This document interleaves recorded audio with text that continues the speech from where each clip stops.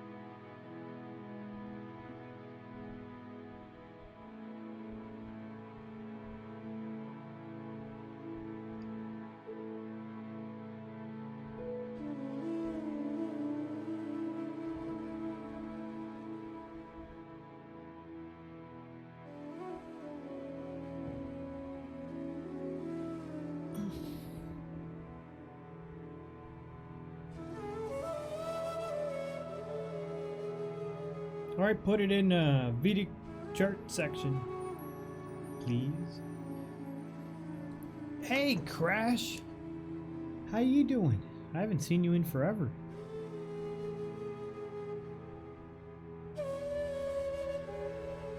Yep, gonna do the ASMR.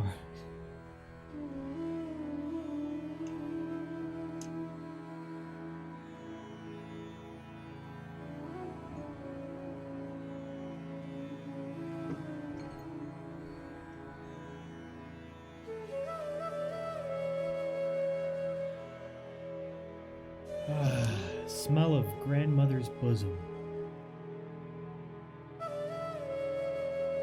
Oh, thank you, Sirius Neo. It's kind of thin, though, don't you think? Kind of sucks. Thank you, killer. I bet you I know someone who might have a thicker stick that might be even longer. More full.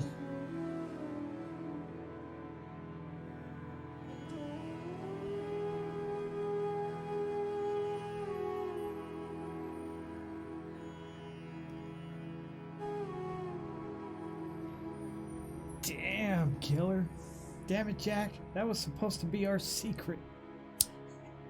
Hey. Don't joke around like that. Sirius Neo's gonna get jealous. Be like, what?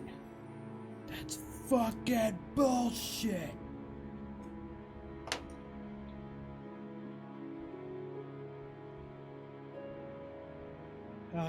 Dad's Sunday best.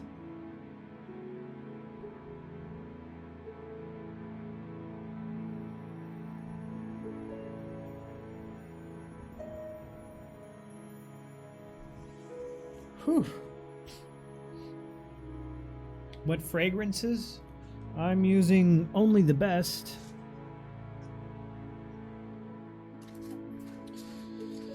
What I call grandmother's bosom is Nang Champa, backwards for some reason. And what I call Dad Sunday best is Sri Sai Flora from Fluxo.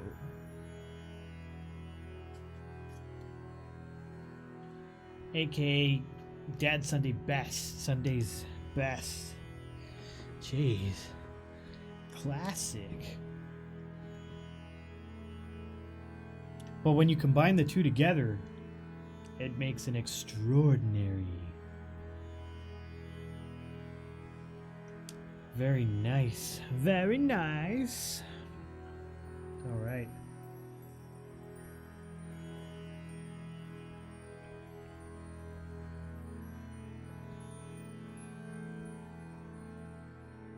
Watch the remake? I guess I will.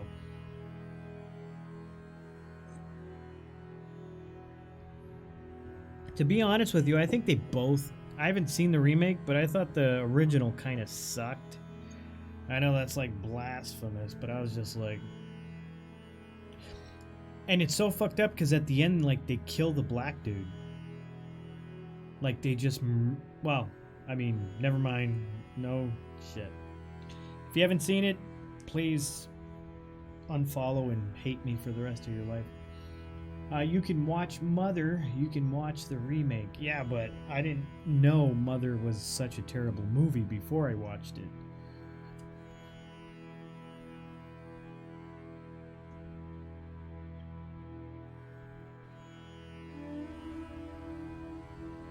Satya Akaro?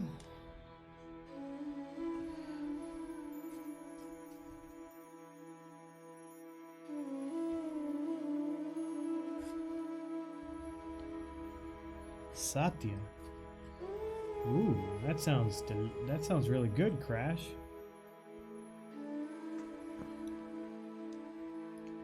Exactly, Jack. Tony Todd does an amazing job in it. You know it's directed by the guy who did all the make for George Romero's movies, right? Nope, didn't know that. I'm sure you know Tom Savini. Yeah, 'cause of Killer.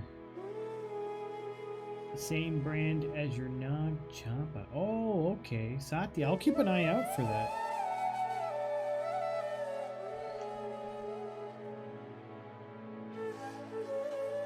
Satya. Alright, everyone.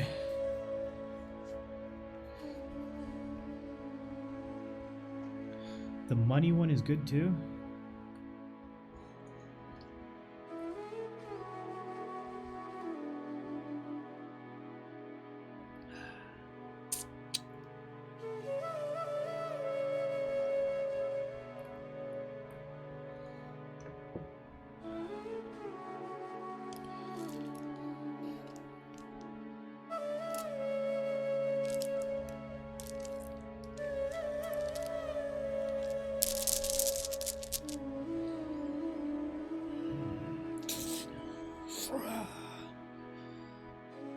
Endgame. Hey, Endgame, I haven't seen you in forever, dude. Welcome back.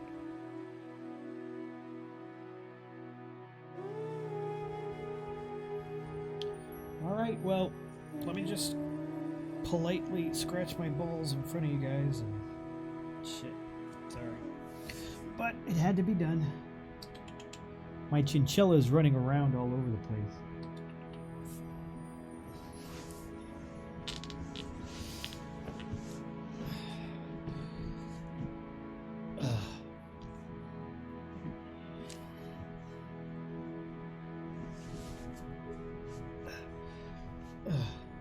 You still the man. Hey, thank you, Endgame. I appreciate it.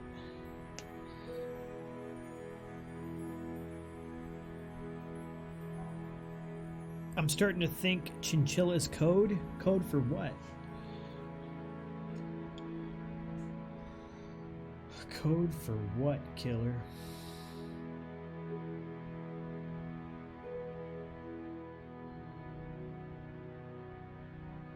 For your dick? You so silly. Why you so silly? All right, let's get into it.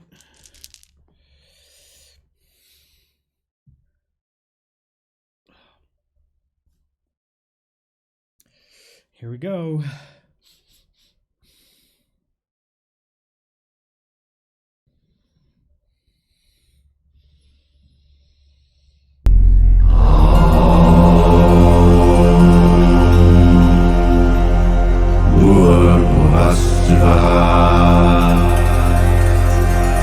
Saviturvarenyam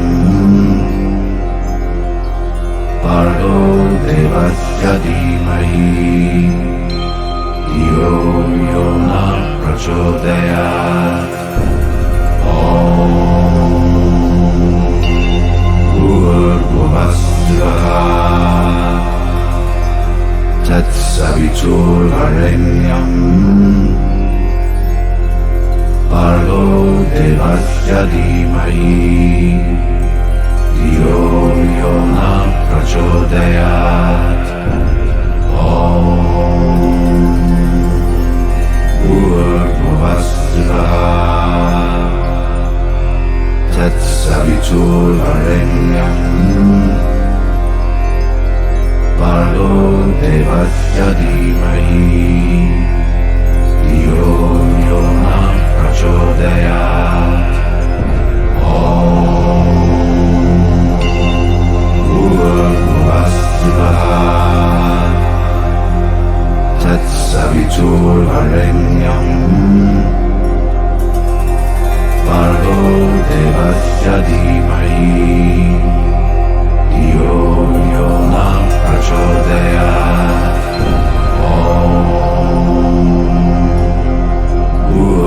Bhurvasvaha Tat Saviturvarenyam Bargo Devasya Dhimahi Yo Yona Prachodayat Om Bhurvasvaha Tat Saviturvarenyam Bargo Devasya Dhimahi Yo Yona Prachodayat Om Bhurvasvaha Tat Saviturvarenyam Bargo Devasya Dhimahi Yo Yona Prachodayat Om Bhurvasvaha Tat Saviturvarenyam Bargo Devasya Dhimahi Yo Yona Prachodayat Om Bhurvasvaha Tat Saviturvarenyam Bargo Devasya Dhimahi Yo Yona Prachodayat Om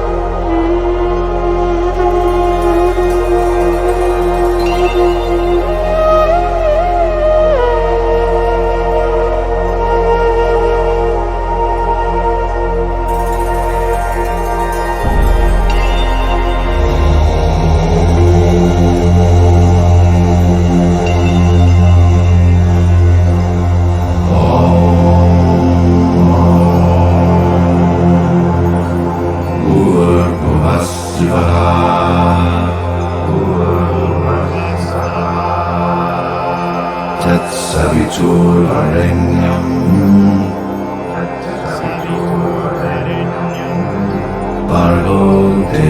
devasya dhimahi धियो यो न प्रचोदयात्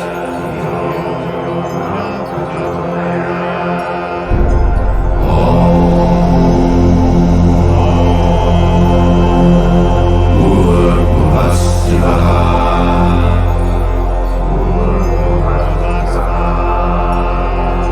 तत्सवितुर्वरेण्यम्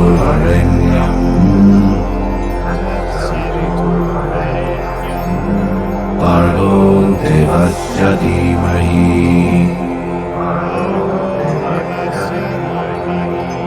धियो यो न प्रचोदयात्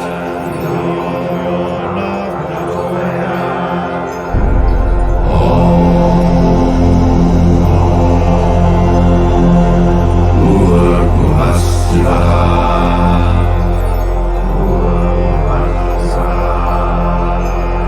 तत्सवितुर्वरेण्यम्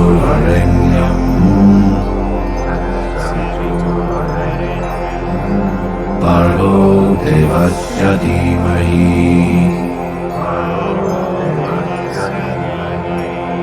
धियो यो न प्रचोदयात्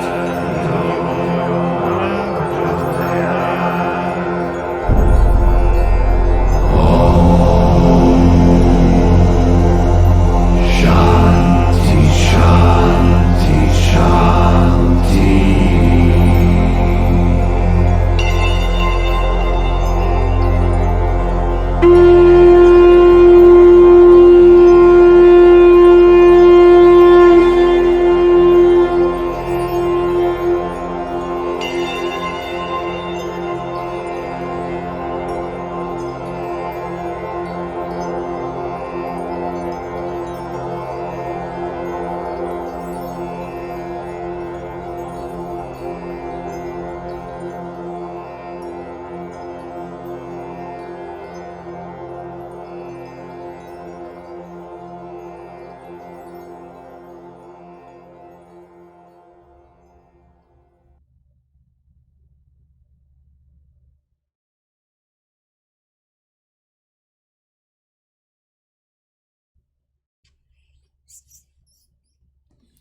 My freaking chinchilla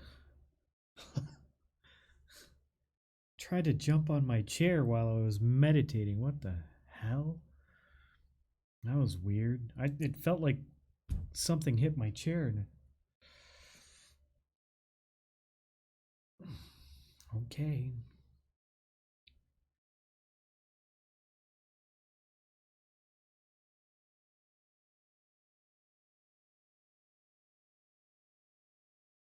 Okay, let's go ahead and get started here.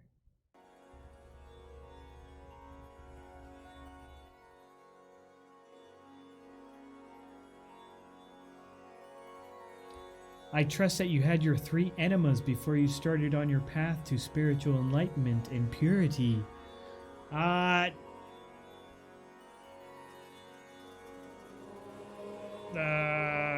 Really? You're supposed to do that?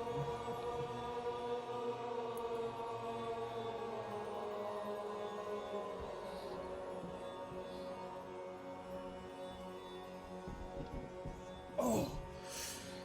Whew. Om Shiva Namaha. Oh wait. Om Namah Shivaya. I haven't done this in a while.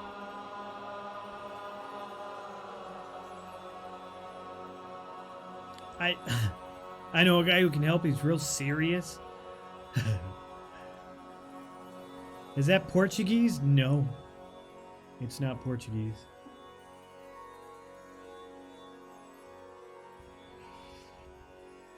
This is Vedic.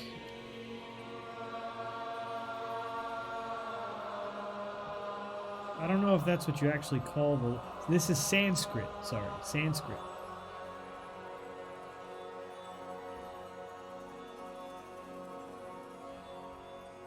No, I'm good with that one.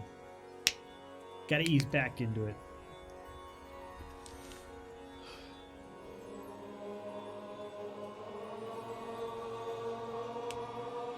Oh. Oh.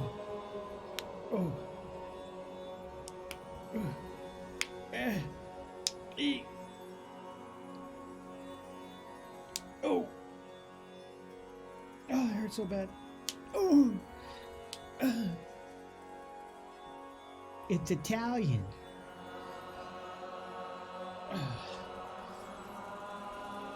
Okay. Oh god, out of shape.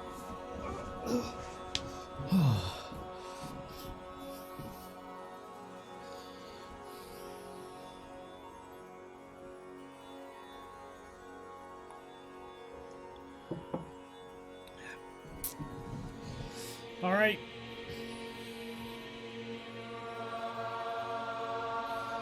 First chart for tonight is some guy who's not even here.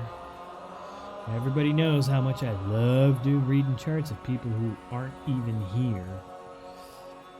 So let's get that over with and out of the way. Hey, Toxica, how you doing?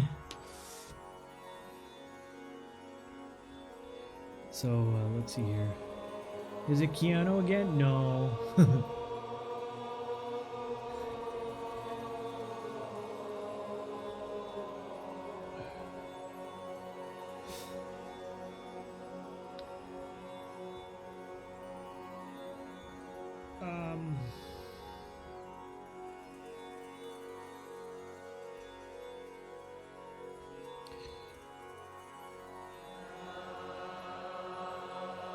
Save image as.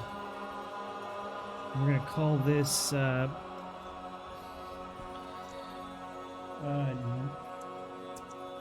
gonna call this new guy. New guy killer is creeping on.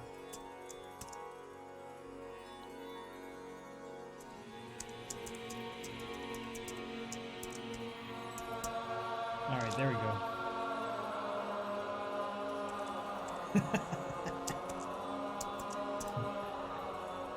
That's just so I don't forget who this is, because I don't remember their actual name or anything. Alright, yeah, let's put this here.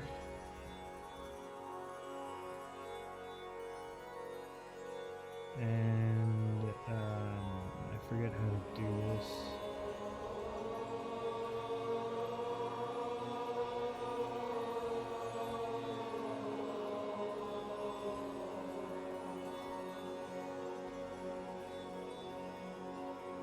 Okay. All right, so we got this chart here. And I don't know how precise his time of birth is, but I'm going to do a reading as is. I mean, that's all I can do. Let's move this. Actually, no, let's keep that there. I'll just move this over.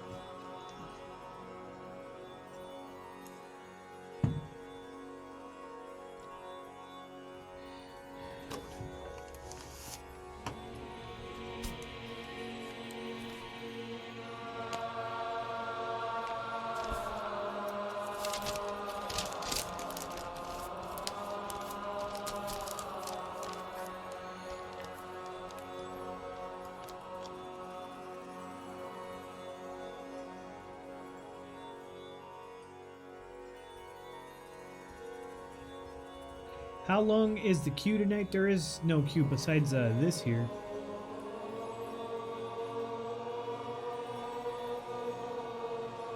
Tonight would be the best night for you to get it, Sol Invictus.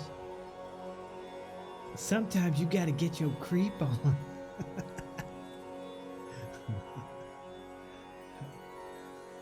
You look much better, Jack. You've got better equipment, a tighter crew, and your channel is on point. First on caller line, you are on the air. Hello. I couldn't be happier for your success, man. You deserve it. Hey, thank you, Endgame. Holy, yeah, thanks. I also got a chinchilla, which makes me happy because I do like small pets. And you haven't seen it. This is just Vedic night on my normal nights. But yeah, no, I got a wide angle lens on my DSLR. I got four screens. My green screen's better than ever. And it's all thanks to every person in chat, either just by viewing or donating or giving bits or just by subscribing, just by being here. I really appreciate it. Really helps out. Really helps out.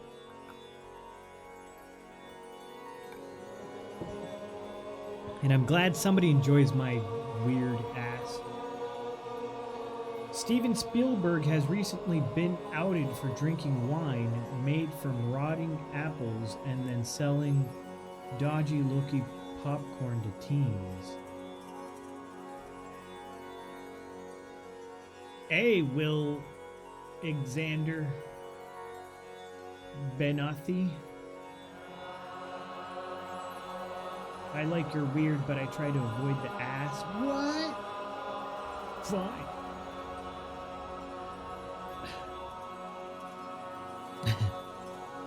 Okay, let's do this chart.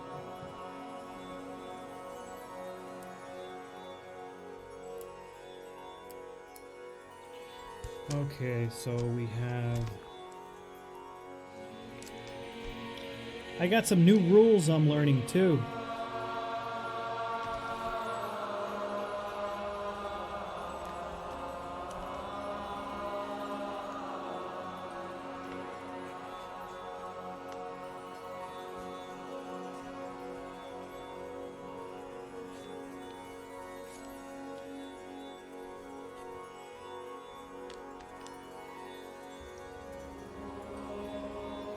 So we got 24,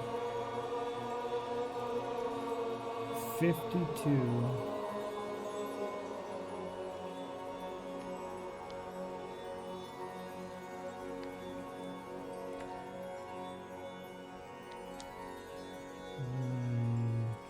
52, 52.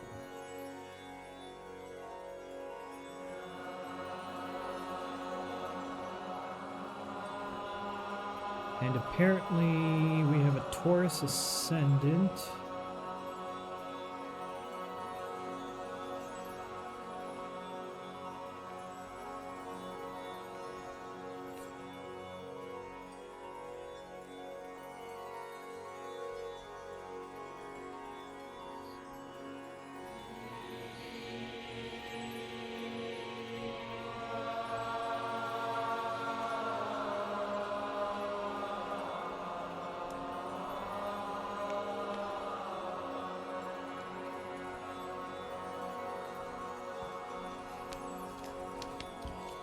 Alright, so this person is a Taurus ascendant. Now, what your ascendant is...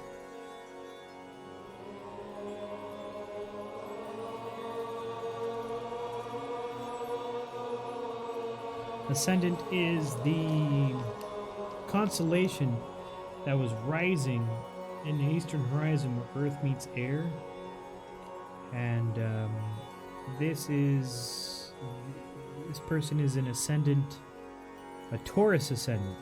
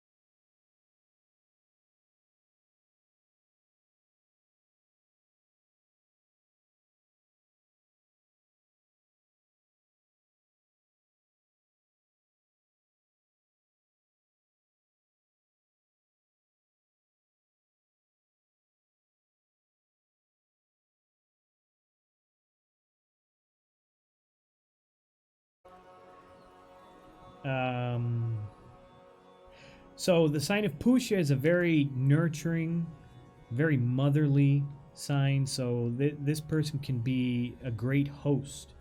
They're a natural. They're natural at just, I forget the word for it. Just being hospitable. They're a very hospitable person. Versus, if you go to someone who's not at Cancer's house, yeah, come in, sit down. Cancer will be like, hey, would you like a sandwich, a drink, or anything? They're just very hospitable because of that sign. It makes them very motherly. Cancer is a cardinal water sign, but it's represented by the crab. And Cancer, ironically, really likes money too. Taurus loves money because that's just the way the world works. You need money. Practical as that. Cancers really like money, not because that's the way the world works, but because it can buy you security. That's all Cancer cares about, is security. They don't give a crap about First on caller line, anything else. you are on the air. Hello. So when you think of security, you have to think of shelter. And that's why the fourth house is Cancer rules the fourth house, the original fourth house of home, of mother, of vehicles, of education, early education. So all of these things have to do with Cancer, and it kind of influences the soul of this person quite a bit. So we have Taurus and Cancer. This is definitely someone who doesn't fuck around. Really doesn't fuck around. When they make decisions, it's based on an ultimate goal of getting a home and savings. So what I see here is savings. A Taurus ascendant sun in Cancer, that's someone who likes savings. Then we have Moon in Gemini and Adra. This is where it gets kind of weird. So Taurus, very sure-footed. Cancer seeking for that security, just like a crab. I mean, it's kind of amazing how they chose these animals for these signs, because they really represent our type of personality. If you think of a crab, but really analyze a crab, that's exactly how Cancers are. A crab is like, oh, I'm a big, tough. I'm big, I'm tough, I'm scary. I'll kick your ass. And on the inside, you suck them up. They're nothing but sweet, gushy meat. That's it. That's why they act so tough, because on the inside they're sweet and gushy, and you just want to eat them.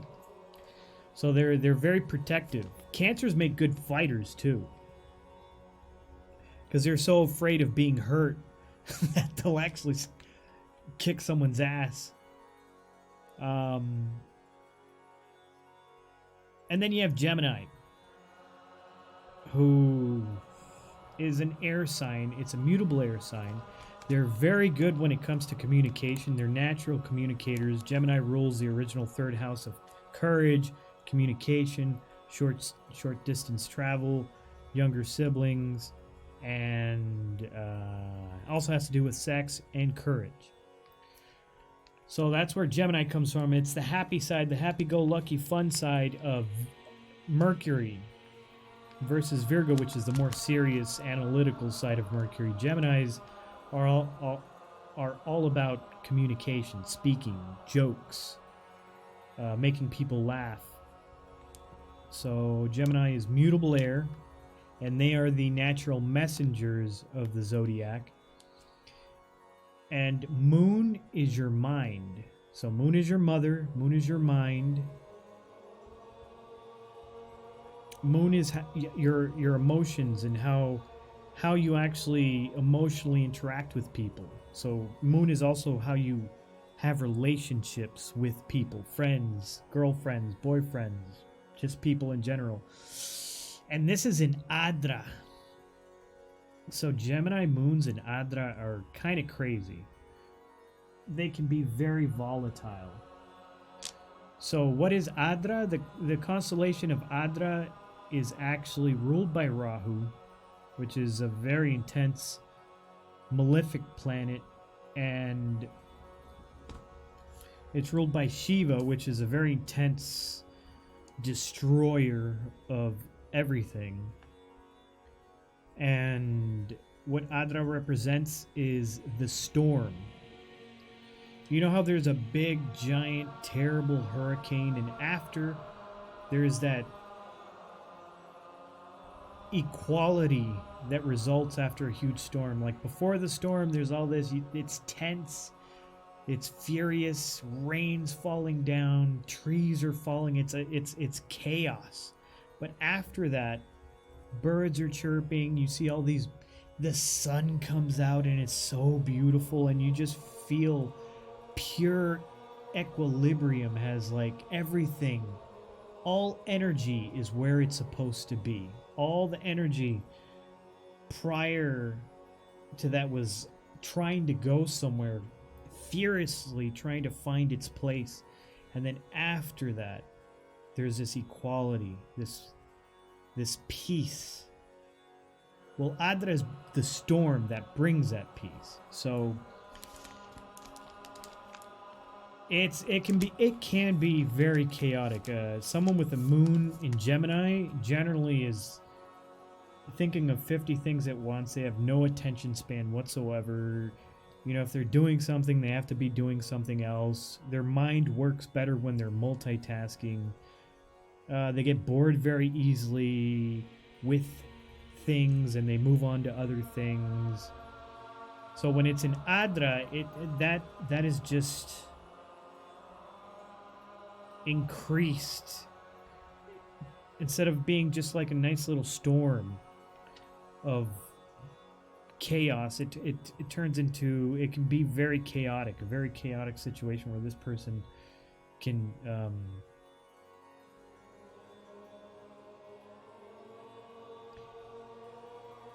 seem like they're just bringing a storm upon whatever they're doing. So, type of personality, someone who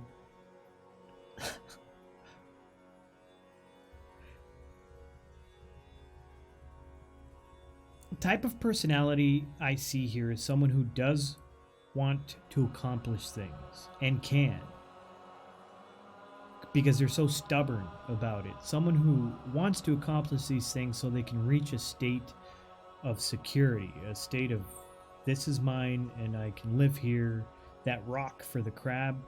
But someone who just fucking tears shit up all over the place at trying to accomplish this, because they can't really stick to something. So it's kind of like opposite energies, to where this person kind of sabotages themselves. They have the stubbornness, so they can't accomplish it, but they lack the whatever they do, it better not be boring. The more chaotic whatever they choose to do, the more chaotic the better for them, or else they're just going to create that chaos. If what they're doing isn't chaotic, then it's not going to work out. They're going to get bored. They're going to be like, fuck this. But as long as it's in a constant state of chaos, it'll be fine.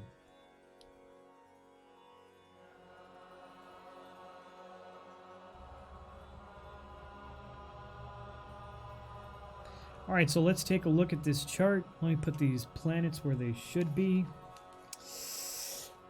Ooh, that's really close. I don't know where this goes. I don't know if this Rahu is in his first house. I mean, we're talking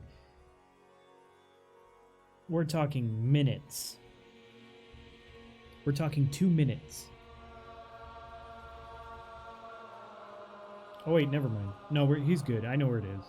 It's in the first house. All right, so we got Moon in the second. We got Sun and Venus in the third. And we have Mercury Whoops. Oh, good. Actually, Mercury is actually going into the 4th. That's fortunate. Let's see here. So we have Saturn. Interesting. Saturn and Mars in the 6th. Excuse me. We have K2 in the 7th. And we have Jupiter in retrograde in the 8th. All right, so this person has a big ego about themselves. They think very, very highly of themselves. With Rahu, Rahu is obsession. Rahu is cutting corners. He's a malefic planet. He loves being in Taurus. So Rahu in Taurus is very stable, which is good. You know, it's a very stable ego. It's not someone who's going to how can I put this? Someone with a stable ego, just, you know, it kind of keeps it to themselves. It's like, yeah, you know, I'm a super fucking cool, magnificent creature on this earth, whatever. But someone who's unstable about it is going to start telling people, and it's going to create problems. So it's very good that it's at least in Taurus.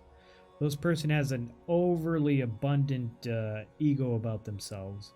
They're obsessed with themselves, but in a very stable, practical way, which is good. On the opposite end, we have K2, which represents... Rahu represents the head of a dragon. It's the north node in Western astrology. K2 is the south node. And K2 represents liberation. So wherever you see K2, it's something you've dominated in a past life and you want nothing to do with in this life. This person does not want to get married. K2 is in a very comfortable position as well. They might settle for a very, very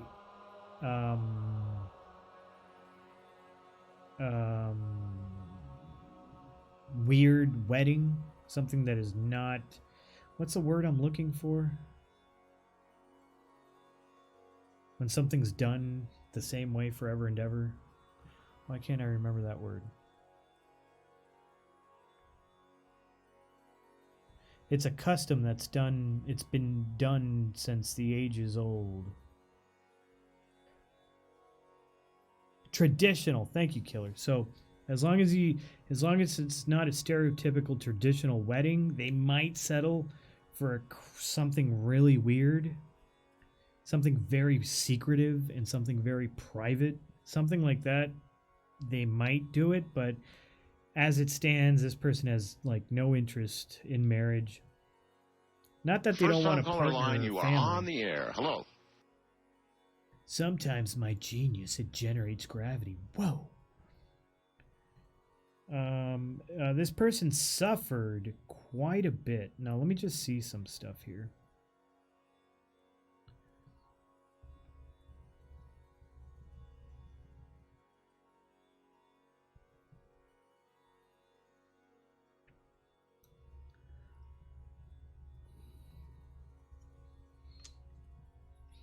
Wow. Wow.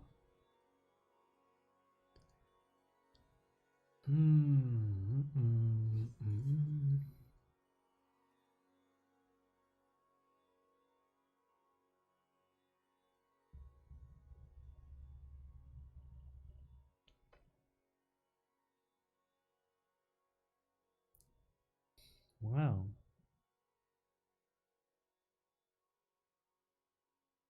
I got some new rules I have to look at. So those are neutral. So this Jupiter's actually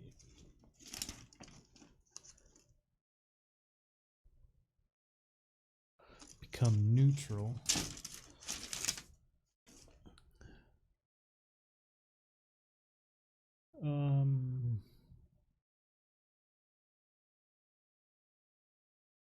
according to association. So they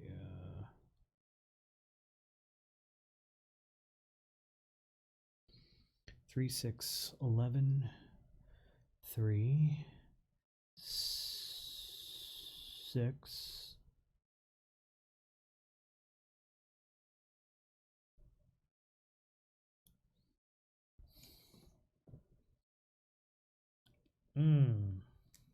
I don't know.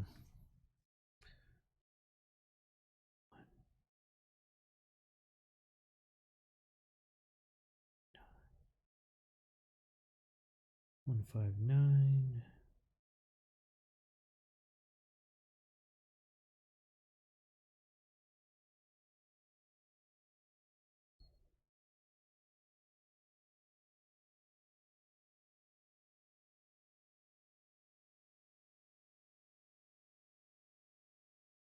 Damn. Well, it looks like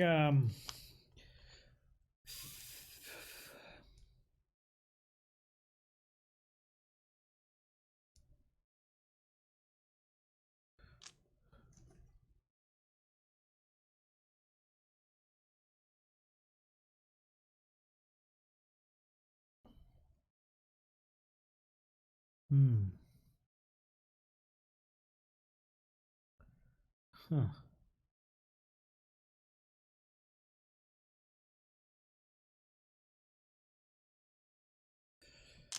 Yeah, it looks like there are some serious problems. Whoops, what happened?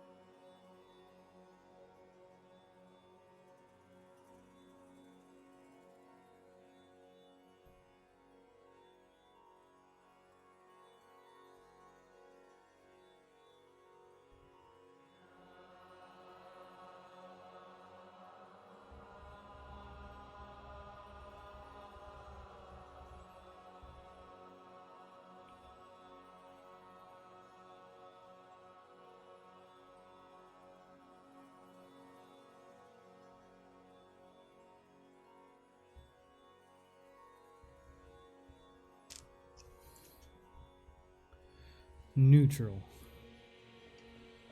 So that's neutral. Yeah, so that's neutral. And that Saturn is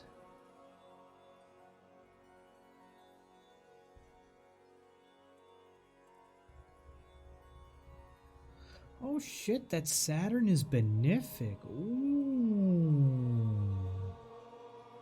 Okay, so I'm gonna put a P here. Okay, so typically when you have an association or a conjunction of Saturn and Mars, that depicts a struggle. Saturn and Mars really don't like each other. Like, they really don't like each other. They're mortal enemies. So it's like putting a cat and a dog in a box, and it creates a situation of intense suffering. But in this situation, fortunately for this person, Saturn is a benefic. Mars is a functioning. It functions as neutral, and neutral planets kind of gain the association of what they're next to. So Mars is becoming benefic, I believe.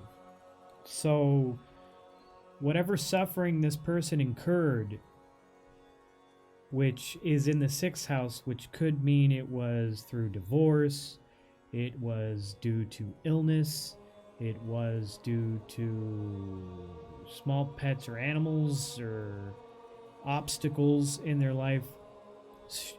Very much benefited this person. Now, since it's Mars and Saturn exalted, the benefic Saturn is exalted, I'm going to guess that maybe this person works in healthcare. Maybe this person works in like taking care of the elderly. But especially at this stage of his life, things are working out for him tremendously in a beneficial way. Whatever, if there was a struggle earlier. Hey, Groovy Blue, how you doing?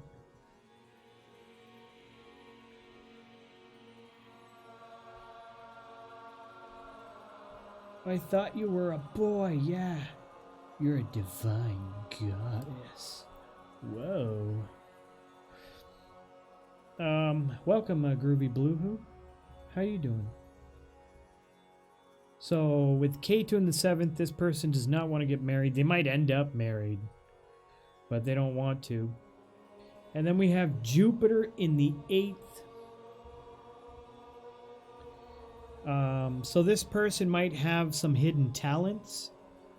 This person might be good at singing.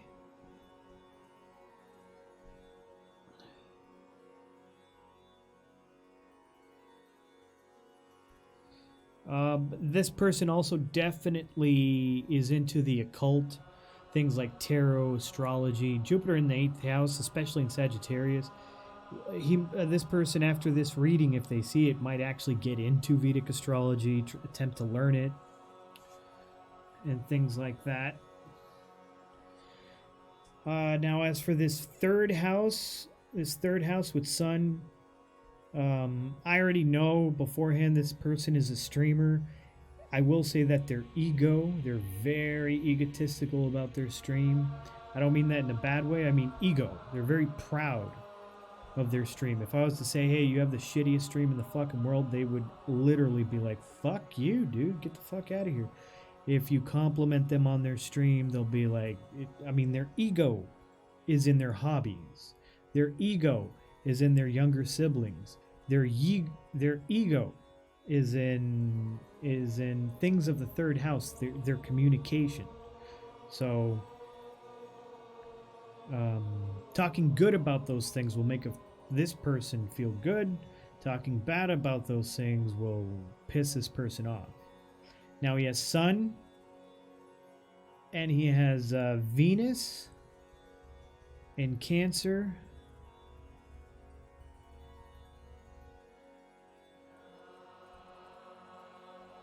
So it's funny, but the moon is about early childhood.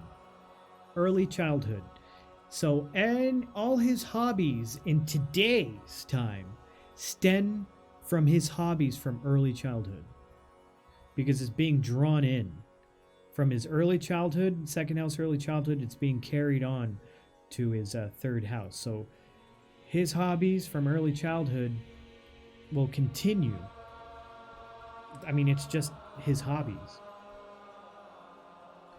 He has Venus there. So when he does his hobbies, there's women involved.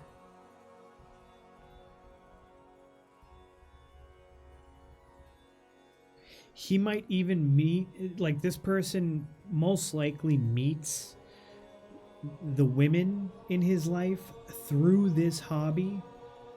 Like, this person is most likely, even though he doesn't want marriage, if he does get married, it'll be through streaming on Twitch, social media, things like that.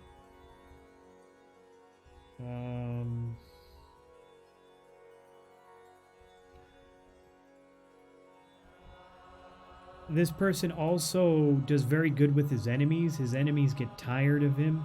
His real life enemies, people that want to fuck him up. Like, I'm gonna get you. I'm gonna tear you down. I'm gonna fuck you up. Those kinds of enemies, get tired of them. Like, dude, I can't do this. Just forget it. I'm out of here. And he has the tenacity to want to fuck them up. So, you know, it would be a bad idea to try to take this guy on only because he's got patience and time on his side with Saturn and Mars. Mars in Libra is very litigative. So this person, instead of being like, I'll fucking kick your ass, this person is more like, I'll sue you, motherfucker. That's how Mars works in Libra. So yeah, that's pretty much what I see in this guy's chart.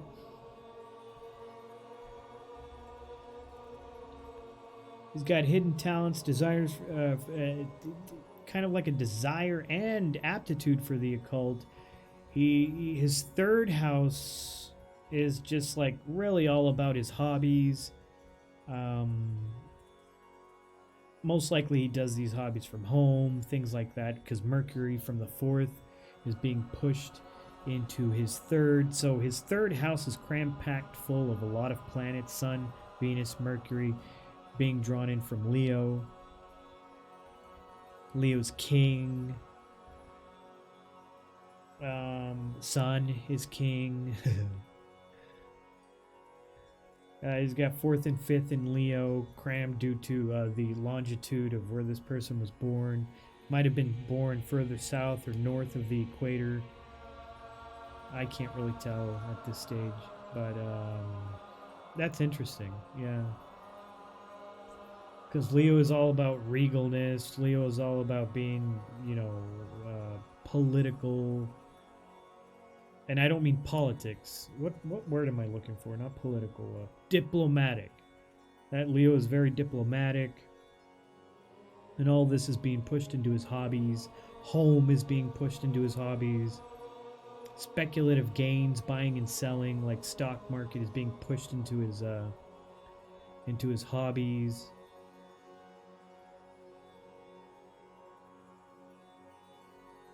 There is an aspect of Saturn, it looks like, on his third house, so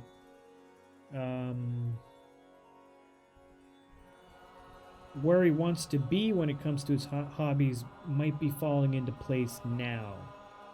Like, he might have found it hard to do his hobbies beforehand because he was dealing with things in the sixth house. But now he can do all the hobbies he kind of wants. He's in a much better position now. But yeah, that's what I see in his chart. Yeah, that's why I was saying that, Killer. Alright, well, I hope he enjoys his reading. There you go, in a nutshell. As for health, he might just want to make sure he doesn't lower his blood count, like his red blood cell count. He might have had surgeries, might have suffered accidents. I'm not sure. But whatever it is, I think this Saturn being benefic has really helped him. Although there was struggle, it just mostly served as a benefit to him. All right. That was that. Good job. I'm proud of you. I'm proud of you, Groovy. I'm always proud of you for doing all those super cool drawings. Make sure to check out Groovy Blue, everyone. She's a fantastic artist. She drew Lewd Aurora. Let me show you what she drew for me. This is Lewd Aurora. I love it. I think it's fantastic. Lewd Aurora mop. Isn't she beautiful? I am in pain. I am in great pain for you, Jack. It's so beautiful. That swimsuit gets me every time.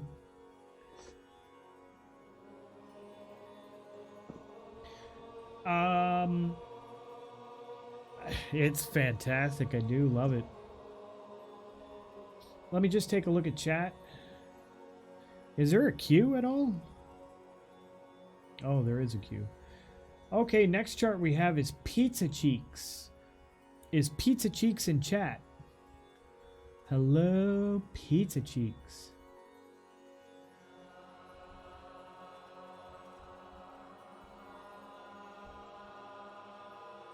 Oh, okay.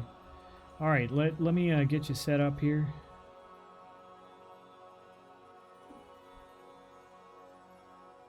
And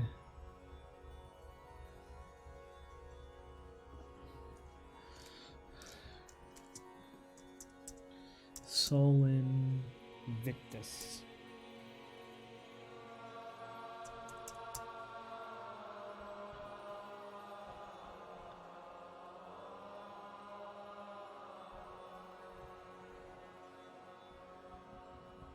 All right, Sol Invictus, was this chart calculated with your correct time of birth?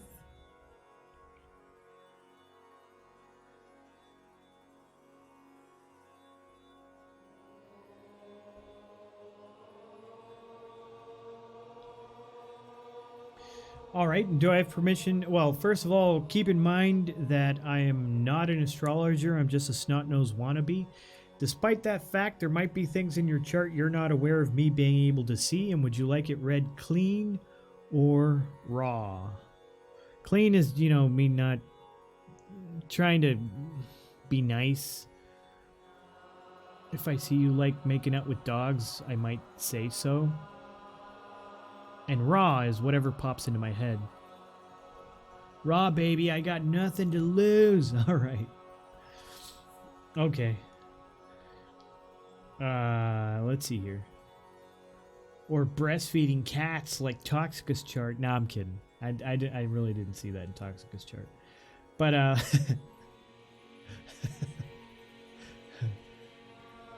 all right, ladies and gentlemen. Just remember, you are the universe. You have a direct line to the universe, so use it.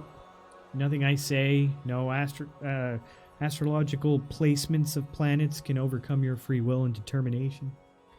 But, that being said, we have a Leo ascendant, sun sign Sagittarius, moon sign Aries. Holy moly.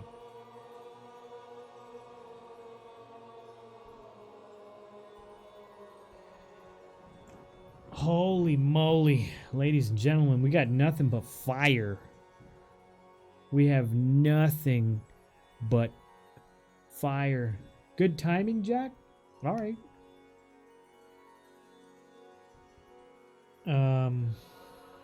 Yeah, nothing but fire. This is pure fire. This is the 3 fires.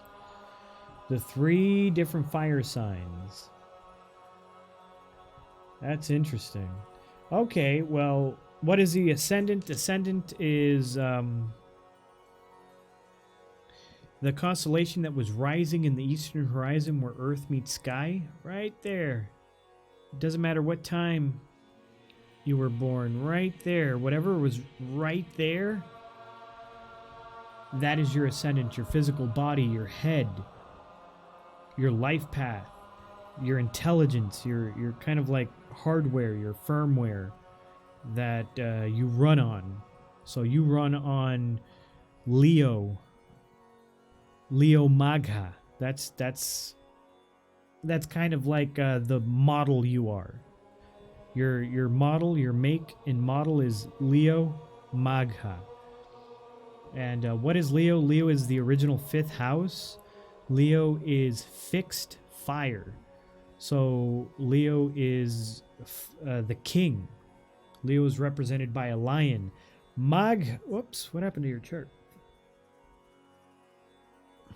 Magha, the type of Leo you are, is the head of the lion. So the head of the lion was rising when you were born. And that's the most dangerous form of Leo. Other forms of Leo are very dramatic. Oh, I'm Leonardo DiCaprio. This form of Leo, like other forms of Leo, are divas. This form of Leo is, it can be a diva, but it's more like trying to think how I can show that.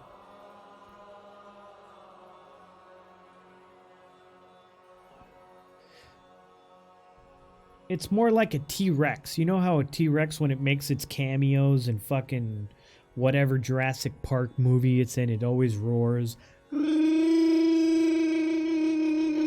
And the surround sound shakes everything.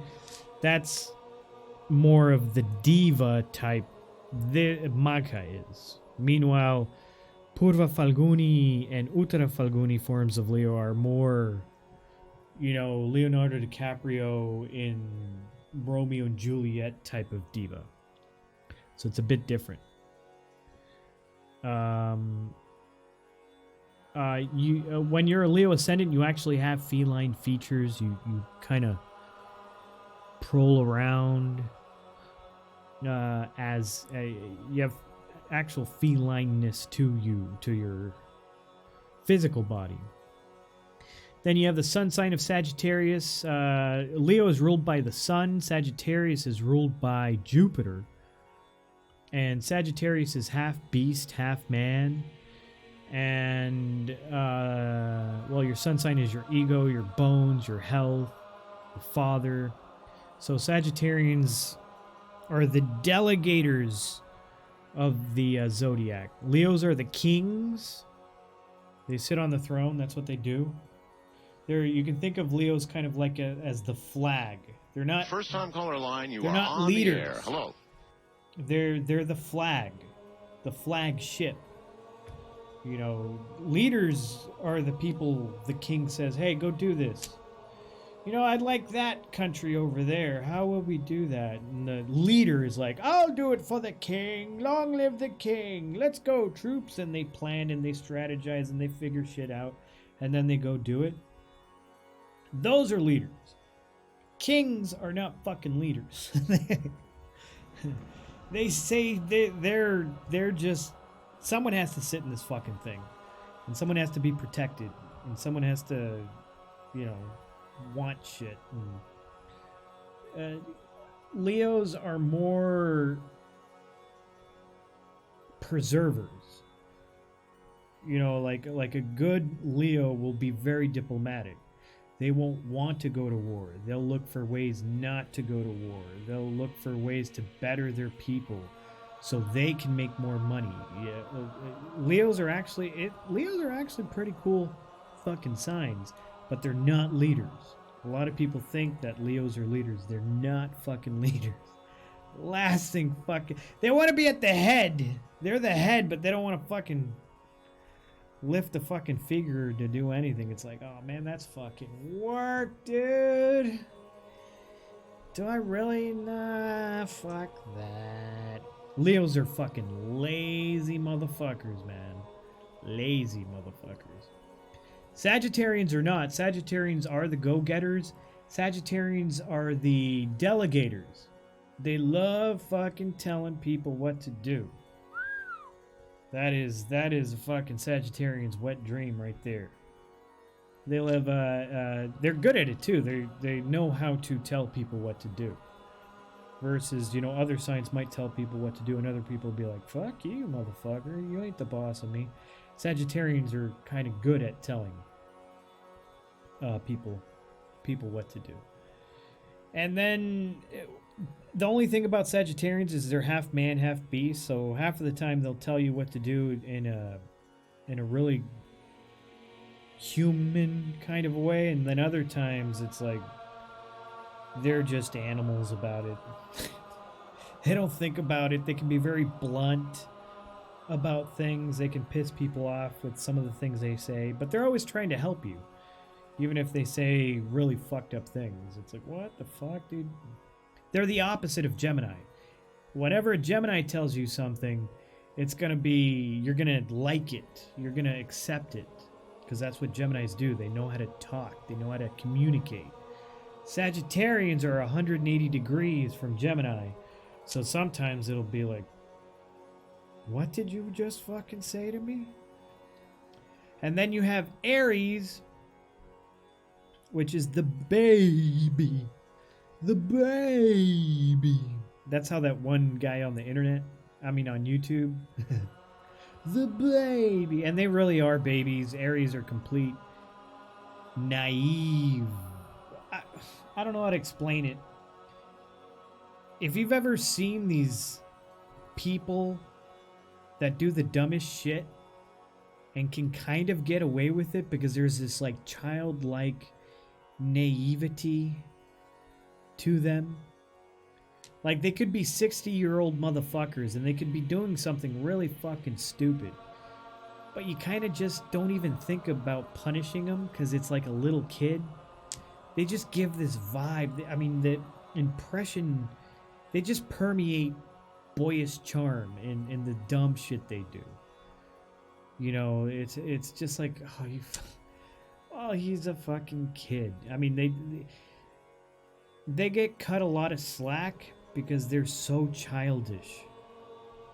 They have that childish charm about them. It's really hard to explain, but they're very impulsive and they do a lot of fucking dumb shit. So, being a Leo, Sagittarius, Aries, right off the bat, I can see someone who's a go-getter in the things they do.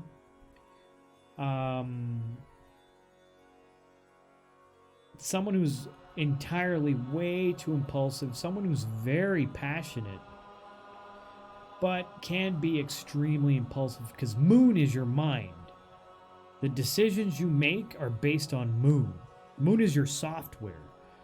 Your ascendant is your hardware, your make and model, but you're running Aries in Brahini.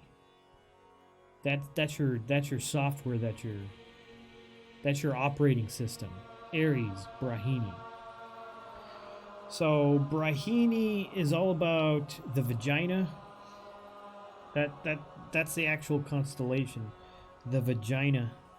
So Brahini is all about the vagina being a portal, a stargate from the other world into this one. That's how we're born. When we're born into this world, we go through a portal, and that portal is the birth canal. Beautiful, thanks. Hey, thank you for that follow. And so when you have your moon in Aries and Brahini, shit.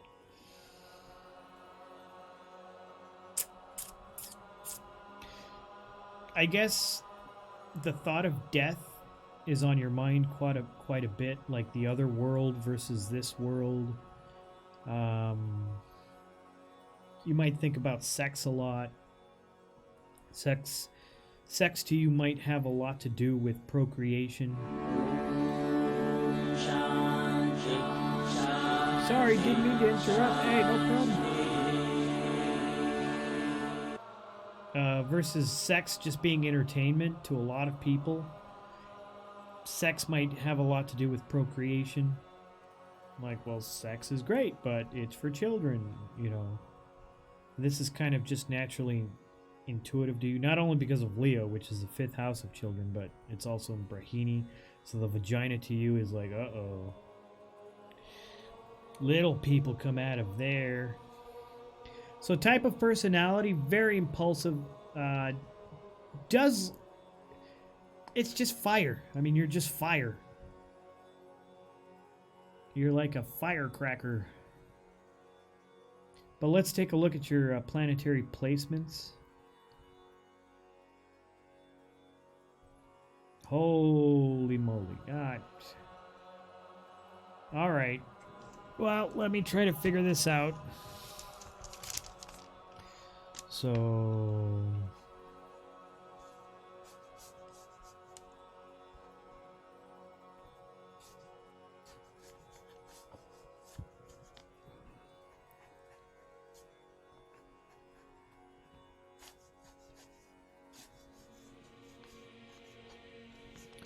So we have 6, 49, plus 15, 49.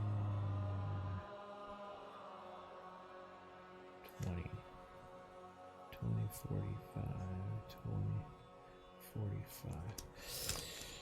45. Okay. So we got a Leo ascendant. We got 1, 2, 3, 4, 5, 6, 7, 8, 9, 10, 11, 12.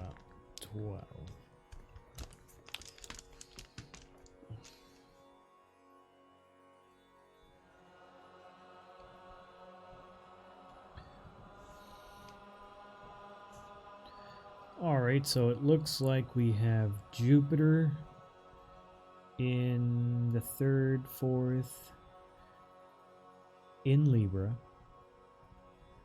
Looks like we have Rahu in the 5th. Oh, speaking of children, interesting.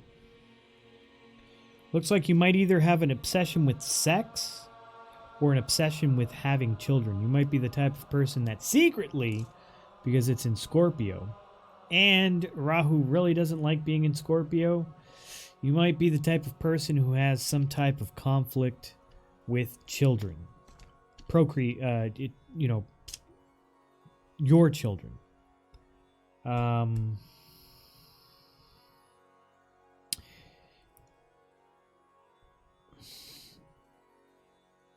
There might have been a situation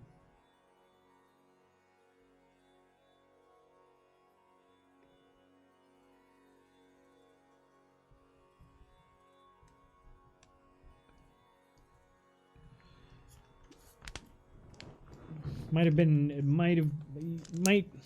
don't know how to put it. You might want kids,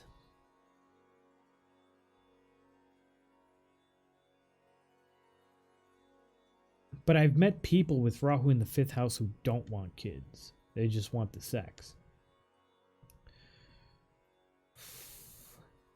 So, I have always gone back and forth on whether I want children or not. It's true. Okay. Well, when you have Rahu in the 5th, it might create problems with children. Fortunately, you're not female, right? I'm assuming, which I'm not supposed to do. But, okay. But, yeah, it can create problems. But let's hear. Let me go ahead and continue. But also, it means you really like sex. That's for fucking sure.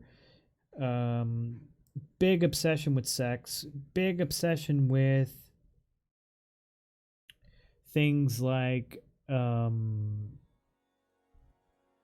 politics. Could Rahu in the 5th, and this is all on the download because it's in Scorpio. You might be very apprehensive about like disclosing this stuff, but internally, big obsession with politics. You might be really good at sales or speculative gains, things like the market.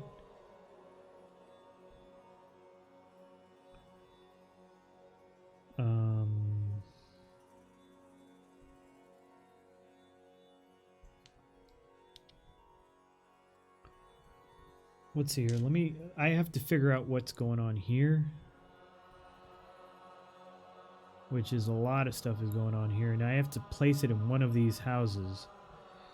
So, one moment. Man, these are really conjunct. Your Mercury and your Venus are like absolutely together. 4, 5, 6, 7, 8, 9. They're 5 degrees from the sun.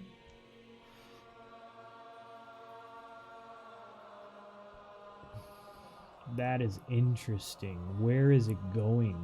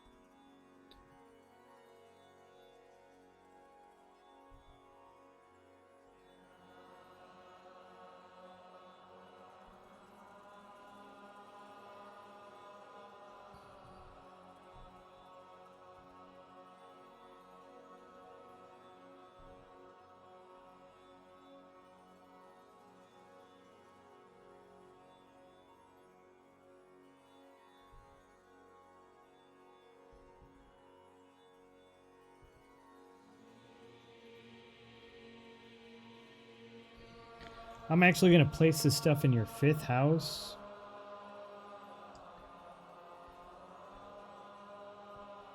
Which means...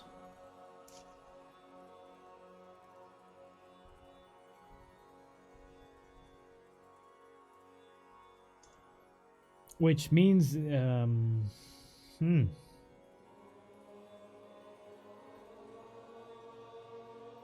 I mean, what the fuck, man?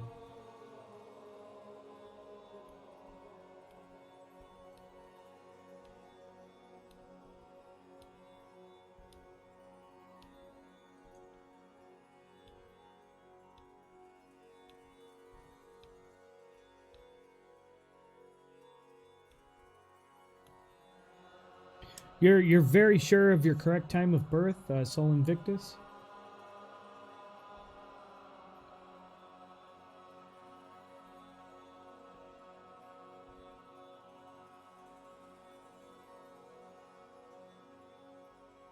Okay.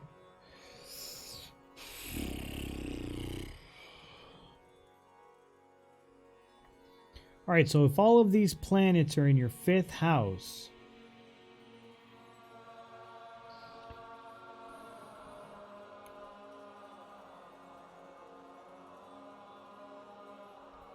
you got Mars,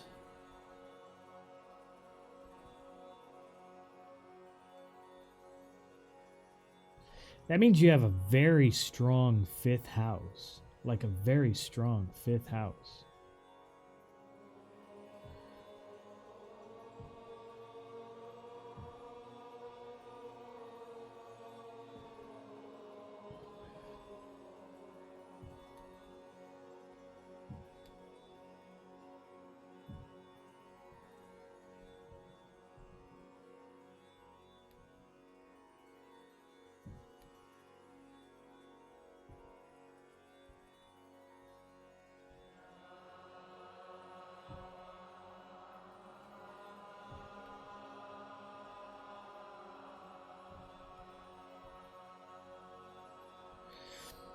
So I don't think you'd ever face. I really don't think you'd face problems with children.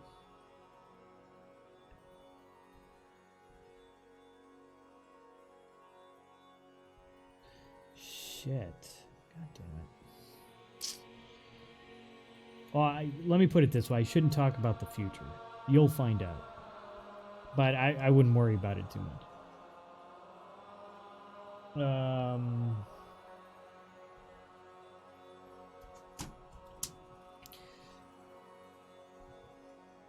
Are you a very artistic person?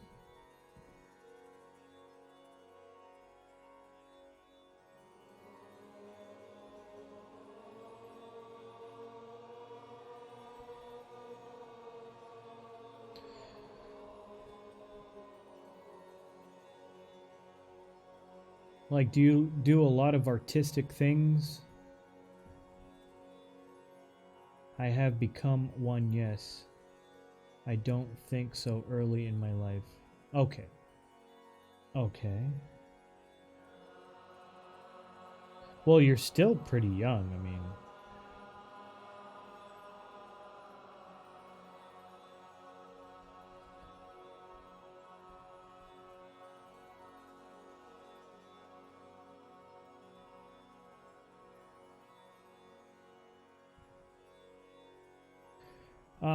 Do you work in speculative gains, like, for example, maybe buying and selling? Maybe...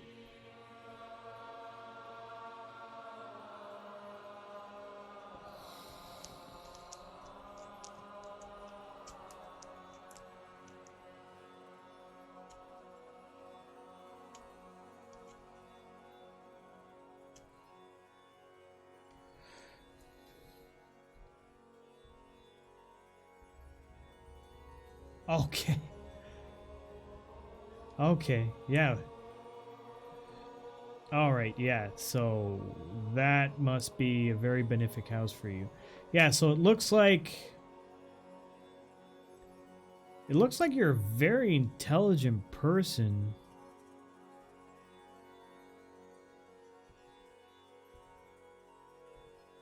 Cuz you have a lot of good things going on in your 5th house right here. So all these planets are pretty much are being pushed in here. So you know we have the zodiac. We have a. How would I do that? Okay, I like that. We have a 360-degree belt around us, but depending on where you're born on the globe, that belt gets warped. Just like if you're at the North Pole, the sun just goes in a circle like this, or it's like 6 months no sun and then 6 months pure sun. That's what happens to the zodiac belt. So this is a representation. This ascendant here is where Earth is. This right here is where Earth is. That's why it's your ascendant. This is the eastern horizon, and this is flipped. So the planets go counterclockwise, but in the sky they're actually going clockwise.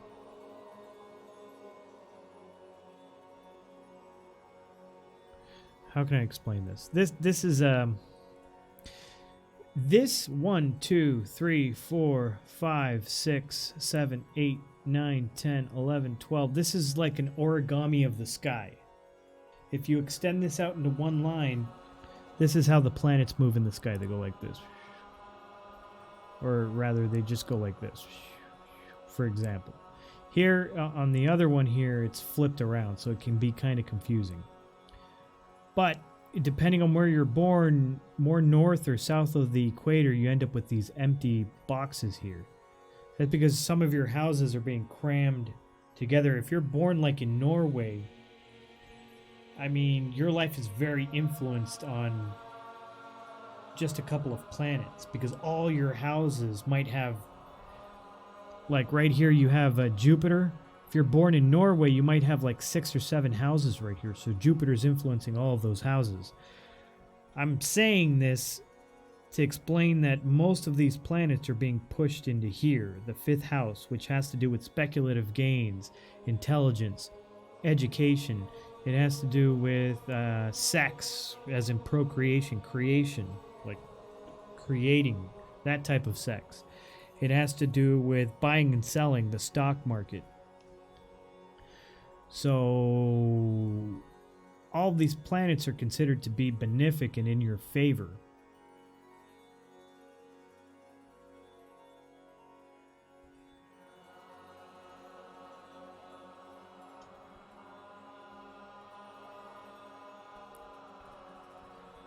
So, I mean, I don't know. Hopefully that's some good stuff going for you. You do kind of have a combustion of Mercury, Venus, and Sun. When planets get too close to the Sun, they kind of burn up. That's why it's called combustion. Which means when it comes to relationships, romantic relationships, like if you are attracted to women and you end up in a relationship with women, they might aggravate you a lot. Like, it's, dude, can you fucking leave me alone? It's like, stop nagging me.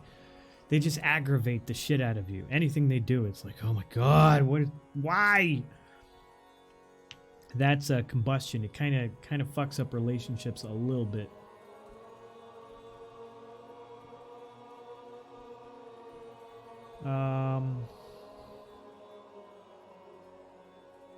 I do experience that a lot. Okay, well that's why.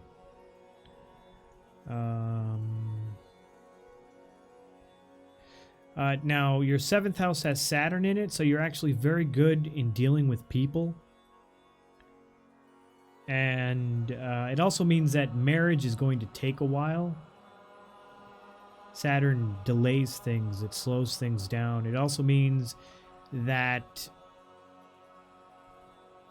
your waifu is going to try to control the shit out of you.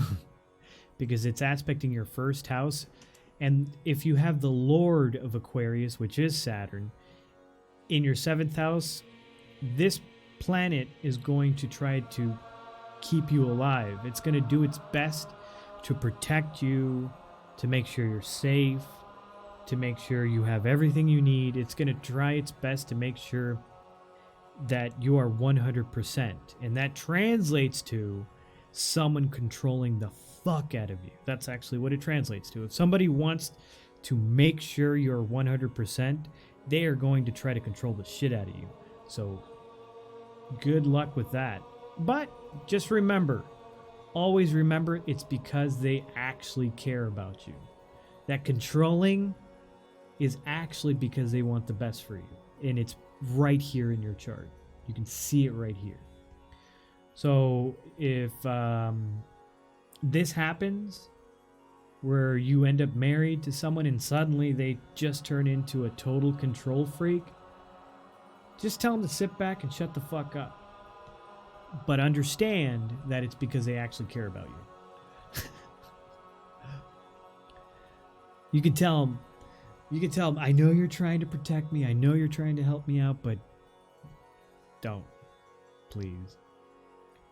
Now you have 10th house, you have moon, so you have ups and downs in your career. Also in education. Wait, hold on a second. Scratch that, never mind. So we have Saturn. And we have moon actually being pushed into your 11th. So you might be the type of person that feels like they don't have any friends. Like people just use each other. Like the only reason I hang out with you is because I want something from you. I don't mean that in a cynical way. I mean that in a like a pet kind of way. There's two schools of thought. A pet is really like a dog. A dog is really nice to you and it licks you and it fucking wants to be with you 24/7 because it loves you. That's one school of thought. And then there's another school of thought that says the motherfucker wants food. And it gets that food from your hand. If it really was in a push and shove situation, the motherfucker would eat you. If it was really hungry and you were dead just laying there, he'd fucking eat you because he doesn't give a fuck. He's just doing it for the food. You're in that camp when it comes to humanity as a whole, with K2 in the 11th. So 11th house has to do with older siblings. You might have older siblings. You might not care about your older siblings. It's like, dude, just, I love you. Yeah, whatever. Don't talk to me. And that's how you might feel about friendships in general.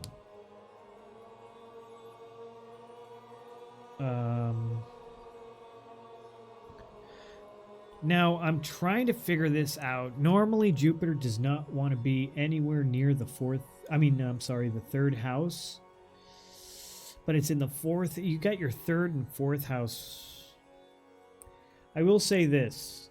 You flip-flop between spirituality and materialism. Meaning, sometimes you're dirt fucking poor, and sometimes you're not. Hold on a second, though. Fuck. Because it's not in your 2nd house. So it doesn't have to do with savings.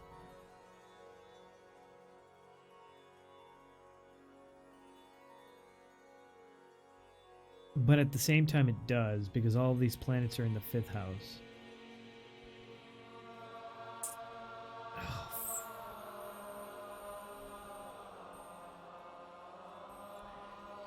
If Jupiter is in the 3rd, it means you're not... Whoa, what the hell? You're sorry, thank you. I wasn't expecting that at that moment. If Jupiter is in your 3rd house, you're very bad at taking advice. Are you someone who just doesn't want to listen to advice? Like if somebody gives you advice, you're like, shut up. Whatever. And I'm talking, this is how you've always been. Or are you just very, would you rather not get advice at all from people? Or are you the type of, no, I never take advice and family and friends hate it. Okay, yeah. So that Jupiter, at the same time though, it's in the 4th house as well, which is good. So I'd say this is a double-edged sword for you.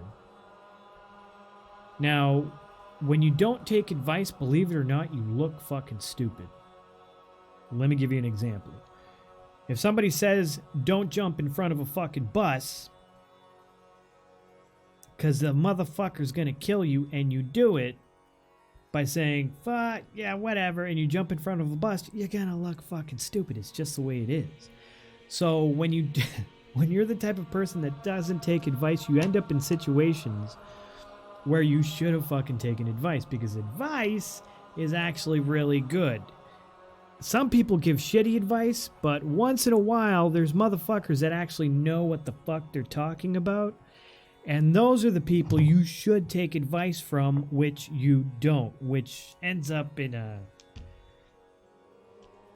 Even you yourself, you're like, that was fucking stupid. I should have fucking listened to that guy. Fortunately for you, your Jupiter has very good directional strength. So... you're a happy person. You're a happy person. In your ups and your downs, you're still a happy person. But yeah, that's what I see in your chart. I mean, overall, you're a very passionate person. I mean, you could do a lot of things.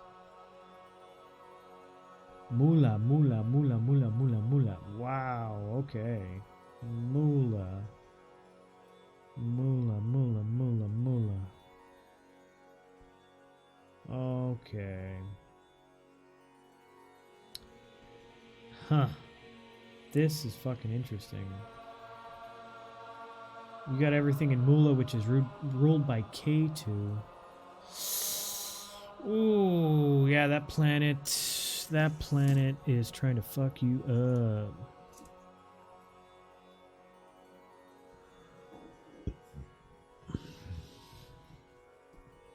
Your impulsiveness and your detachment from your siblings and your friends has probably cost you a lot in life. It's most likely caused a lot of problems in your life.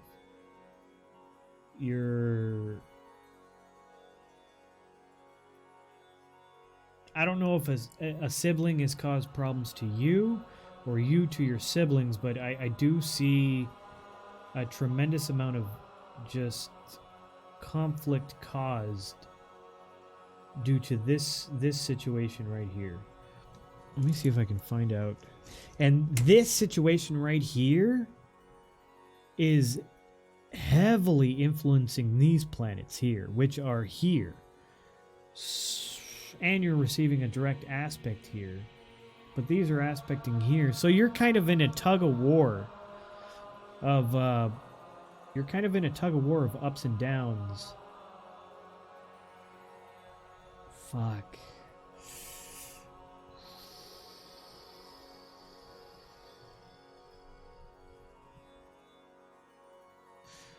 So I'm just not skilled enough to tell you what's going on, but I will say this. There's an impulsiveness to you, a blindness. There's a blindness to you that has caused you a lot of problems in life. It has basically ruined my life. My brother had a huge influence on me growing up, and it wasn't healthy. Okay. And that is that still carries on to a lot of things that are happening here. But fortunately for you, over here you're getting a lot of it's not as bad as this situation up here, so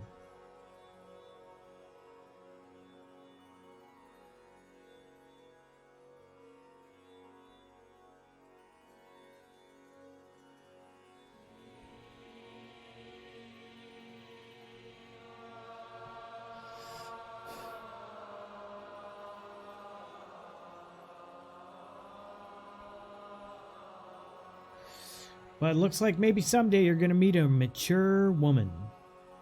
You're gonna meet a mature woman, and she's gonna set you straight, man.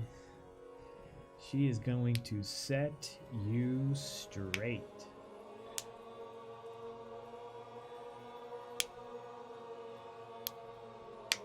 All right, but that's what I see in your chart. Hopefully what I'm saying helps you. And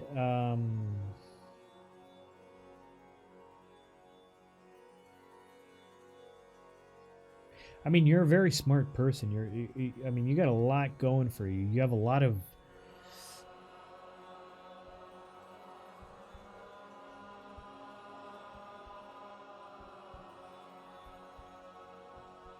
there's a bit of turmoil in your life, but you have a lot.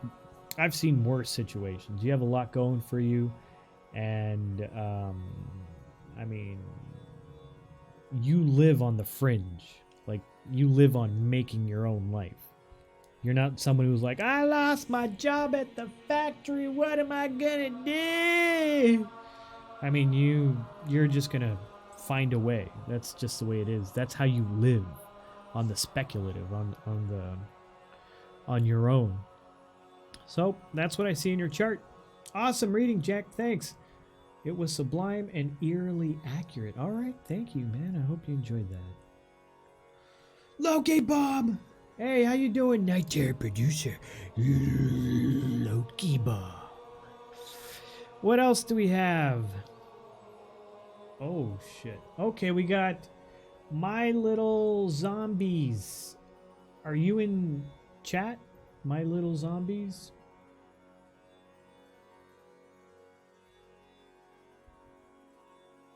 That's me, a little goth. Okay, was your chart calculated with your correct time of birth?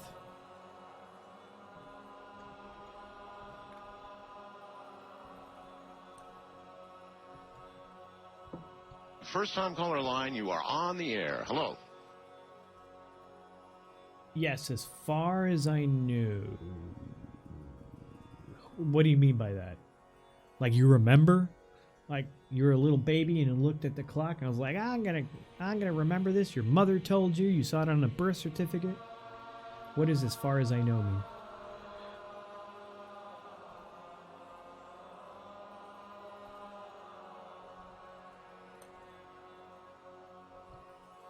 And the only reason why I'm asking is because I'm an amateur. Well, I'm not even an amateur. A real astrologer could figure it out on his own, but... Okay, alright, so your mom said. Alright, we're gonna go with that. So let me just,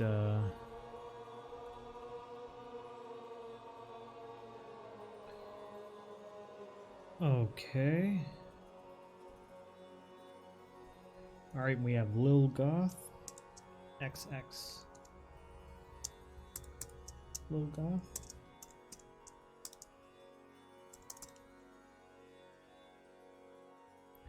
Alright, so we're going to save that. Oh boy. Alright, do I have permission to read your chart live on stream?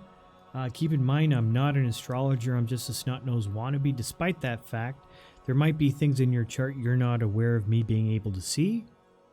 Okay. And would you like it read clean or raw?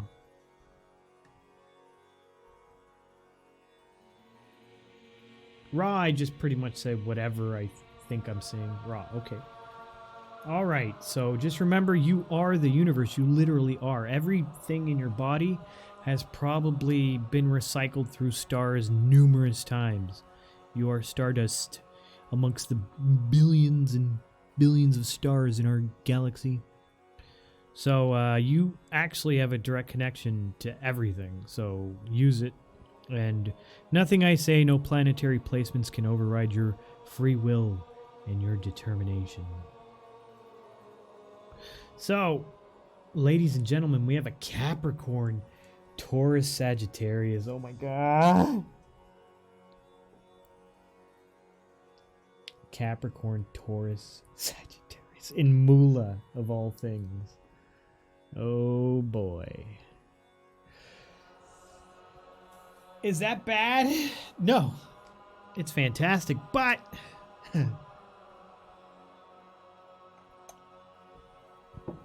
all right, well, let's talk about this.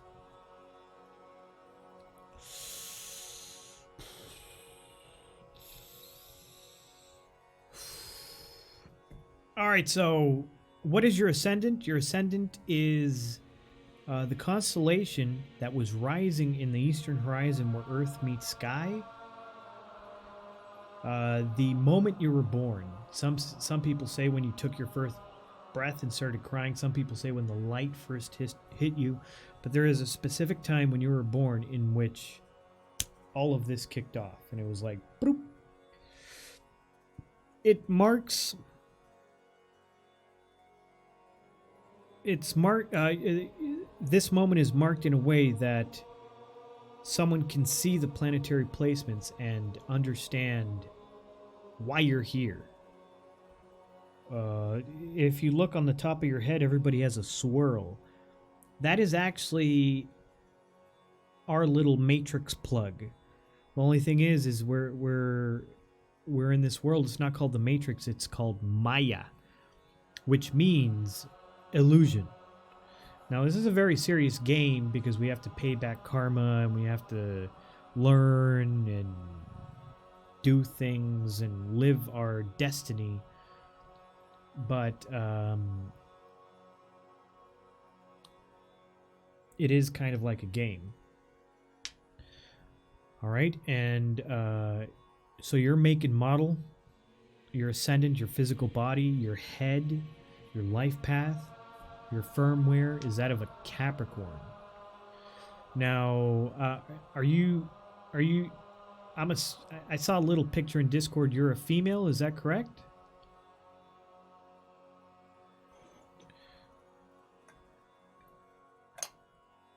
Yes. Okay. Capricorn females are very different from Capricorn males. So what is Capricorn? Capricorn is cardinal Earth. So cardinal is movement. It's movable Earth. Some people say cardinal, some people say movable. It's Earth in motion. So if you want to picture what Earth in motion is like, you could think of an avalanche, but that's not really accurate. It doesn't encompass Capricorn. If you want to truly understand just what Capricorn is, you have to think of a time lapse. Capricorns live in a time lapse. This is why Capricorns have such diabolical patience. Most people don't have patience, at least not like Capricorns, and especially Capricorn males, because we don't live in that time lapse. Now, if you think of nature, just imagine an animal that has died. It was eaten by a lion.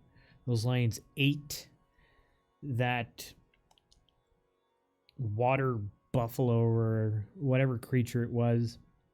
So you have this dead carcass that's now full of flies, and these flies birth maggots, and these maggots clean the bones, and all this slime and gook and all this nasty smelling stuff seeps into the soil, and from that soil you get all these plants rising up, and it's just like the cycle of life.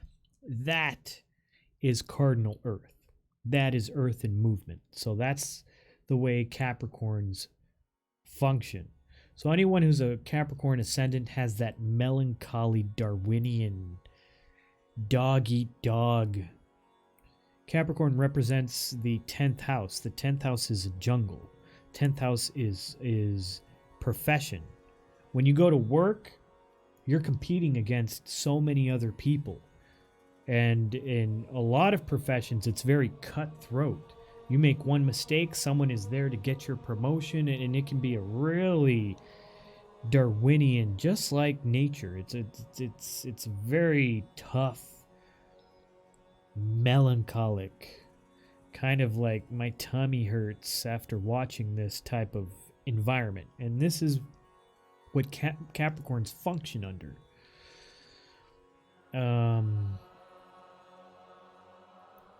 Now, Capricorn males are just pure devils. I mean, they're just the devil incarnate. But Capricorn females are more about being administrators. They want to administrate things. They want to call the shots.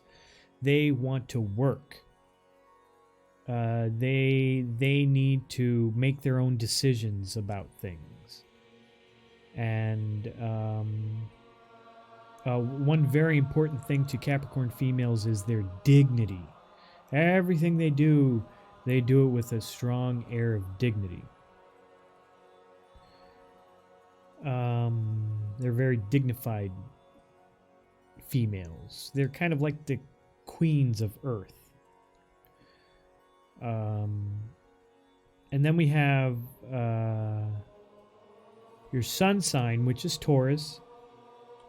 So sun is your father, sun is your soul, sun is your health, sun is your bones, amongst other things. And this is in the sign of Taurus. So what is Taurus? Taurus is fixed earth. So we have 2 earth signs. Taurus is all about the money. Taurus loves fucking gold. Whenever you hear a Taurus say, like, I don't care about money, if it's not like a planetary placement, they're just full of shit. They love fucking money. I mean, they just love fucking money. It's just the way it fucking is. Money does shit. And they like it. And any Tauran will be like, you need fucking money. If you don't got money, if you're a broke motherfucker, get the fuck out of my face. How you gonna feed me, motherfucker? How you gonna put food on the fucking table for our fucking kids? We're gonna starve our fucking kids? What use are you if you don't have fucking money? Yeah, love is great. Sex is great. Romance is fantastic. I love romance, but where's the fucking money? That's the way Tauruses are. It's not a gold digging thing. This is a fucking practical, bottom-based thing. That's just the way it is.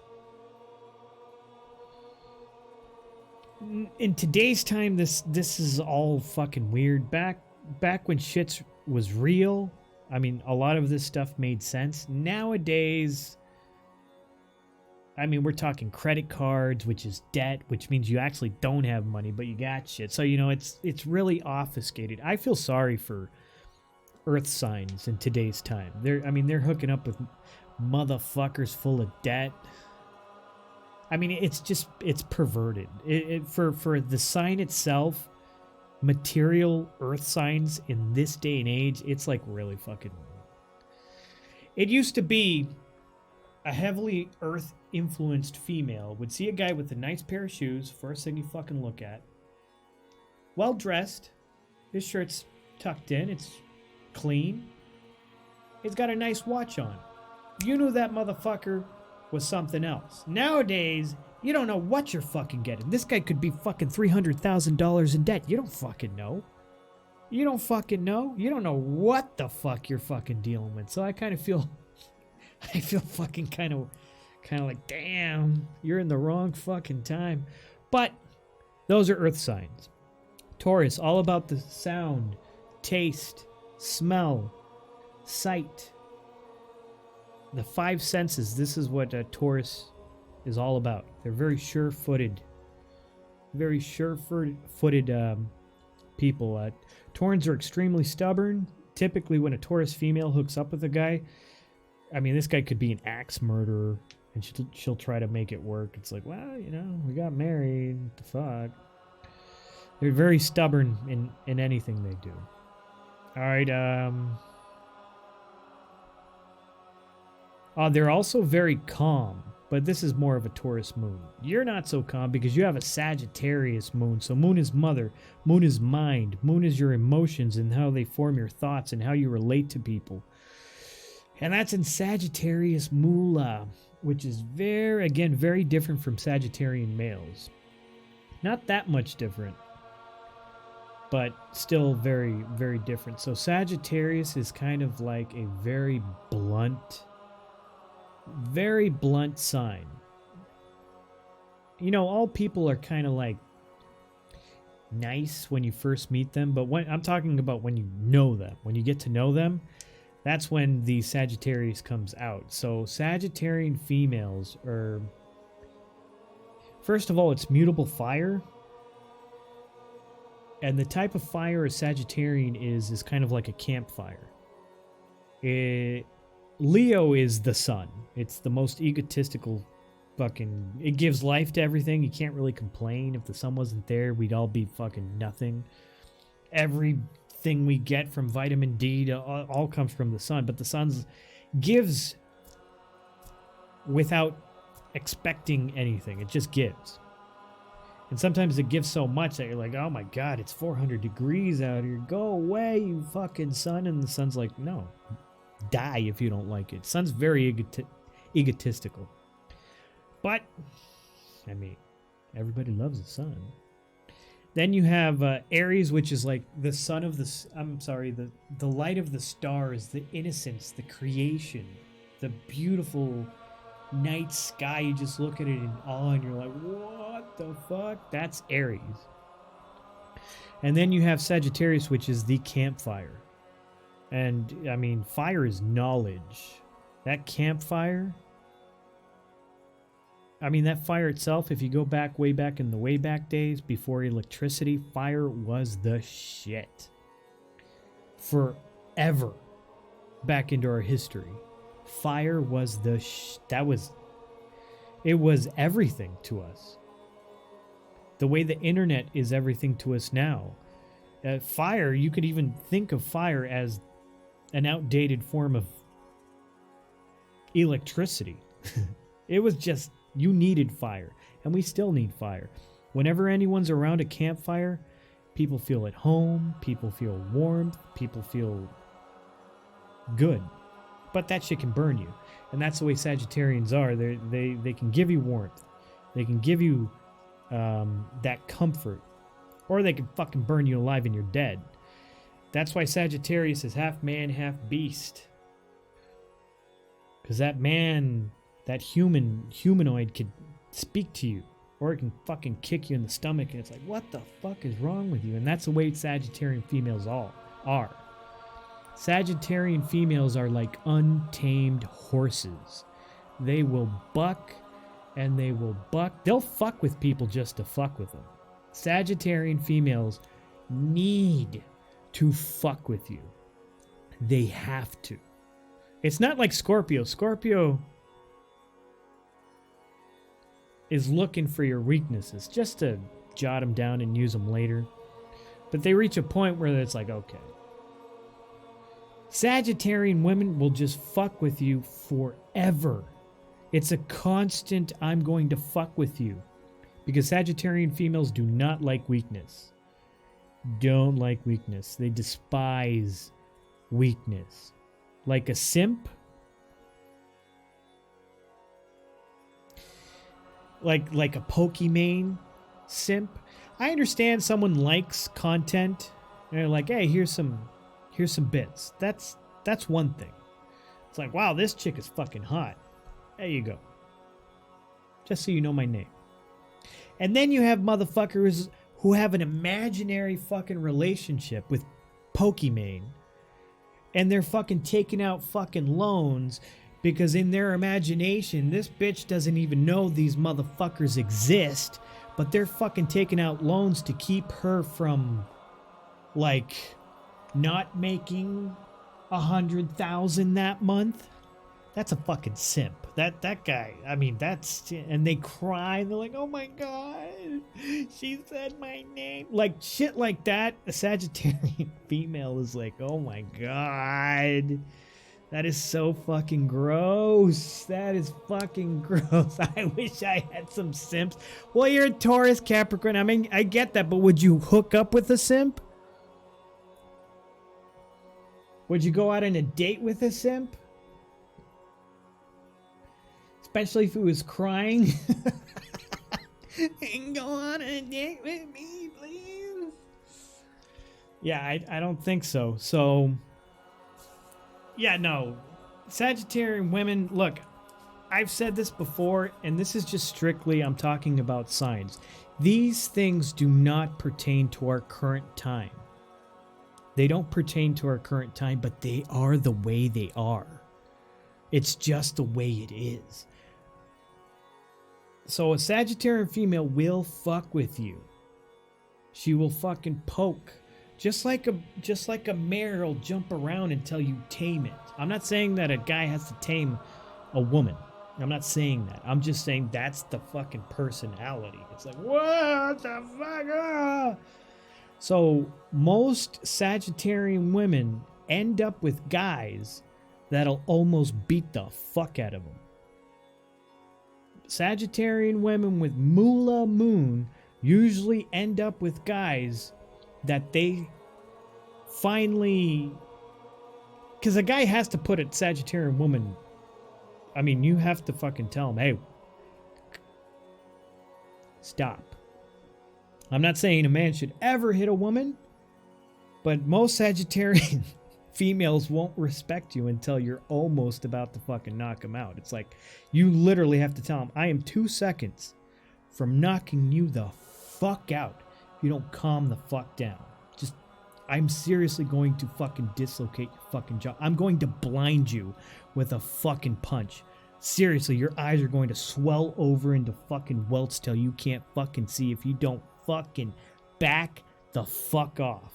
Now, that being said, that should never be done. Ever, ever, ever, ever, ever, ever. Because you'll go to fucking jail and you'll be like, why did I listen to fucking Jack? What a fucking idiot. I'm just saying. It's the way Sagittarian females are. Because a Sagittarian female needs to feel that from a guy. She needs to feel that, whoa.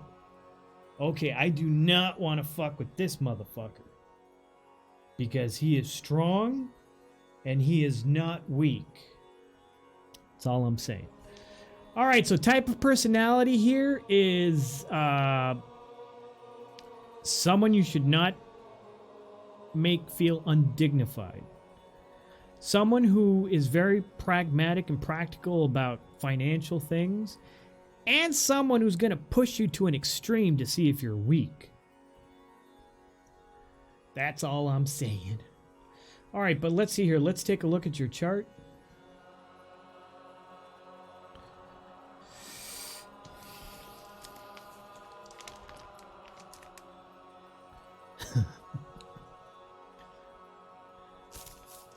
I'm just saying. Okay, so we have 1903. And we're going to have 15.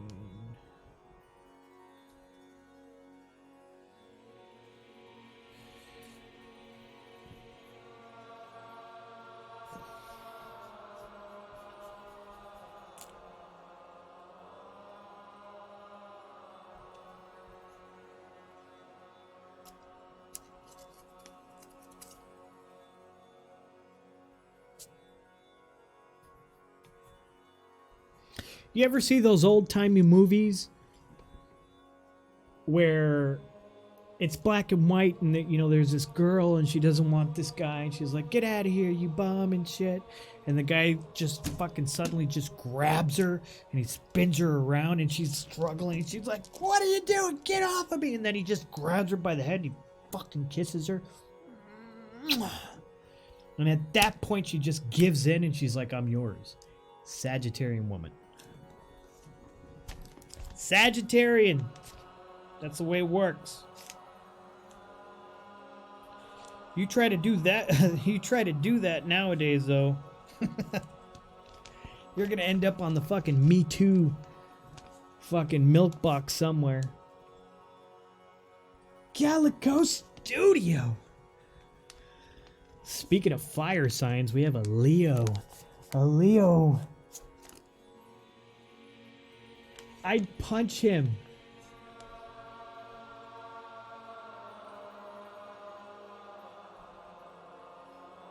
You would punch him.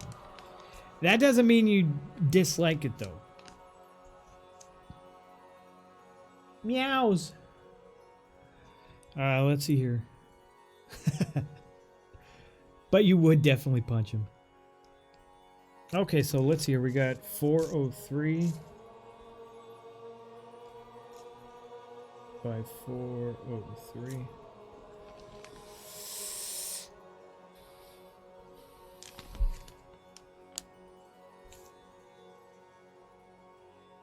Okay, so we got Capricorn. I'm telling you, you might be a Sagittarius, Taurus, Sagittarius, but we're gonna, I mean, it could be a Capricorn. It's just really close. It's like really close. Oh, God.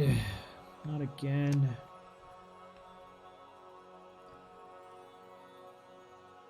All right, let me ask you this. So you might have moon. You have moon.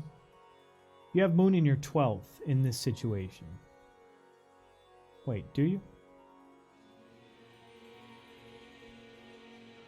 Holy moly, wait a second. Wait a second, never mind. Oh, wait a second, I'm crazy. No, you're fine. You're fine. So, yeah, no, you have moon in your 12th.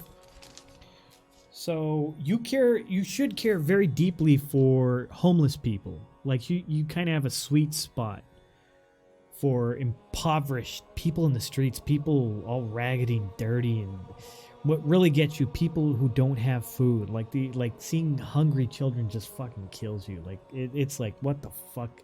Why can't we fix this shit? It's like, this is disgusting. Why do I live in an existence where people can't fucking eat? What is so hard about this? Yeah. So you got moon in the 12th, which also means that you might have problems with mother. She might have not been there. There might have been a distancing between you and her, or there was just problems. But I'll take a look at that. Let me just get these. So we have 12. We have 1. We have 2, 3, 4, 5, 6, 7, 8, 9, 10, 11. Okay.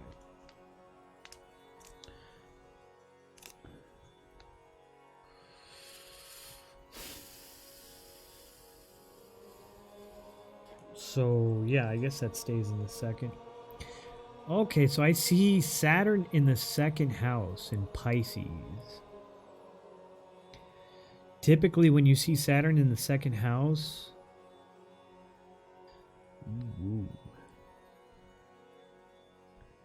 it denotes poverty in early childhood.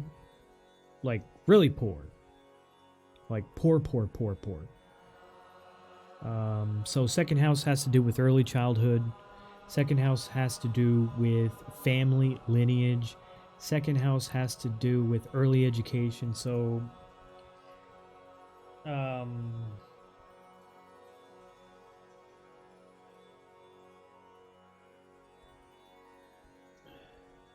yeah. So problems with mother really messed up. I'm not gonna say messed up. It was just very poor early childhood. Not the best. I mean, when you think of early childhood, you want to think of kids playing. You know, they got a couple of toys. They're doing all right. Food, not a worry. Shit like that. When you see Saturn in the second house, sometimes it's not like that.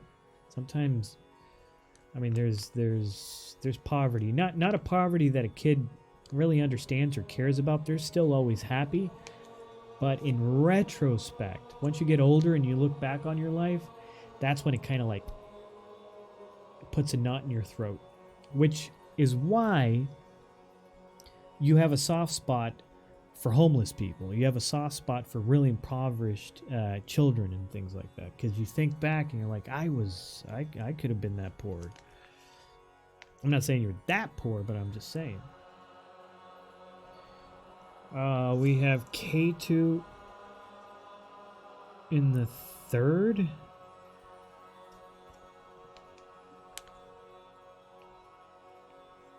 Ooh. Rahu in the ninth. Is that correct? Yeah, that's correct. Okay. All right. All right, so when you have K2 in the third,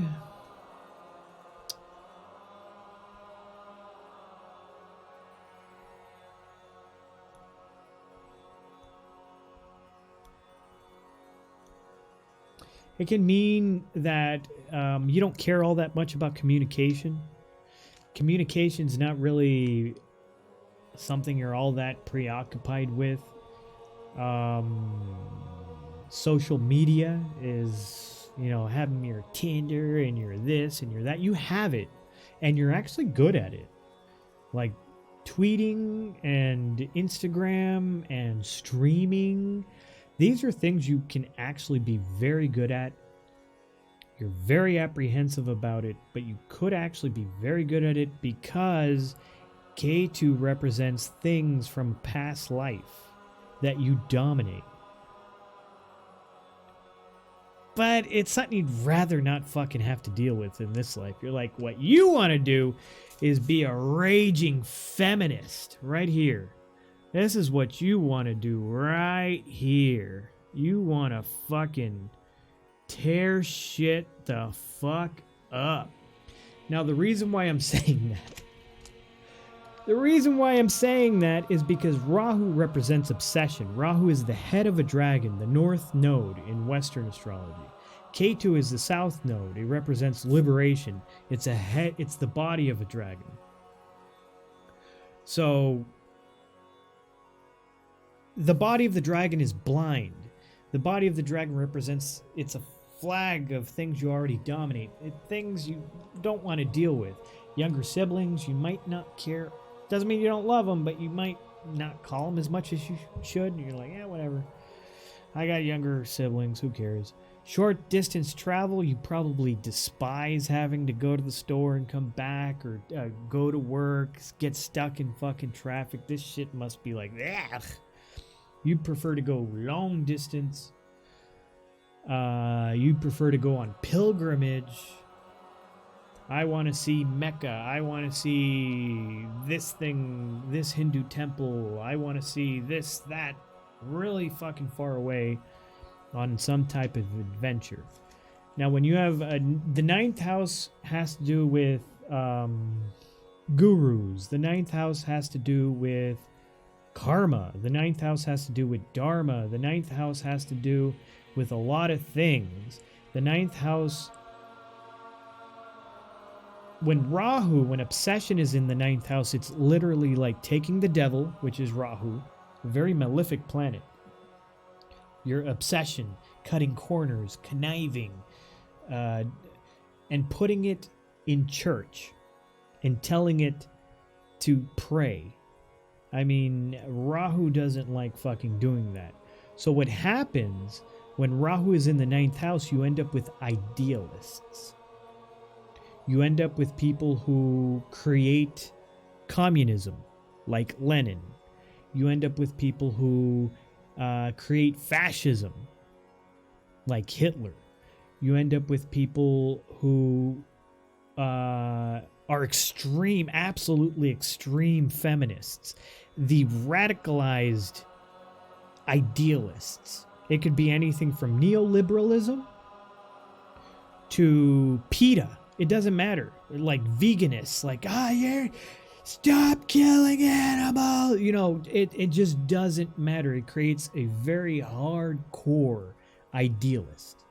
It could be anything. Conservative, liberal. It doesn't fucking matter. All of it is hardcore idealism. And in reality, what it is someone attempting to create their own religion, attempting to create their own ideal.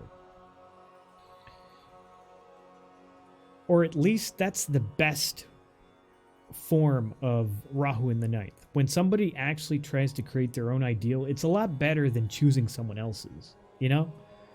If you're going to be an idealist, be your own idealist. And Rahu's actually very good at that. So that's why I said that about the feminism. And I'm going to go out on a limb here and say you are a feminist. Nothing wrong with it. I'm in love with the feminists. Aurora asks Nez. But, let's see here.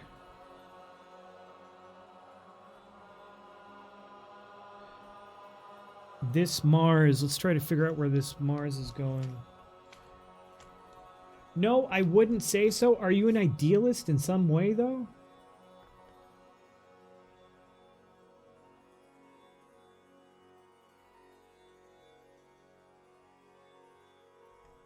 Maybe you have created your own form of religion.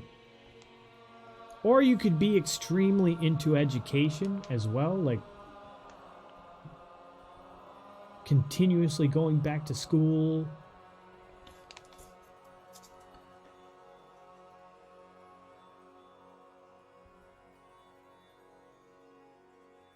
Let's see here. All right, so we have Mars in Leo.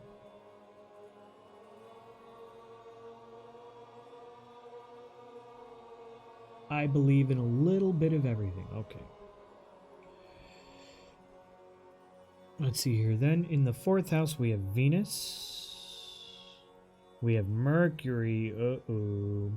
In retrograde. And we have Sun.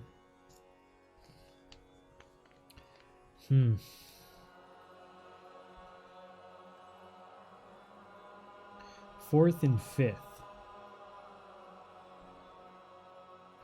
So we have Venus, Mercury, and Sun.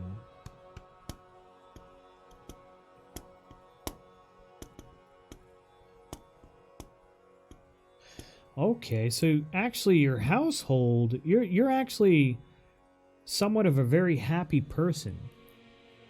Your 4th house, which has to do with mother, which has to do with home, which has to do with vehicles, which has to do with happiness, overall happiness in life. That's in Taurus. You have Venus there. So overall you're a very happy person. Mercury is in retrograde.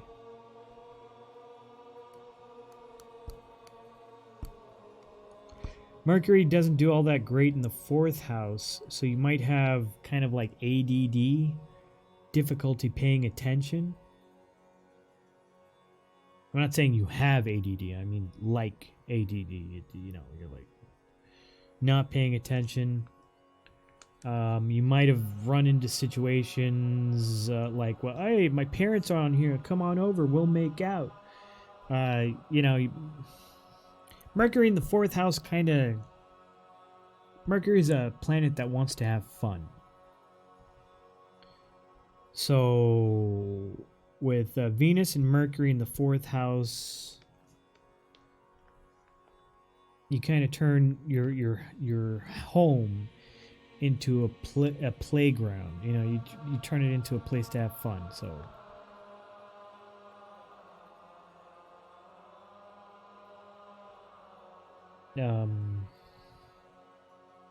you got Venus, you got Mercury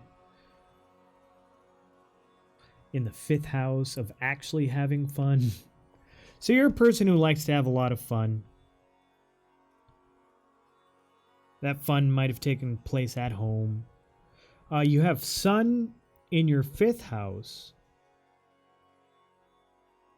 So let's see here. So you have there's a lot of pride in your home. You might have some pride in your father.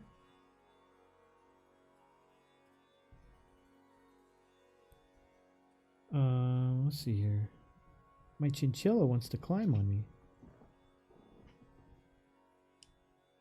Let's see if he'll climb on my shoulder. I'm going to leave him alone, though. You might be actually fantastic at sales, because Mercury helps. Venus is very good at design. Or it could be like... Yeah, Venus is... Venus... I'd like to see an aspect of Mars there. We have Jupiter. Jupiter in the 10th house.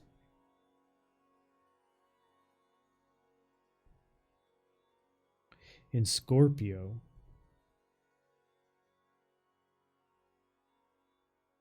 Huh.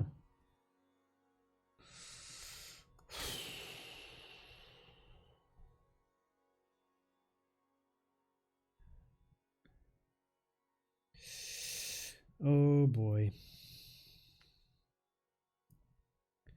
Okay, I don't know where this Mars is.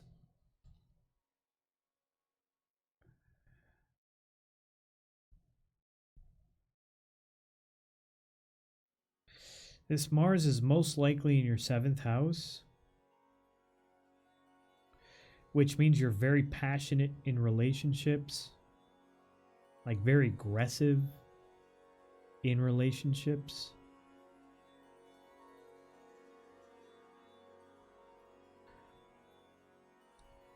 The only thing is Mars really doesn't like being in relationships, so it kind of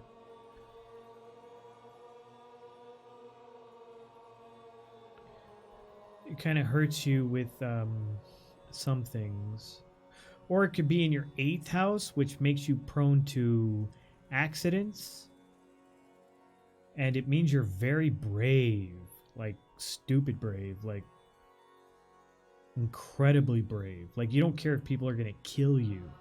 Like people will be like, "You gone fucked up now. We're gonna find you. We gonna fucking kill your ass." And you'd be like, "Come and find me, motherfuckers."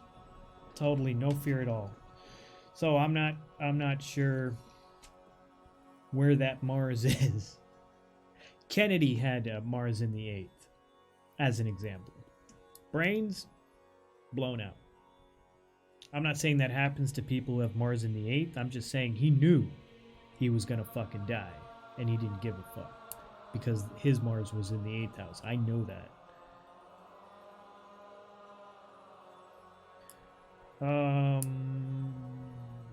Let me just see something here.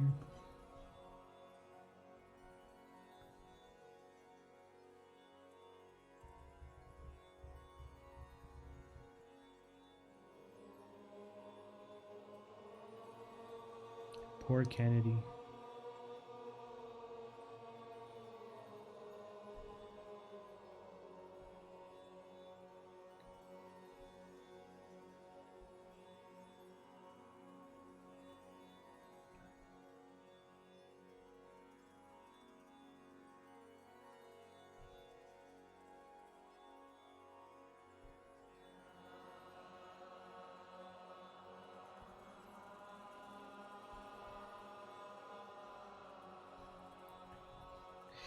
Looks like the theme tonight might be problems from younger siblings. It looks like some of the problems in your life might have been caused to you due to younger siblings. Does that sound like maybe it was possible? You're the youngest. Are you causing any problems for your older siblings?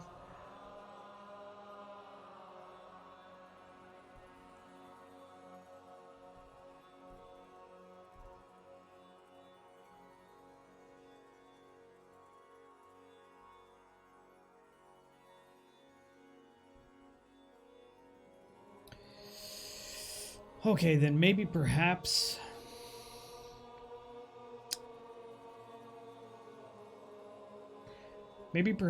lack of communication has been a problem, or communicating the way you do impulsively might have been a problem or is a problem.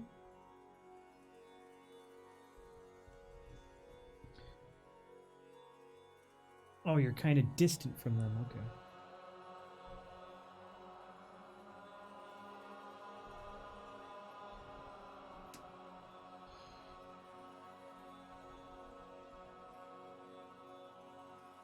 Well, on the bright side, I mean, you have a lot going for you artistically, especially in design. Of course you do. Yeah, K2 doesn't mean you don't love your siblings. It just kind of means like, I don't feel like calling them. there's a distance from them, just like you said. That could be due to several reasons.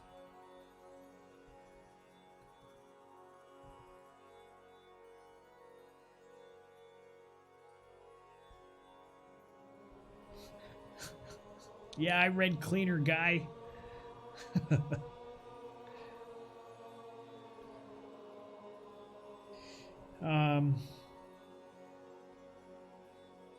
Let's see here. So you're Capricorn ascendant. That means Saturn. Okay. Here's something for you. So your early childhood wasn't that bad because you're a Capricorn ascendant. All right. Now, poverty is one thing, but you actually had a benefic early childhood. And it shows in the happiness. You're a happy person. It shows right here. It looks like your father, perhaps. I mean, I see pride in the father. I see pride in your ability to sell. I see pride in your artistic capabilities. That's where your ego is.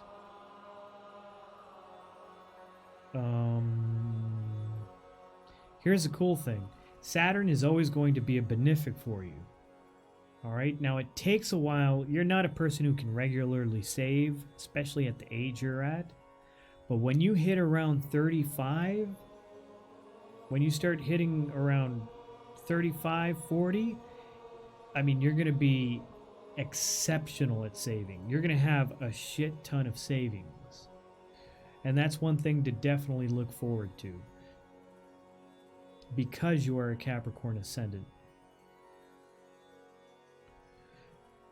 Now I'm gonna place this Mars in your 7th house.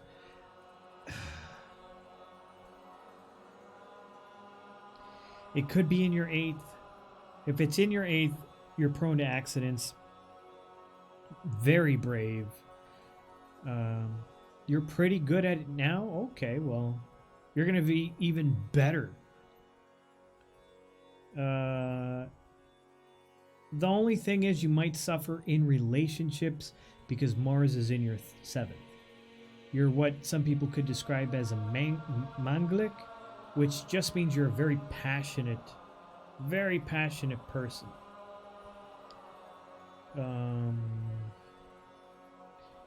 You know, like you can, especially as a Sagittarius, man, you could be knocking on motherfuckers' doors, being like, "Come out here, motherfucker! I saw that bitch walk in this house. I'm gonna kick your fucking ass. Say hello to my little friend." No, but you know, it makes you a very passionate person.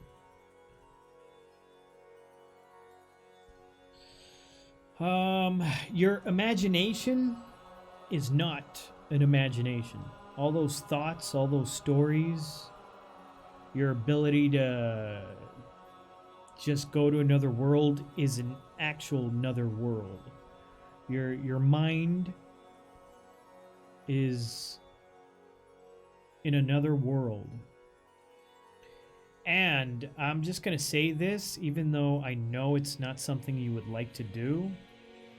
You could be a great writer. Like, you could be a fantastic writer. You have the ability to pull actual events from other dimensions and other worlds and put them, because Mula is ruled by Ketu. So you can pull that imagination that you have, those thoughts that cross your head, those stories that you kind of daydream about, could be placed into something you dominate, which is writing. Whoops.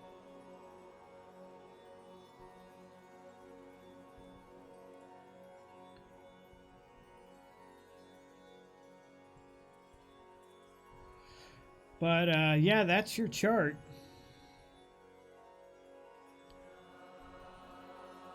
That's your chart. You have Jupiter in the 10th and the 11th house. So you could face extreme gains, a lot of money, and you have the desire for a lot of money to be pulling in that cash. You have the desire for like a career. It's in Scorpio. So it could be something, I don't know. I don't know.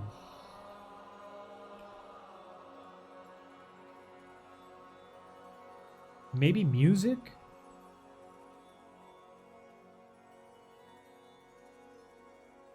I don't know. It's just Jupiter in Scorpio is very expansive. Jupiter expands everything. And it's expanding your 11th house and your house of career, your house of gains, your house of career. So that should be very good. You just have a couple things working against you, which is impulsiveness and just lack of desire to do things you're very talented at, and relationship issues and working with people. Those two things, your K2 and your Mars. Your K2 in your 3rd house and your Mars in your 7th, these are two planets that are not working out for you. They're kind of tripping you up.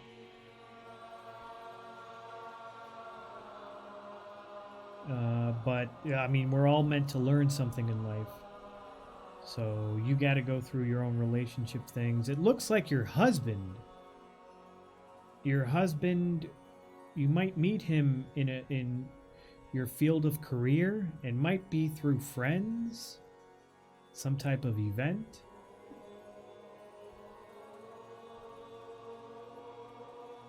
He might be from another country, the same country your mother's from. And you might have even known him in early childhood.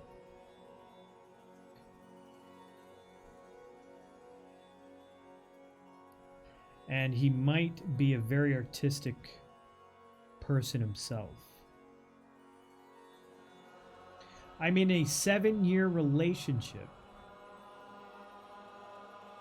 Does any of that stuff sound familiar?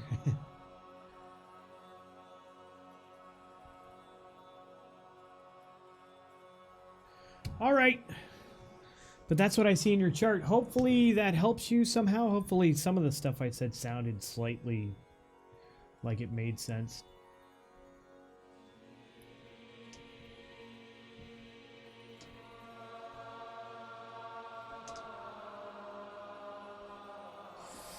All right.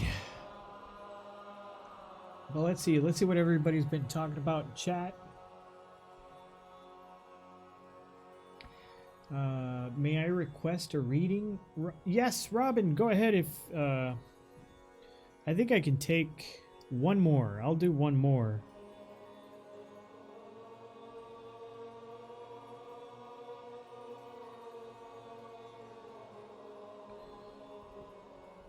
But yes, Robin Marie.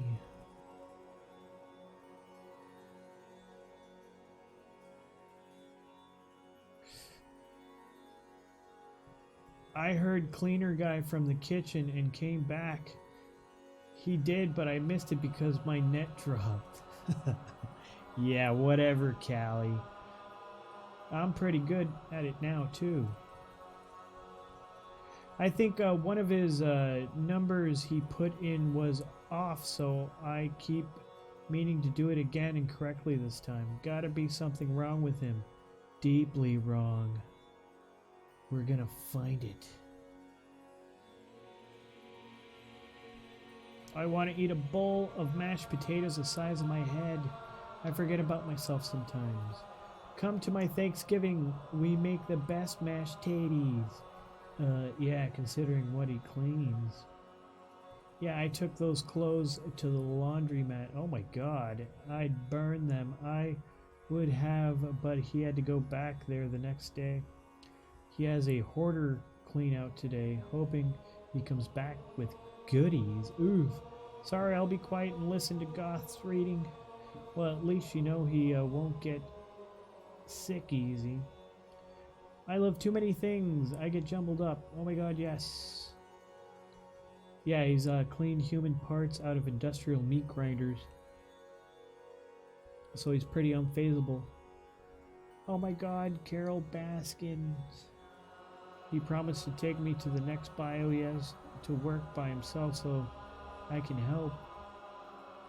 7-year relationship. Take a vomit bag.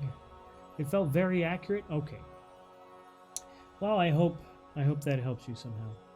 And thank you for letting me read your chart, Lil Goth. Sings, I swear I saw a tiger, and a tiger saw a man. You wearing a bracelet? Yeah, I'm wearing my super duper beads. All right, let's see here. Okay, I think. All right, everybody, that is a Capricorn, Taurus, Sagittarius, and Mula. Hope you enjoyed your reading. You probably won't get too many readings like the one I did.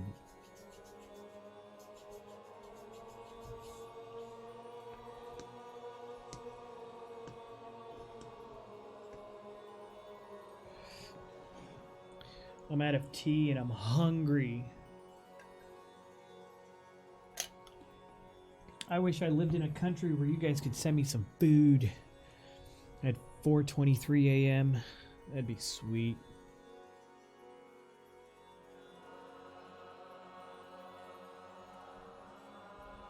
I'm hungry too. I wish you did too.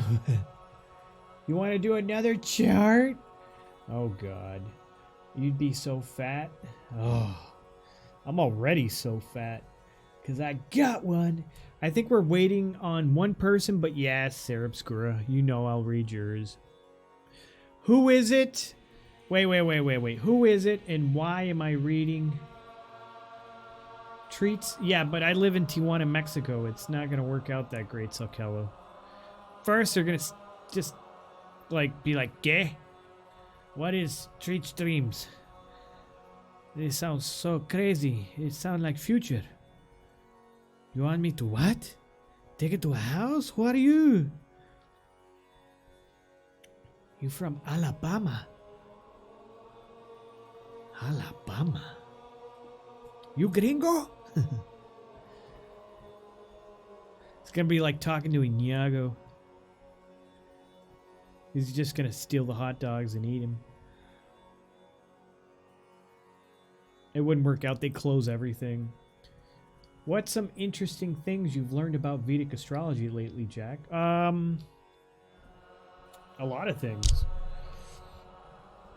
What is malefic? What's gonna try to screw with you in your life and stuff like that?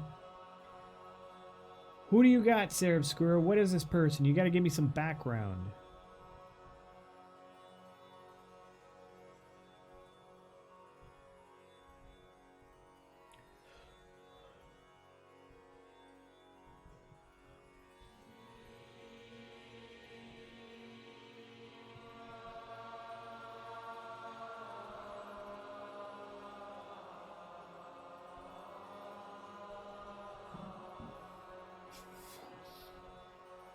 Excuse me.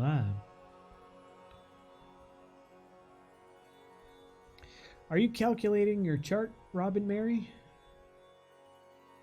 I want to know more about Jack's chart. I got a kick-ass chart, man. It's crazy. Okay, yeah, but before I read it, who am I reading, Obscura? I have certain rules I have to follow. I'm not a witch. I'm a wannabe snot-nosed astrologer. It's different. I have rules. I have karma. I'm dealing with karma.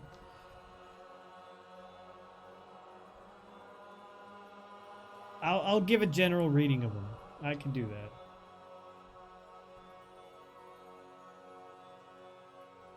No, it doesn't mean he wants his innermost secrets shared. I'll give a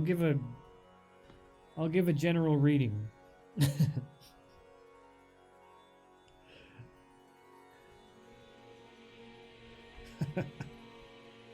Okay, okay.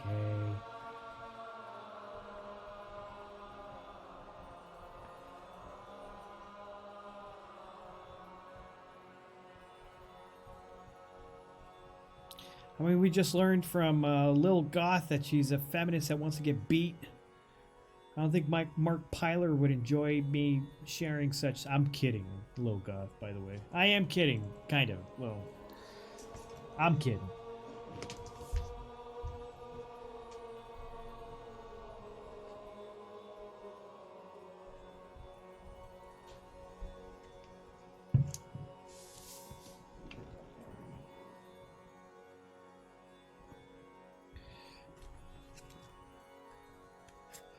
Wait, what? I'm just joking. Please don't hate me. I'm sorry.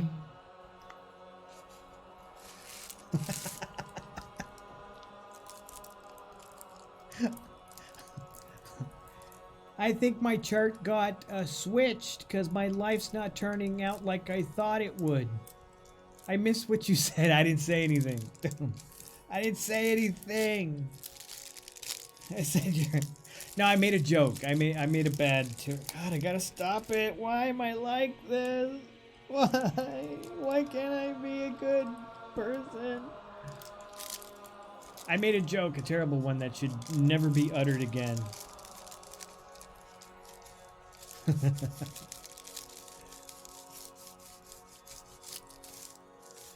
It's only because you're a Sagittarian moon. Only reason why I said it. Here, your significant other is gonna want to choke me. Like, all right, motherfucker, that is not how you give a Vedic reading. I'm gonna be like, I'm actually just a simp. I'm a simp. No. I must know. I said you were a feminist that wants to get beat. That we found. Because we were talking about Mark Pyler. And I was like, I can't let... Oh, God. It was a joke. I was like, we just found out this about Lil Goth.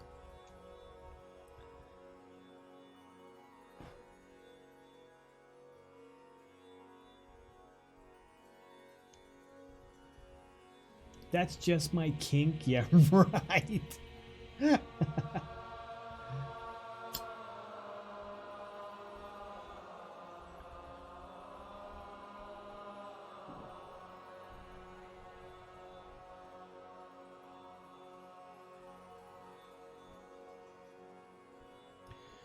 Chart sent. Whatever happened to what happened to Robin Marie? Did she see my last Vedic reading and was like, fuck that, man. Screw that. That is not what I was expecting. Fuck this. I'm out of here. I gotta clean up my act. I swear. I gotta clean up my act.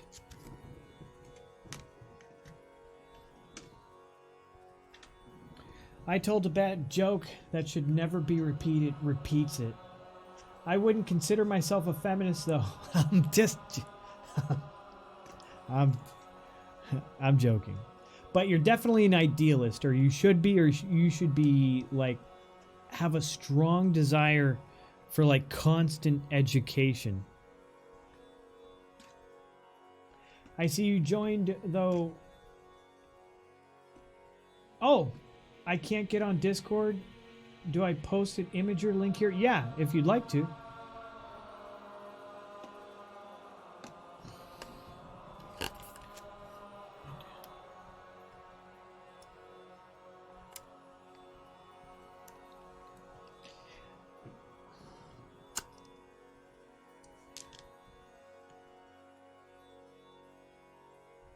Okay, I got it. Oh, no! Okay. I'm just gonna ban you for 1 second. Okay. Can a moderator unban Robbie Marie? I'll unban you. Just hold on, and I'll explain why I banned you. Because you're posting personal information. You can't do that. I don't want people reading your personal information. So, okay, you're no longer banned, and let me see here. Let me just cut out this information here.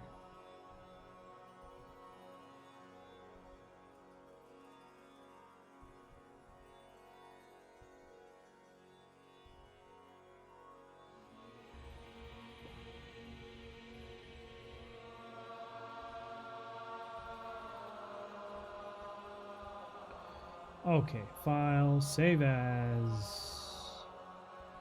Robin Marine.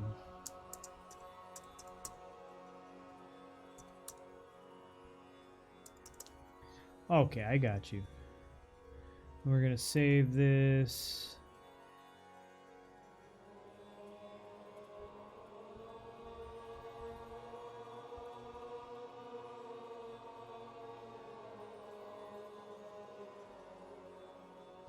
Okay, there we go. All right, so Robin Marie, would you like your chart? Let's see here. What am I supposed to say? All right, just keep in mind I'm not a Vedic astrologer. I'm just a snot-nosed wannabe. Despite that fact, there might be things in your chart you're not aware of me being able to see. And would you like your chart read clean or raw? Okay, raw. Okay, I'm gonna go get ready to stream. I'll be lurking. Really love your stream and vibe. Oh, thank you, Lil Goth. Hey, can you give a shout out to Lil Goth? I didn't know you streamed. I should have guessed you streamed. But keep doing that, because you dominate streaming. Like, in your chart, you have a lot of talent in your third house. Hey, there you go. Go check out Lil Goth. Okay, so you want it raw.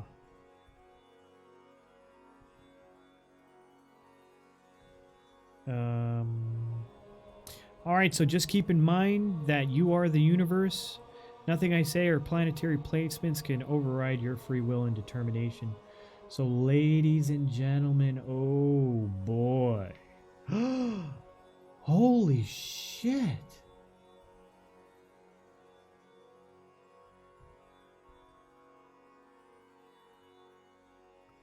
What?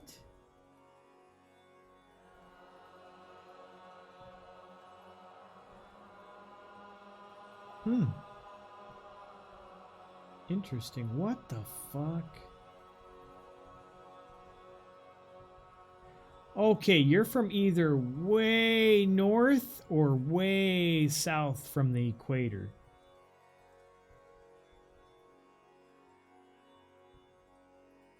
Okay. Ladies and gentlemen, we have a Pisces, Virgo, Leo. Okay, then this is wrong. Can you calculate your chart again? And like refresh the close the browser, open it up, and here, just give me a second. Give me a second. Don't worry about it. You don't have to do anything. Just give me one moment here.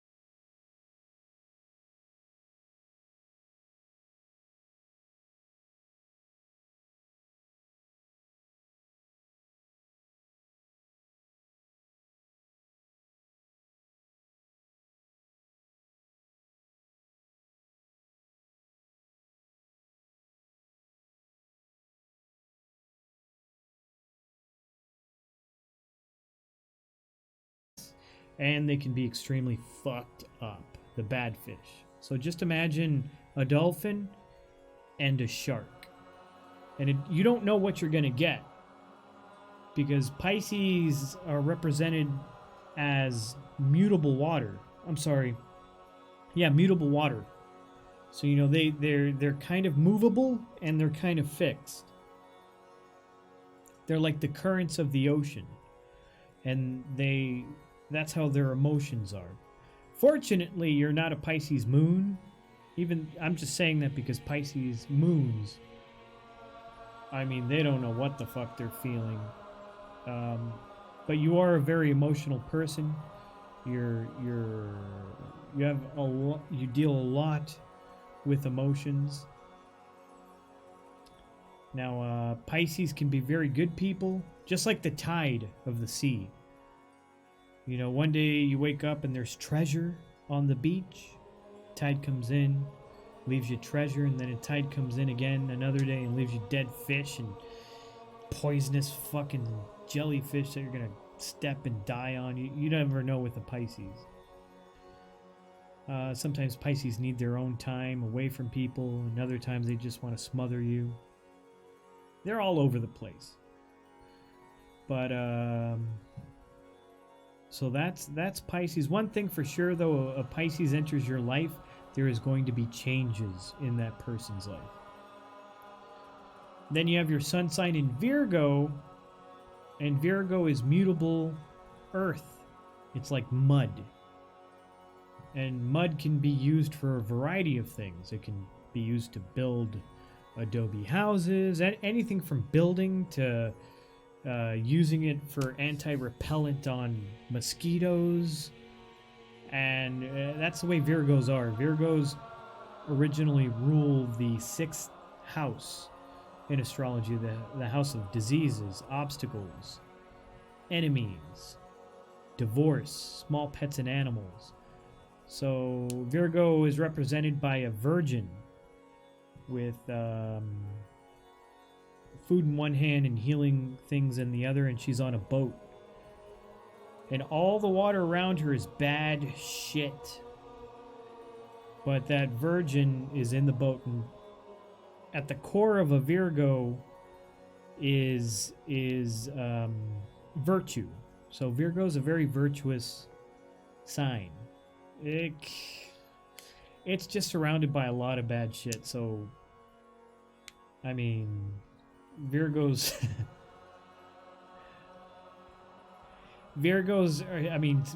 can be seen as skanky, slutty whores at times, but there's a virtue inside them. But no, there's always, at the core of a Virgo, there's always virtue. They're very naive people. Very naive, very clean-minded people. They're just kind of like the janitors of the zodiac. They have to fix things. Virgos love fixing things. They love setting things in order. They love occupying themselves with improving things in a very practical way.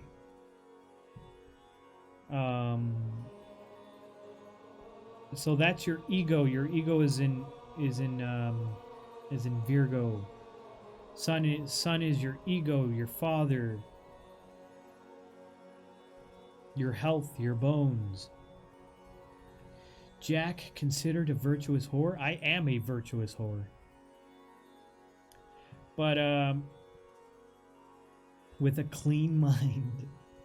Yeah, it sounds kind of hey, no, but I do have a clean mind. You know that, Callie, better than anyone. But oh, no, wait. Now we're going to get to your moon, which is your mind, your emotions. So, a Leo, are you female? I mean, I'm assuming, but are you a female?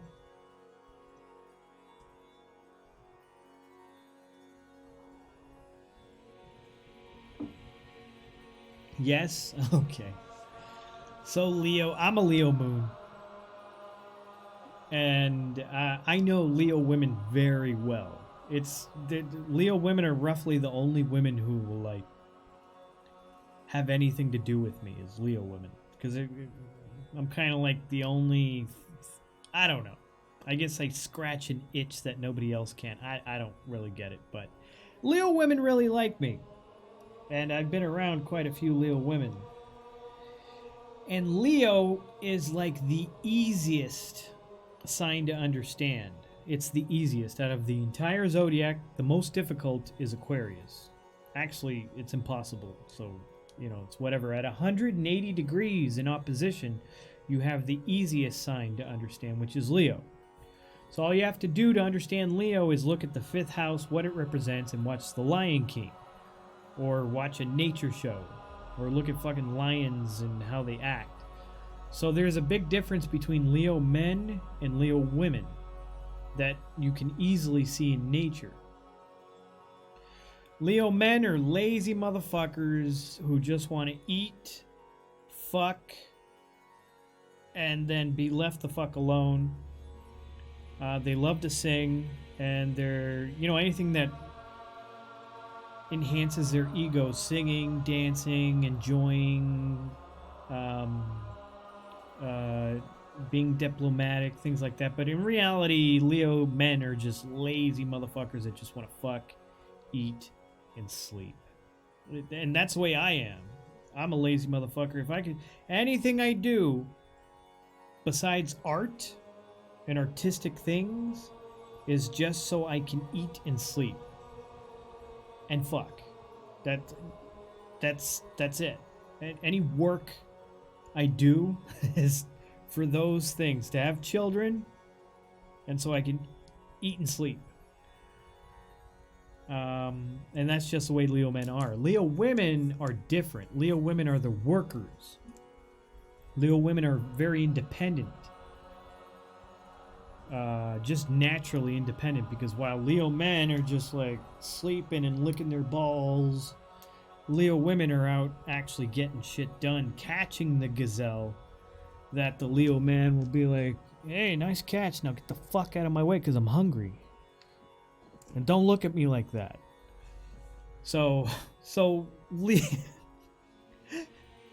Leo women are extremely arrogant, extremely arrogant, like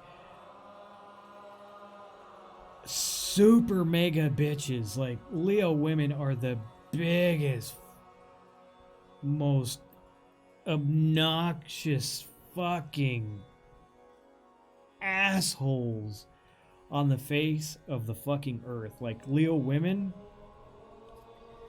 especially if they like you. Like, if they like you, oh my god, they're the biggest fucking...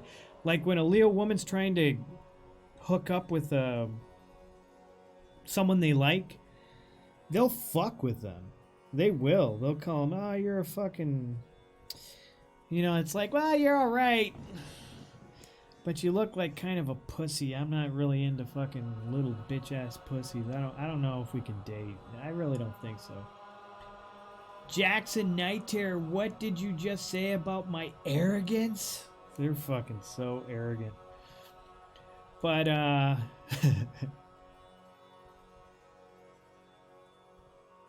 yeah, no, they're totally fucking assholes, especially if they like you.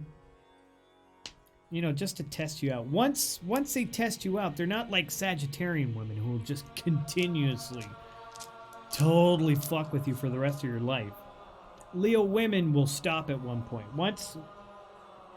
Once they test your mettle and see that you're not a fucking little bitch, that's when they lay on the fucking flattery. Like, Leo women, oh, you're so handsome, you're the hottest motherfucker on the face of the earth. Your dick is the biggest fucking dick. I would not like to... It's just like, you're the hottest motherfucker. That's it. Which is fucked up because they're lying. But they know how to fucking flatter someone. Like, Leo men and Leo women, they know that's their thing. That's what we do. That's what we do. We flatter the shit out of people. Because that's what we like. We like flattery. Like a Leo woman, she could fucking want to kill you. She could literally want to kill you. She could be that fucking angry, and all you have to do is like, you're pretty. Why are you so pretty? Like, why do you... When you get fucking pissed, you have the most beautiful eyes, and they'll just fucking... It's like, alright, I don't care. So, with Leo, if you ever want to hook up with a Leo woman, you have to flatter the shit out of them. Taurus women, gotta have the fucking cash. Leo women, you gotta know how to fucking flatter them. If you can fucking flatter a Leo woman, you could be one broke-ass motherfucker. She doesn't give a fuck. The Leo woman does not give a fuck. You could be a homeless motherfucker. You could be on the fucking streets with no fucking shoes, and she could give a fuck. She will take you into her house, bathe you, put shoes on your fucking feet, and then fuck the living shit out of you. All you have to do is flatter her. That's pretty much it. Passion. That's the key to fire signs. Passion.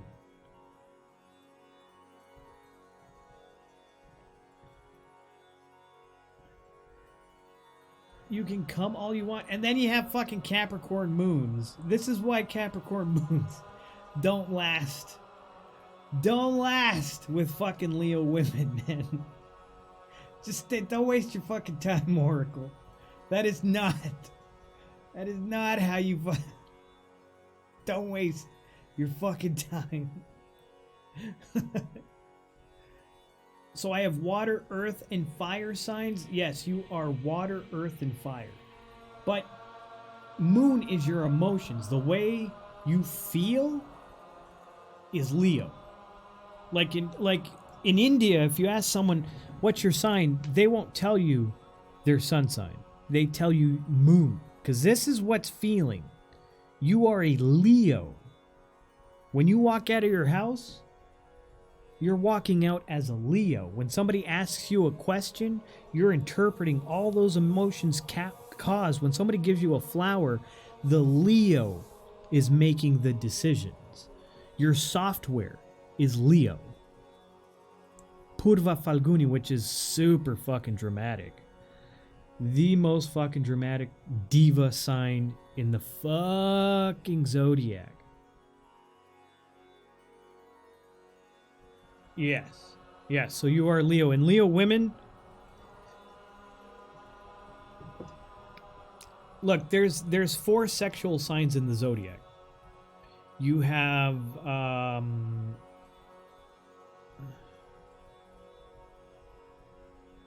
Scorpio, you have Gemini, you have Leo, and you have Taurus. Taurus is more on the romance. Gemini is the promiscuous, I'll fuck anything sexuality of the zodiac. Then you have Leo, which is extremely sexual because Leo has to do with the 5th house of creation, of children. Extremely sexual. And then you have Scorpio, which is just the sex part of sex. The dark side of sex. So any woman who's a Leo is sex is not a shy subject. Now, based on your age, you come from a time when things were very conservative. Well, actually, not really. Not really. Take that back. I don't know what the fuck I'm talking about. We raised 6 kids. My hubby is a Taurus. So your hubby might be a Taurus. Well, I'd have to see because it's different. It's different in Vedic astrology. I was raised Catholic, very conservative. Okay. All right. Yeah. That it doesn't fucking matter though. With your husband, when like doors are fucking closed, it's like It's like the jungle. It's like literally watching a fucking nature fucking show.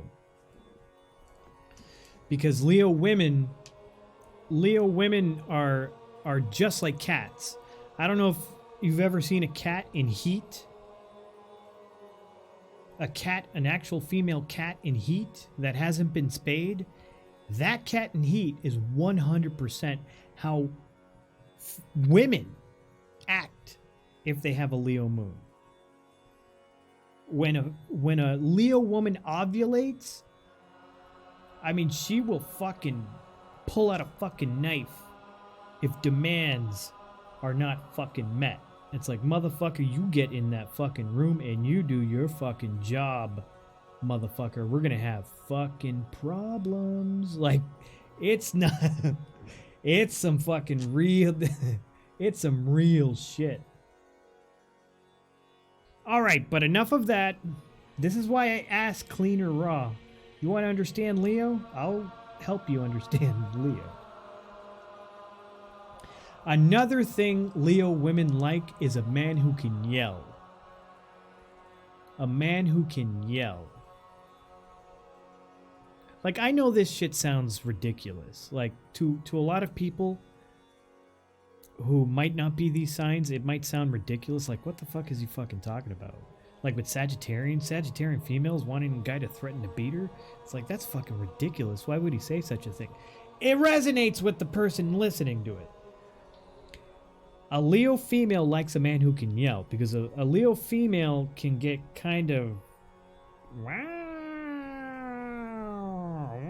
about shit. So when a guy can be like, here's the thing, you never want to yell at a Leo woman, because Leo women are all full of pride. They have a lot of pride, so you have to, but they do like a guy who can yell. So don't yell at the Leo woman, but definitely do yell, because that will dramatically, psychologically, like, turn a Leo female on. Like, if a Leo female says something or nags about something or does something, if a guy's like, what the fuck?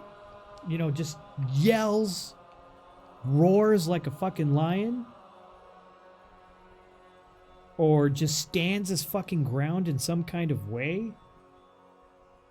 that's a very healthy thing to do in a relationship with a Leo woman.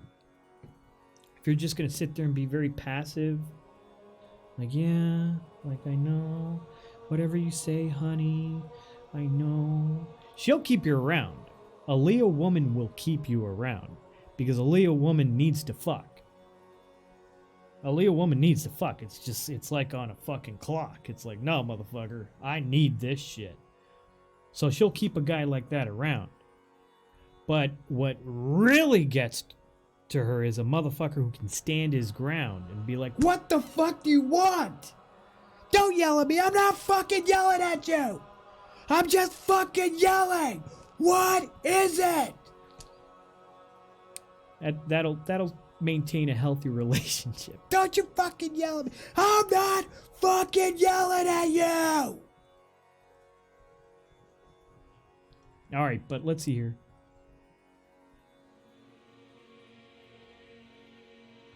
That's what I'm talking about, Robin. That's what I'm talking about. All right, but enough of that. Now that you understand those signs, let's take a look at your chart here. So these things are kind of simple, especially with fire signs. Fire signs,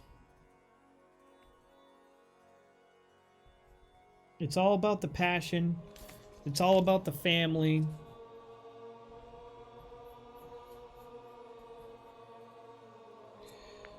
Earth signs, it's all about the assets. It's all about the status.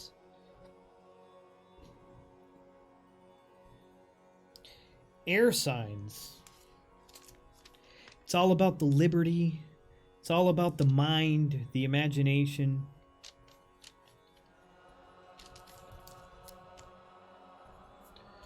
Lehos, Scorpios. All right, let's see here.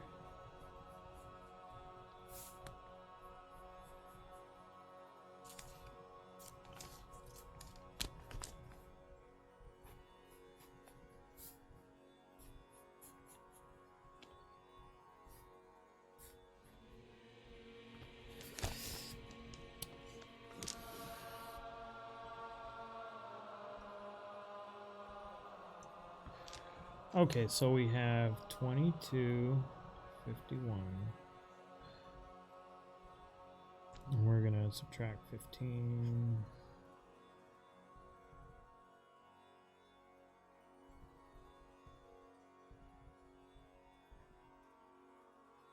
Okay.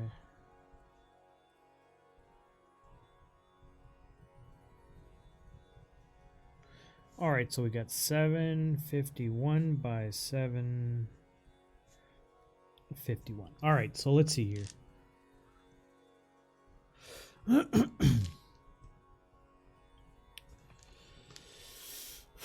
So we have Jupiter in the first.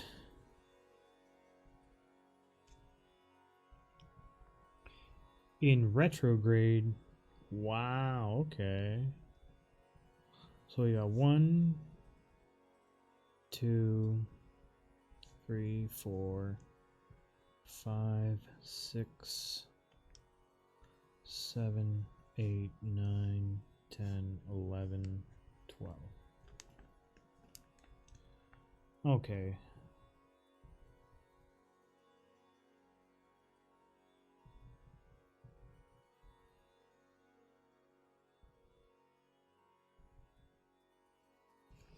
Hopefully I get this right. It sucks that these housing placements are so screwed up. I don't get that.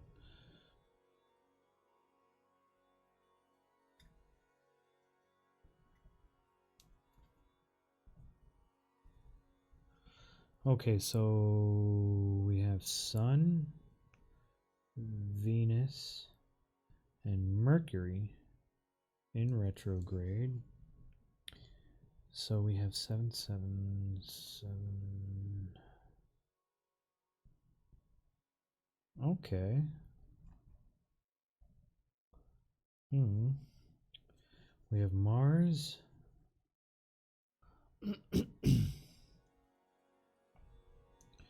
We have K2.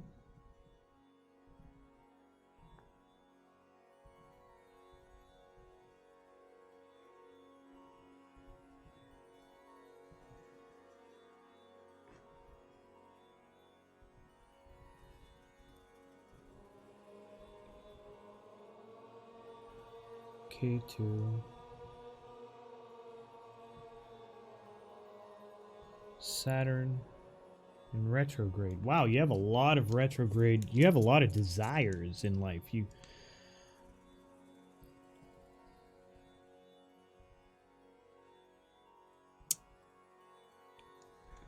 All right, this might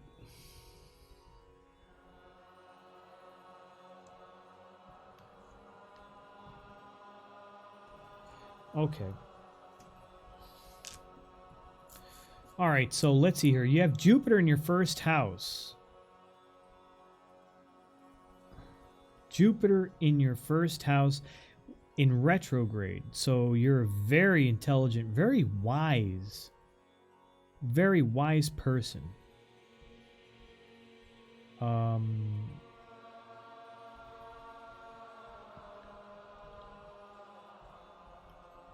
It's in Pisces too. Now, Jupiter in a female's chart represents the husband.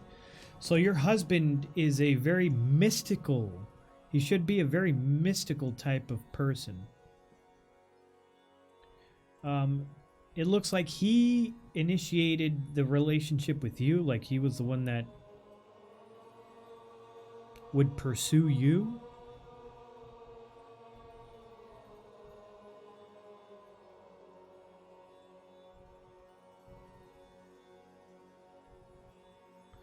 But you are kind of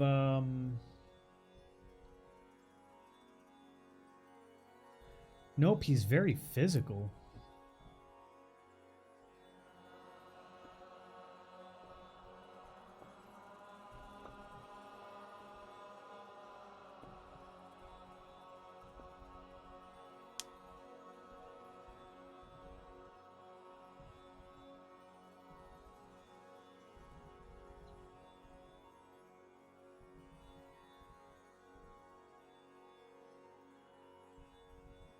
Oh, okay.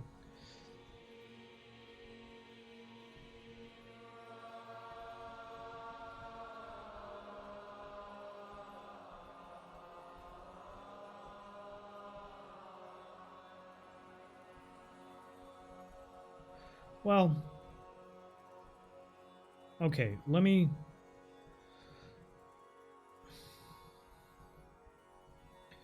say this. So, in your 7th house, you have Sun, you have Venus, and you have Mercury in retrograde.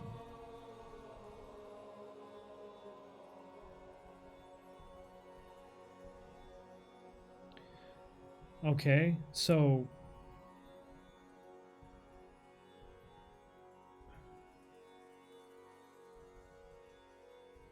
you have your Lord of your 7th house, which is Mercury, is aspecting your 1st house. So this person, 7th house is your house of marriage, business relationships. It also has a lot to do with a bit of the personality of your spouse. So seeing Mercury in the 7th house aspecting your 1st, that means that this person, your spouse, really cares a lot about you in the form of control. Like, this person might be the type of person to try to control you, but in reality it's because they want the best for you. Like, when I see the Lord of the 7th house aspecting the 1st house, which is you, I see someone who's trying to control you. Like, no, you need to do this. No, you need to do this. Just fucking do this here. If you do this and this and this and this, that type of... They're kind of like constantly trying to keep you alive. Because that's what the planet's doing. Mercury is giving his life to you. Unfortunately, like a mother trying to keep her children alive, a mother is very naggy and did you take your vitamins, and did you do this, did you do that? You know, it's like very controlling, a very controlling mother. And whenever you see 7th Lord aspecting the 1st, that's the kind of spouse a person has. Someone that's constantly trying to control that person for their benefit. Not for the husband's benefit, but for your benefit. So,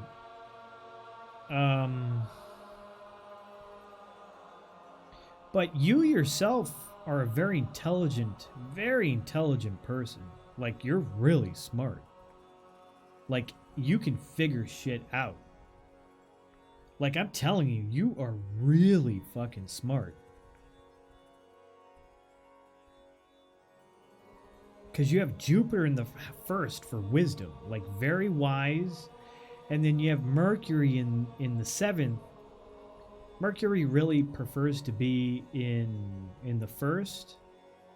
But you're receiving an aspect of Mercury on your 1st house.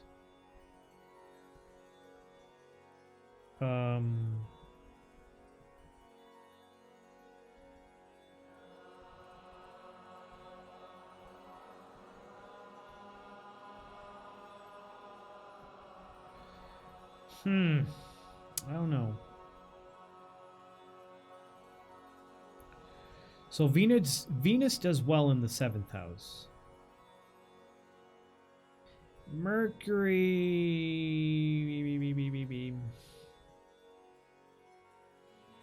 I mean, it's not the worst in the 7th house. Sun in the 7th house means you can kind of wear your ego on your sleeve. Versus someone who doesn't talk about the shit they do. Like, someone with Sun in their 1st house is very egotistical. But they keep it quiet. You know, if somebody walks, as an example, walks past their art and doesn't even give it a second glance, someone with Sun in their 1st house will be like, idiot, you don't know what art is. In their head, they're not gonna talk about it. When you have it in your 7th house, it's the complete opposite. Same ego. But it's from 7th to 12th is other people. From 1st to 6th, it's inward. So this ego is outward. So, you know, someone with Sun in the 7th house is like, yeah, we got a new car, and it's a really nice car. I really like it. You know, so they're kind of, they can be the type to demonstrate their ego. And a lot of people don't like other people's ego. They like their own. So that might have caused problems in your life for people. It's like, uh-oh, here comes Robin. She's going to tell us all the great, wonderful shit she's done lately. But not really, because you have Venus in the 7th house, and that just makes you a delight. Wait a second, you have a debilitated Venus.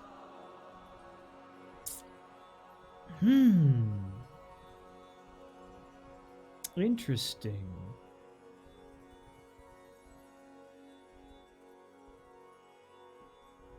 Well, you're still probably a very charming person.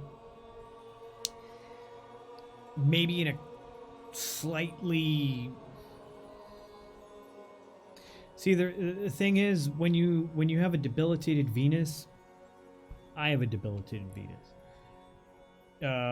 You could be a little too upfront, I guess you could call it, for people's likings. And Venus has to do with relationships. Venus has to do with sex.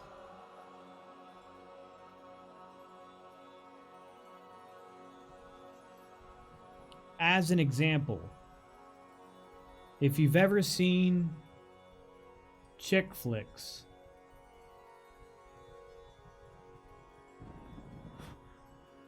"500 Days of Summer," or whatever that movie's called, that's exalted Venus. You know, the chick has amnesia.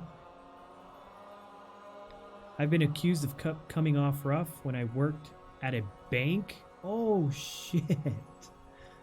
Well, you got the Mercury to do it. But, to give you an example, 500 days. Yeah, 50 first dates. That's the fucking one. So the girl has amnesia and this guy, like, dates her every day. Someone with a... I mean, that's like an exalted Venus thing. All these chick flicks, you know, where the guy's, like, super fantastic and so romantic, and it's like, that is an exalted Venus type of thing. Someone who's just so giving and loving and so thoughtful and puts roses on the fucking rose petals all over the fucking bed, and it's like, oh my god, can we just fuck already? I want to be fucking snoring in like 20 minutes, 10 tops, because you're wasting my fucking time. Let's get this fucking show on the road here. I'm horny. That's debilitated Venus, what I'm doing. And it can be entertaining. It can even be funny. It's actually just as powerful. Actually just as powerful as a debilitated Venus. Because if you've ever seen Punch Drunk Love or As Good as It Gets with Jack Nicholson, or well, those are the only two, but those are debilitated Venus. I mean, that's very romantic. Or Lost in Translation, that's debilitated Venus. It can be extremely romantic, very romantic, profoundly romantic. It can even be more romantic than exalted Venus, because exalted Venus, it's like, oh, thank you for the 100th time you've put fucking rose petals on the bed. It's kind of getting old. But you take one time that a debilitated Venus does something romantic, I mean, it could bring a woman to fucking tears. It could be like, oh my god, he's such an asshole. He's such a crass asshole, and look at what he did. It's so romantic. You know, it could blow people the fuck away. Just like Jack Nicholson in that movie, As Good as It Gets, when he's like, you make me want to be a better person. Just saying that just completely made the fucking movie. Like, it was like, whoa, what the fuck? That was so fucking deep. That's so, you know, these polar opposites, that's just the way it works with Venus. So, that being said, I guess that makes you a little upfront with certain relationship things. Now, you have Mars in your 8th. I think it's in your 8th, which makes you a very brave person.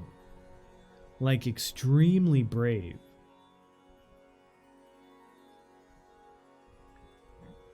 The only thing is, I wish I could be sure about these housing placements.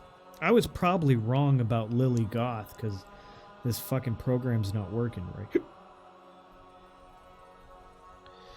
But if I had to guess, I'd say your Mars is most likely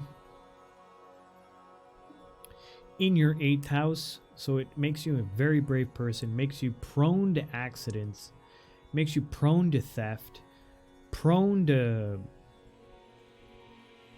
things happening out of the blue, but you kind of have the balls to handle it. I mean, you're not a fearful type of person, especially like when it comes to matters of law. Like that's where your bravery is, like in matters of law. Like you can handle yourself in litigation pretty, I mean, you'd be a force to be reckoned with. You'd be pretty brave in most altercations. Like if somebody came out of nowhere and held you at knife point, you'd be fucking thinking, all right, I'm gonna find this guy and fucking put him in jail and things like that. If Mars is in your 8th house. Turbo Diesel!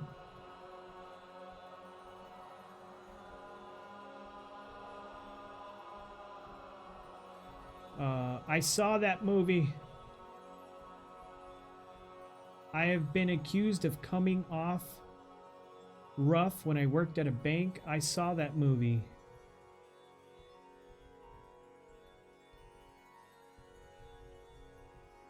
"500 Days of Summer"? No, that's... well, maybe. For you, Toxica. I saw it and I was like...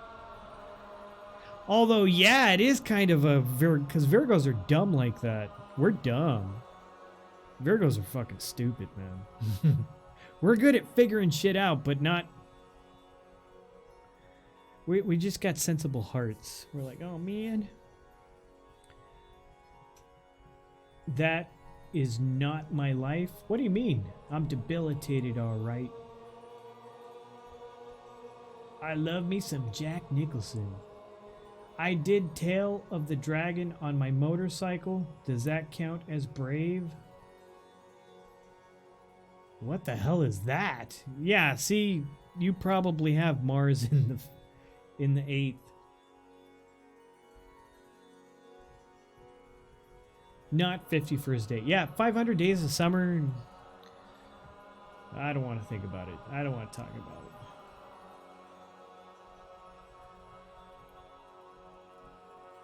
Yeah, well, we're analytical. We can figure shit out, but we're kind of stupid. But in the case of Robin, I mean, with Jupiter in the 1st, that's not the case, because you have the power to analyze and analytical power. The only thing is, Jupiter in the 1st is kind of messed up sometimes because it can create a social outcast. Jupiter in the 1st makes a person so self-reliant that they just find humanity useless, stupid, and just get the fuck out of my face. Like, and that kind of turns you into like a social outcast where you just want to live on your own, do everything on your own, and just stay away from me. Because everybody's just so dumb.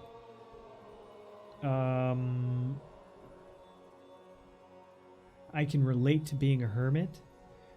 Let's see here. So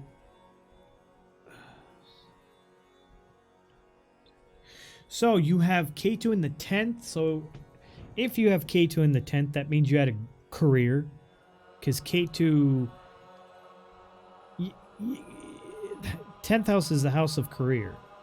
K2 is something you don't want, but it comes to you naturally because you dominated from a past life. And 1, 2, 3, 4, yeah. And you kind of felt lost in your career, like, whatever. Very routine. Super routine.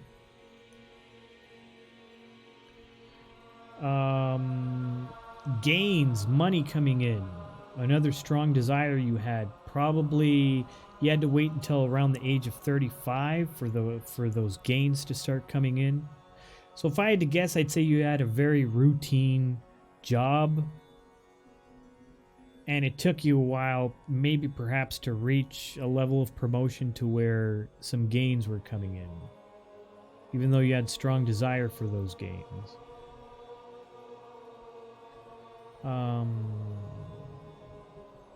Really, what your obsession was a house. Like, if Rahu's in your fourth, you really wanted a big, extravagant, gigantic blimp house that you could travel the world in. So you wanted a house. That's what I see.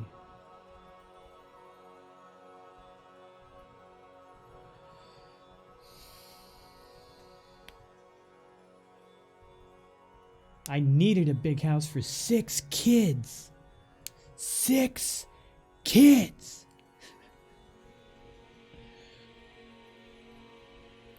You wanted a big house. 1, 2, 3, 4, 5, 6. And you two, if your moon is in your 6th house, you two have a soft spot for homeless people, for impoverished people. Does that sound correct? Like, more than others. Like, people be like, get a job, you idiot. Stop pissing in the street. It smells like piss. You're just like, fuck, man. Why are there 3 million fucking homeless people in the United States? Why? Why?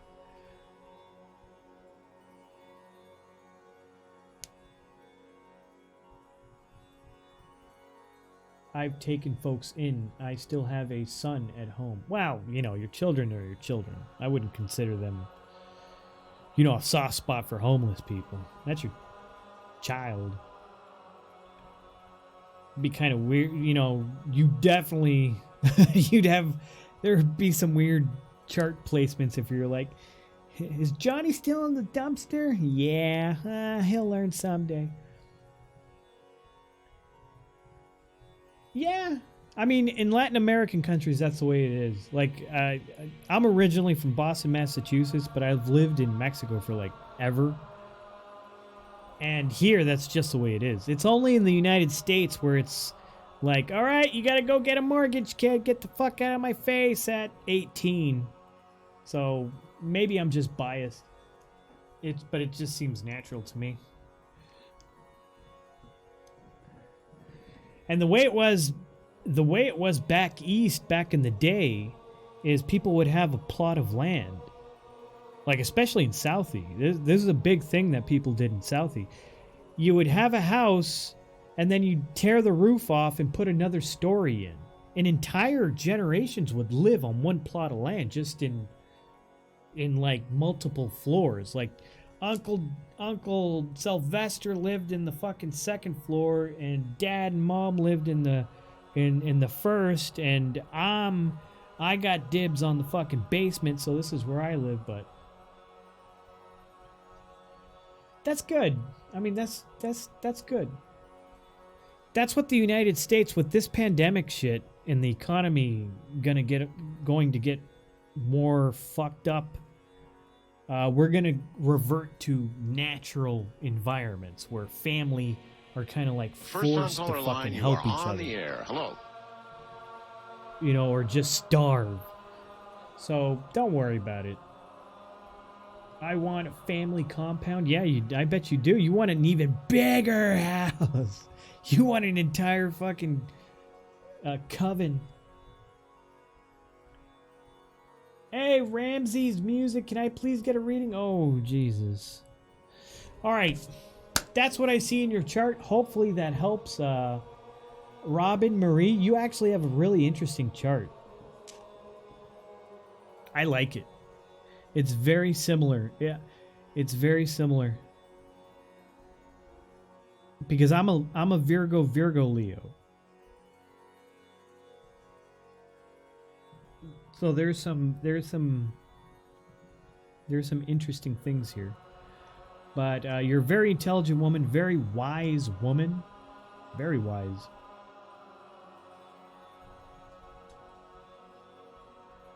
And thank you for letting me read your chart. Hey, no problem. All right, well, I'm glad. Okay. All right, so let's see here. Is Obscura still here? Are you still here? Sarah Obscura. What happened to my chart? Did you change your name?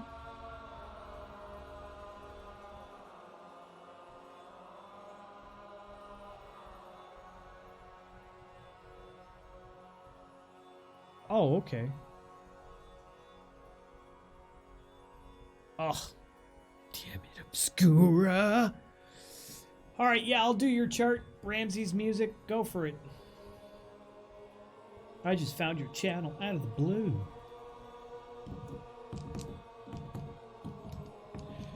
Yeah, on Thursday night, Friday mornings, we take a look at Vedic astrology. And every other night we have like conspiracy or paranormal. We look at all kinds of stuff.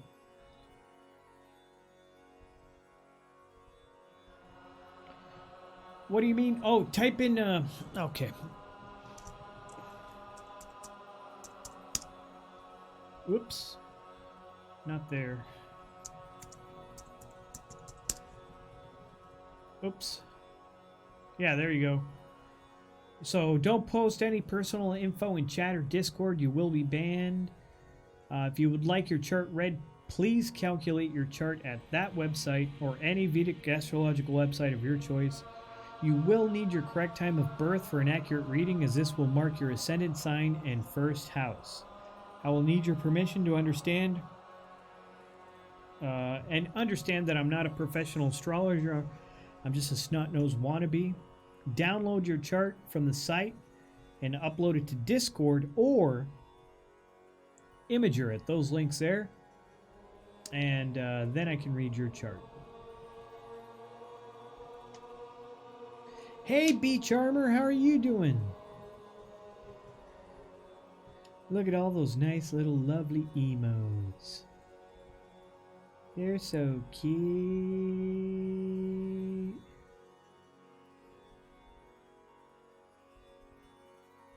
Next week, if you do them, my dad would like his red purdy, please. Yes.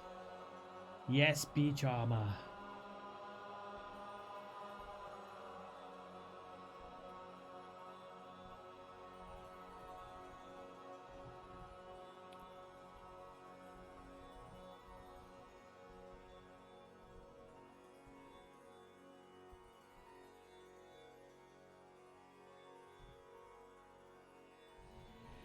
I am. I'm doing pretty good. I'm having a good night. Hopefully I didn't insult every single chart I read. I try not to, but I gotta lay it out the way it is. Especially with Leo.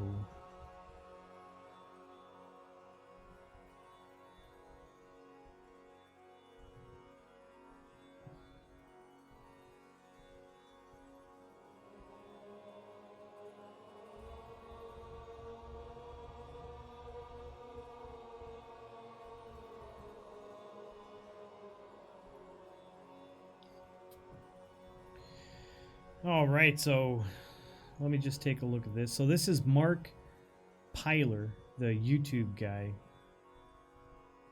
He's a Gemini, Aries, really? Oh, well, you're here first.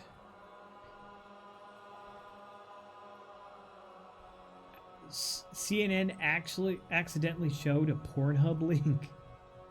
All right, so Ramsey's music. Do I have permission to read your chart live on stream? Keep in mind that I'm not an astrologer. I'm just a snot-nosed wannabe. Despite that fact, there might be things in your chart you're not aware of me being able to see. And would you like the reading clean or raw?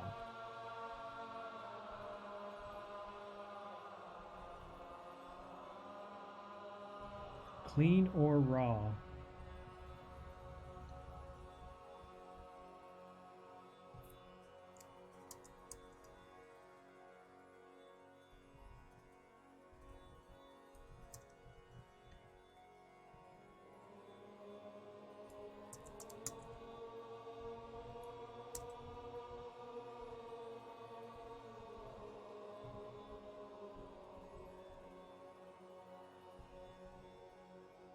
That's okay, I don't care.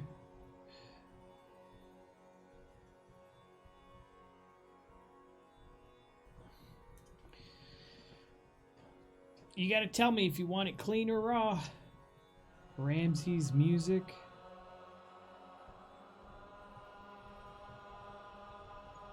Raw?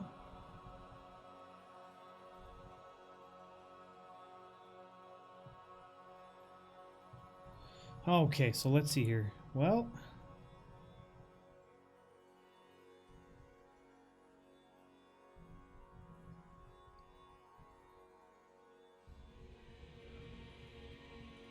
oh boy. Oh boy. Holy moly. All right, ladies and gentlemen, we have a Capricorn, Sagittarius, Pisces. So what is Ascendant? Ascendant is the constellation that was rising in the eastern horizon, right where Earth meets air, the moment you were born on Earth. And that is the sign of Capricorn. Are you male or female?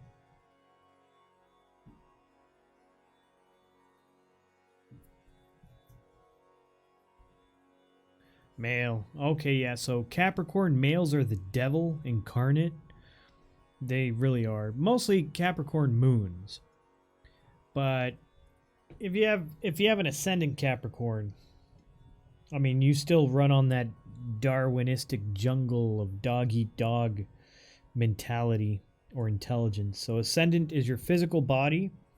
Ascendant is your head. That little swirl on your head, that is how you're connected to this realm. That is your ascendant. And that is, you're that of a Capricorn. So Capricorn is cardinal earth, moving earth. And you just have to understand Capricorn, you have to think of a time lapse. Just think of a time lapse of an animal dying, inflating, bursting, getting filled with maggots, then turning into bones and all that goop seeping into the earth, and flora rising out of the goop all rapidly. That's Capricorn. Capricorns are also very patient because they live in that time lapse of sad, melancholic, just nature at its most vicious. And let's see here. So that is your ascendant. That's your ascendant is your make and model. It's your physical body, it's your firmware, how your life path works on this earth. Now your sun sign is your ego. Your sun sign is your father. Your sun sign are your bones. Your sun sign is your health. And that's in the sign of Sagittarius. So Sagittarius men don't like weak people. Sagittarius is mutable fire. It's like a campfire. It can give comfort or it can burn down villages. And Sagittarians do both. So Sagittarians, once Aries conquers, it vanquishes. And then they bring in Leo to sit on the new conquered throne. And then they send out Sagittarius to re-educate the newly acquired population. They build colleges and form inquisitions and beat people into submission and teach them how to live. So that's what Sagittarians do. They are delegators. They like telling people what to do. They can also be blunt as fuck. They can say shit in ways that people don't really appreciate being told that shit. Like, you know, if you wear a hat, you wouldn't look so bald. Hey, Jamester224, thank you for that follow. And so yeah, that's First time caller Sagittarius. line, you are on the air. Hello. Hey, they don't like weak people. They don't like bullies, and they don't like victims. They think both are fucking weak and stupid, so they get mad at both. They appreciate people who are frank with them, who tell them how it is, you know, things blunt. Okay, and then your moon sign is in Pisces. That is one hell of a fucking moon sign. So Pisces, moon is your mother, are your emotions. Moon are how your emotions form your decisions, your mind, how you think. So sun is the little observer behind this. It has no emotions. It's just observing. The guy making the fucking decisions, that's moon. That's how you think. That's how you feel. That's how you relate to people. So for example, in India, when someone says, hey, what's your sign? They say their moon sign, because that's really how you act. Other stuff heavily influences, of course, especially ascendant and even sun, but your moon shines. I mean, there's no denying the moon sign. And that is Pisces. So Pisces is mutable water. Pisces is the psychologist of the zodiac. Except this is a fucking crazy nut job of a fucking psychologist. This is not the psychologist that sits down and is like, well, how does that make you feel? And how does that make you feel? This is a psychologist that fucking senses you have a deep, hidden, repressed fucking trauma. And they just do these fucked up things. They'll do whatever they need to do to tear that fucking trauma and bring it to the surface. You could be a perfectly functioning fucking person and you get a Pisces moon in your life and they will drive you to the brink of insanity before you're like, my father never loved me. You know, they could actually adopt you and then abandon you just to bring that trauma to the fucking surface. I mean, Pisces can do some fucked up shit and they don't give a fuck. That's one thing about Pisces. Pisces does not give a fuck about anyone except themselves. But they truly care about people at the same time. That's why you have the good fish and the bad fish. You have one step this way, one step that way. Pisces are nothing but raw fucking emotions. They don't function on logic. They don't function on anything but emotions. That's the way they do shit. That's the way they do shit. So it's all about themselves, but at the same time, they really care about you. It's really hard to fucking, it's like, oh my god. But Pisces are some fucking victim motherfuckers, man. I mean, they could say the most nastiest fucking shit. They can be the biggest fucking assholes you could ever fucking have to deal with. And then you say one little thing and you hurt their feelings. It's like, why did you say that? You really hurt me when you said that. It's like, motherfucker, what do you mean? You've been fucking with me forever. Or they could be all dramatic about shit. And then you get up and it's like, and they're like, calm down. You don't have to fucking get so angry. It's like, motherfucker, you're always fucking angry. That's the way Pisces is. But Pisces, you can't hate them because they really truly care about who they care about. They're like the ocean.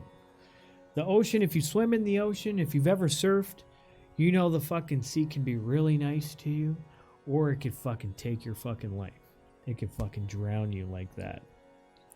It's like the tide. Leave something marvelous, gold, and then the tide could leave you a fucking, you know, jellyfish that's gonna poison you. I mean, Pisces, they don't know what the fuck they're doing. They're just in it for the ride. They go with fucking feelings. Angry, I hate you, I love you, get the fuck out of my face, call you over. Hey, you want to hang out? 2 minutes later, it's like, dude, I'm tired of you. Can you just fucking leave?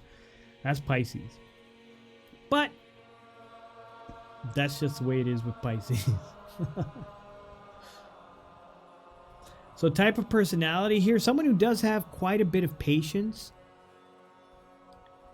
Someone who likes telling people definitely what to do, and someone who is ruled completely by their emotions. I mean, whenever I see a fucking Pisces moon, I'm like, that motherfucker is ruled completely by their emotions. That's just the way it fucking is. You guys have no fucking idea. Both my parents are Pisces moons, man. I am one traumatized motherfucker, let me tell you. Most serial killers, guess what they are? But at the same time, they're like the greatest people. They're the most loving. I mean, they'll kick you out of the house at one point, but they'll be the only ones to be there for you at a certain moment. They're unpredictably just totally chaotic. You can't hate them, and you can't. I mean, it's just. I guess they're all right. I guess they're all right. I'm sorry. No, they're both great parents. I love them to death, but oh my god, man, you guys, you Pisces moons, man. Let's see here. So let's take a look.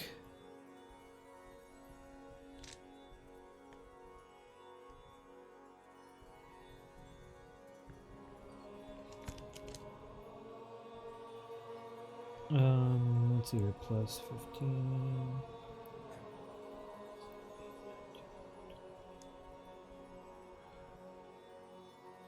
Okay.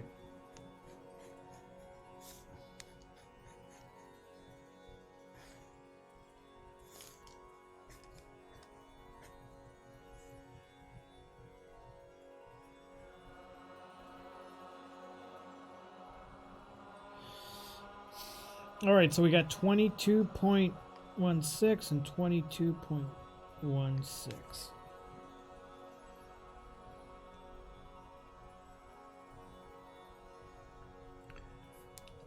Oh, god damn it.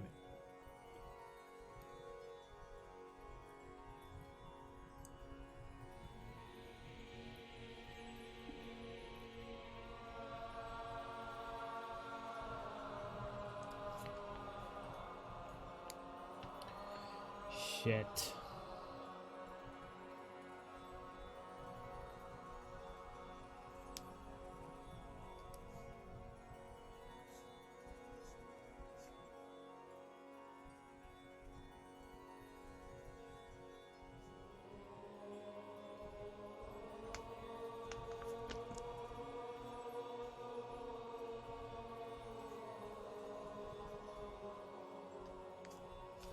I'm gonna try that, see if it's correct, but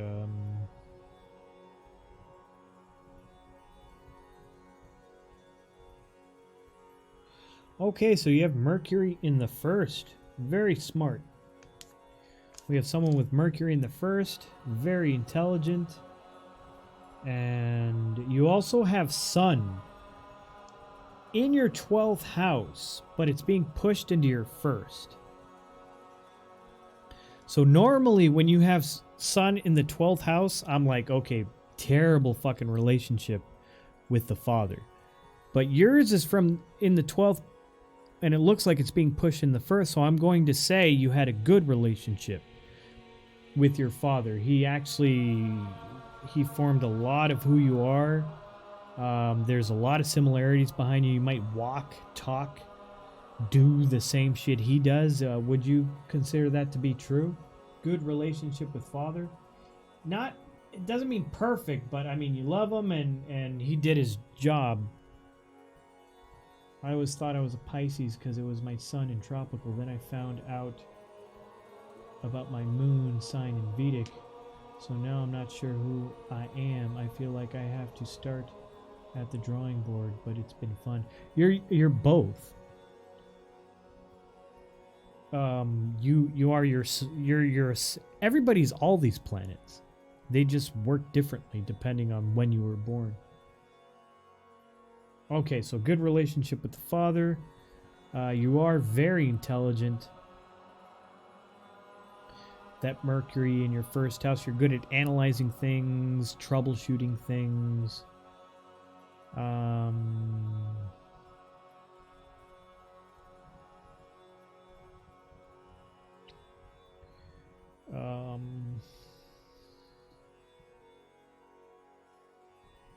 Shit. Oh, wait. Alright, I don't know where to place this. I don't know where to place that Saturn. It's in Aquarius.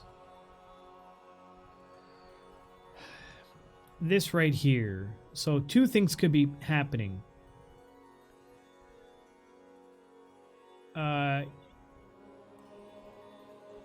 You might be a serious type of person, someone who doesn't really go out and have fun all that much. Or you had a very impoverished, very poor early childhood, not that much money. And there might have been some separation from the mother.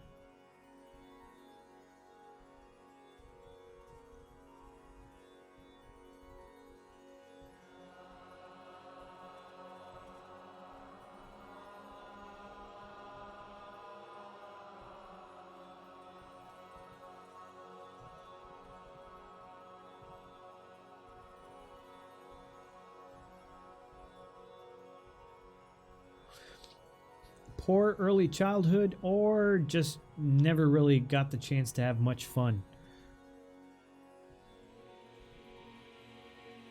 Someone who would like rather stay home.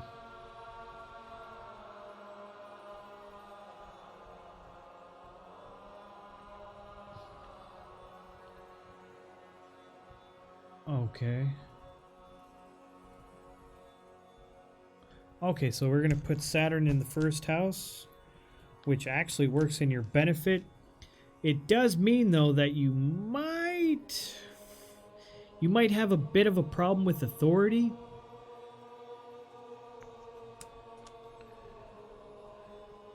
There might have also been complications at birth, like having the cord wrapped around your neck. But actually, Saturn is kind of functioning in a benefic.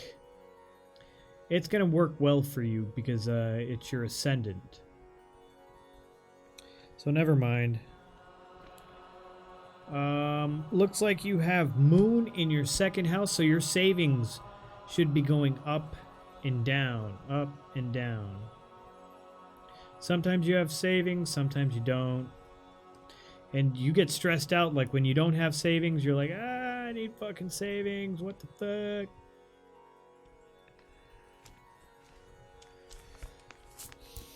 Or if K2 is in your second house, you don't care about money at all. You're like, whatever. I don't even want to eat sometimes. Eating sucks too. But I'm not sure which house these are falling in.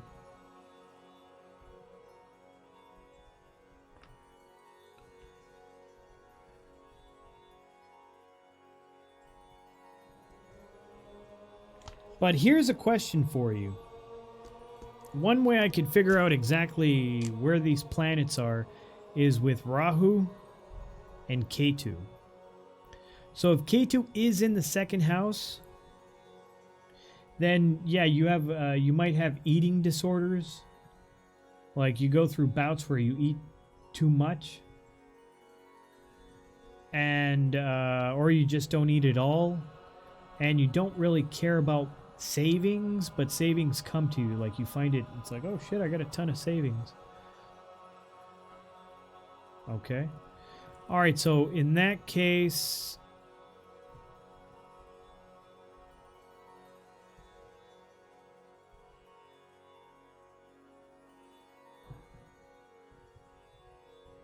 okay with savings, don't have a ton.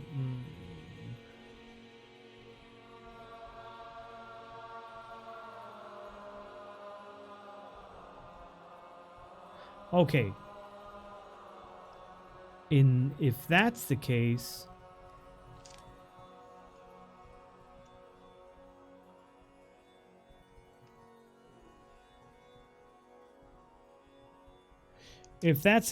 then you're kind of a natural at hobbies, like not that you like doing hobbies, things like streaming, social media. You're kind of a natural at it, but you'd rather not be doing that. What you're interested in is idealism.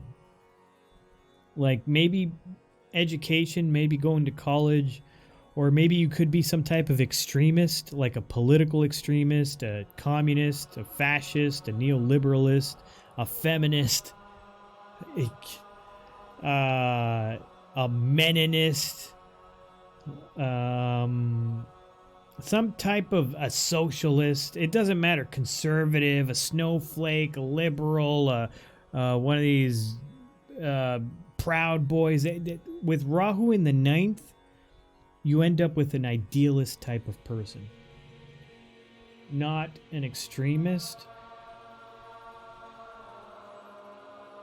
I hate all extremists. I love the gray area. Okay, so maybe Rahu is in the 8th? Okay, so you're very interested in the occult, illicit activity.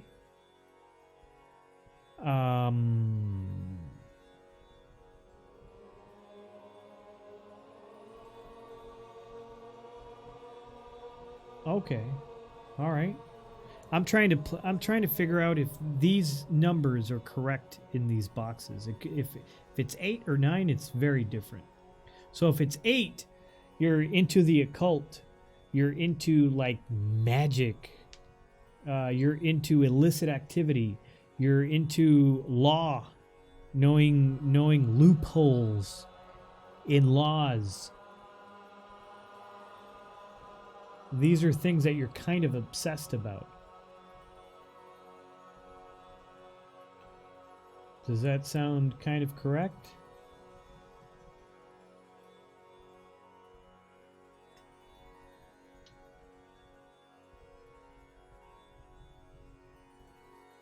Magic, someone is summoning me? Kinda? Okay. Alright, so I guess that is in the 8th. Alright, yeah. So you don't really care that much about money.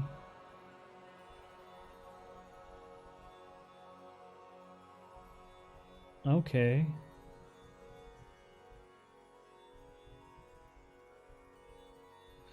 I guess that moon is in the 2nd house as well. That means that Mars is in the 7th, so you've probably faced relationship issues, and you have a strong desire for relationships, to be in a relationship.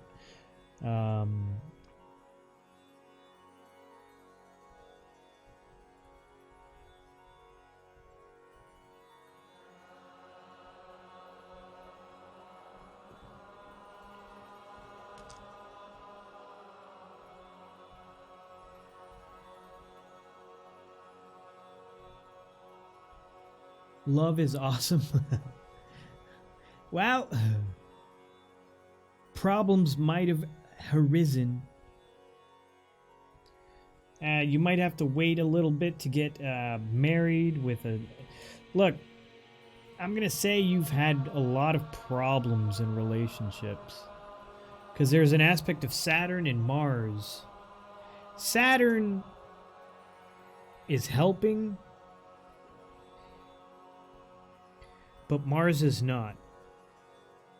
So there have been a lot of conflicts. Bit of conflicts in relationships. And if there haven't been, you better strap in. But those conflicts should resolve later on in life.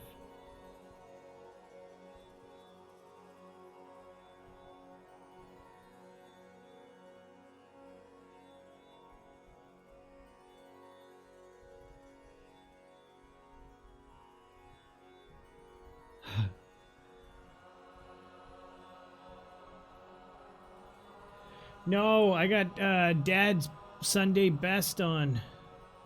Because I didn't have time to open a grandma's bosom. Alright. So then we have Venus and Jupiter. Wow, two benefics. Are they really benefics? Yeah, I guess they are really benefics. Ooh, shit.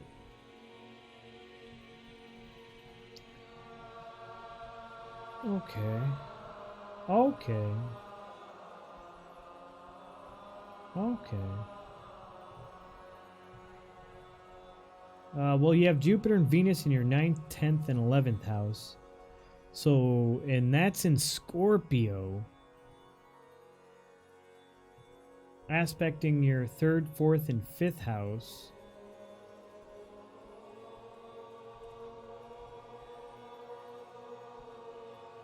Huh.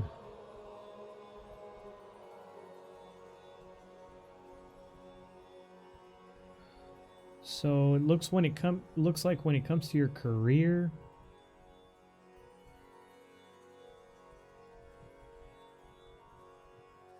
I can't really tell.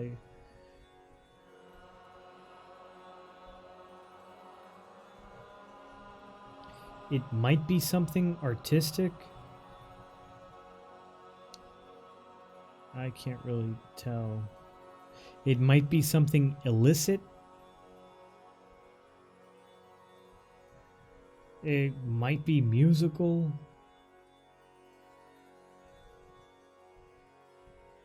I can't really tell. It's Scorpio, Jupiter, and Venus. Jupiter and Venus. It might be something you've studied for.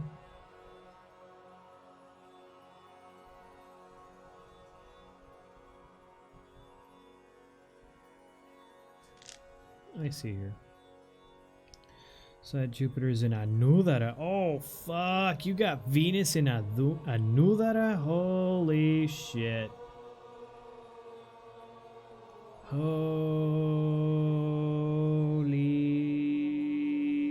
shit. Yeah, when you got Venus in Anudara, that means, holy shit. That means you fall in love really deeply. Like, really deeply. That's kind of, pretty much means you're like super intense in relationships.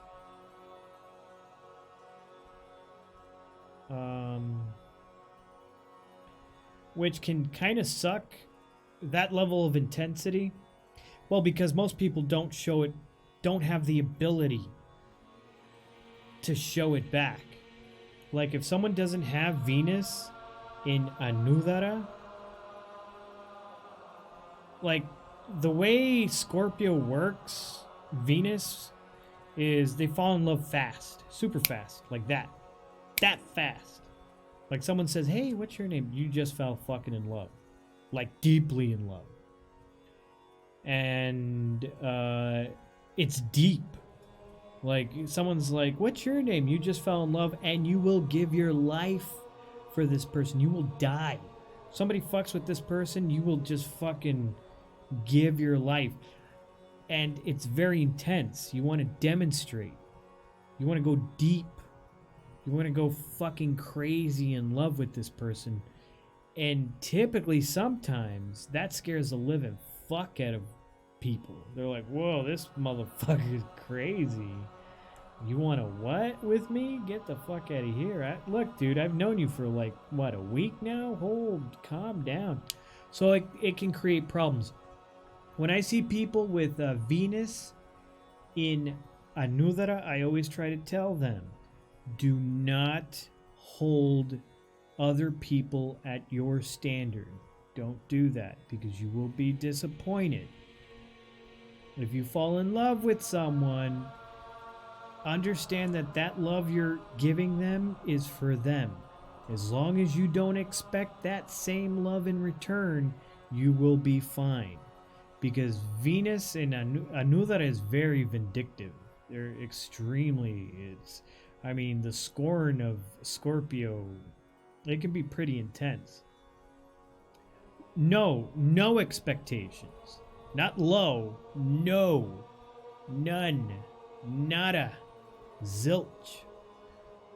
You have to just love people, and if you end up happily ever after, great, but do not expect the same in return, or you will be like, you will just get your, hopefully you meet someone and you live forever and ever and never happily ever after, but just don't expect it. If it happens, fantastic. If you love a person that deeply, love them that deeply, but don't focus on, hey, you're not giving me what I give you, because they can't.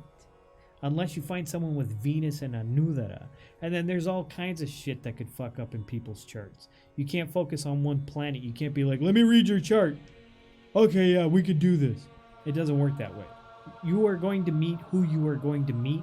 You are going to pay back whatever karma you need to fucking pay back. So don't try to force relationships. That's what astrology is good for saying, oh no, this bitch crazy. That'll help. You see someone, you see certain charts like, no, fuck that bitch. She's fucking crazy. That's okay, but if you're not going to find Miss Perfect in a chart. So just love who you love, and if it's return, fantastic. But don't hold people at your standard, because that's just fucking ridiculous. Like, too many expectations? No expectations. It's simple. If you love someone, love them. That's it. If they don't love you back, get over it. Move on. But you can't, because Venus and Anudara is very vindictive. It's like, I love this bitch so fucking much, and she doesn't love me the same in return. And it just destroys you from within. It's like, it's so sad. You feel so bad. You can't fucking do that.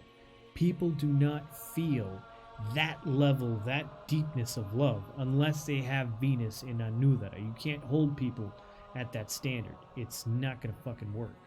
But if you love someone and they're like, yeah, later, dude, I don't like you anymore, be like, well, you are not worthy.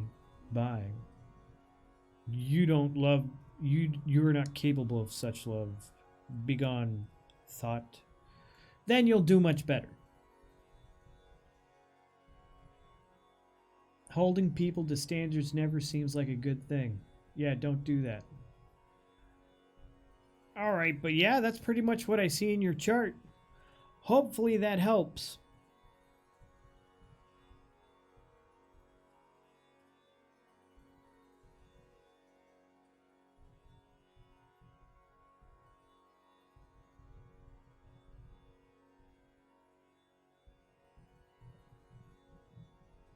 This is the same chart, just in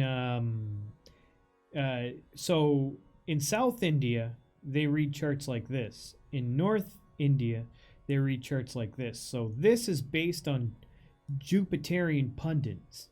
This chart is supposed to instill wisdom. So you're using your logic when you look at this chart. This chart is based on Venus, so it's more beautiful. You have your Kendra in quadrants, and you have your Tricone in triads. So it's more beautiful, and it's based on beauty, and it's supposed to instill intuition. So they provide both of them. There's also an East Indian chart that uses a combination of both of these, and a really cool chart. I like that one the best, but they don't provide it here, so I'm really out of practice from using it. But my favorite is the East Indian chart. This one goes counterclockwise. This one goes clockwise. Yeah, sure. What's your question?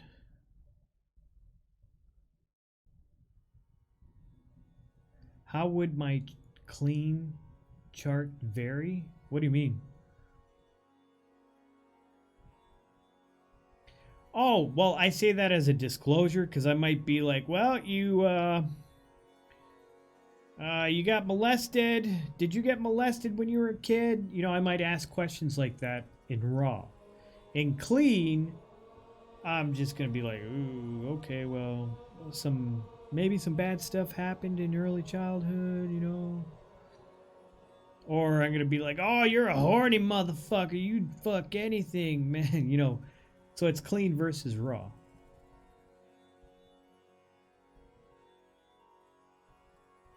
Would I be a serial killer?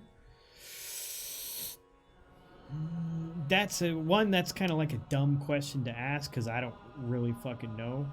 And living your life off of what some idiot on Twitch would say, like, you know, not sleeping, like, I'm gonna kill a whole bunch of people. No. What I will say is that you're a Pisces moon. There's millions and millions and millions of Pisces moons, and they function off of raw emotion. Your mind looks fairly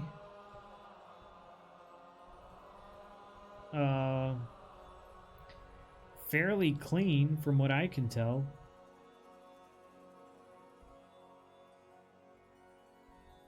I don't see typically when you see moon afflicted by Mars, by Saturn, by Rahu, and these are all functioning malefics and they're hitting your moon, you'd know it. You'd know it. If you're getting, I mean, if you can't, if you're fucking grinding your teeth because you got voices in the back of your head and you're fucking cutting yourself to relieve the stress, there's something fucking wrong with you. All right? But if you're just living your everyday life, you're fine.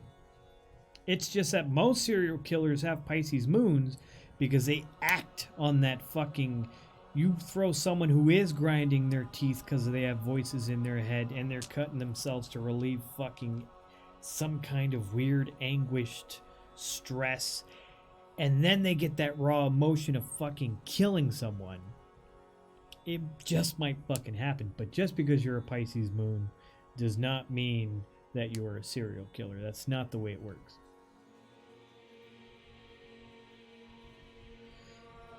Can this tell me anything about my future? Or is it more... I do a personality breakdown because I am not qualified to talk about your future. I will say that most likely you're going to have a very good career. But I will say that most likely you might have to wait a while to be married.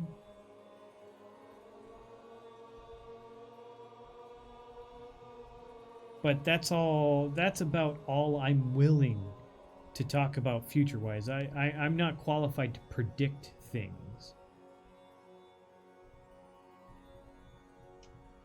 So I just do a personality breakdown so you can see that astrology, there is something to astrology, and then you can do your own research.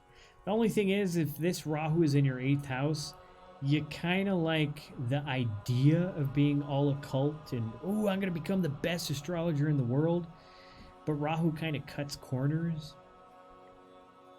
He cuts them corners, so you might get tired of it and be like, fuck this. All right, well, hope you enjoyed that Ramsey's music. Thank you for letting me read your chart. All right, so Sarah Obscura, are you there? Are you there, Obscura?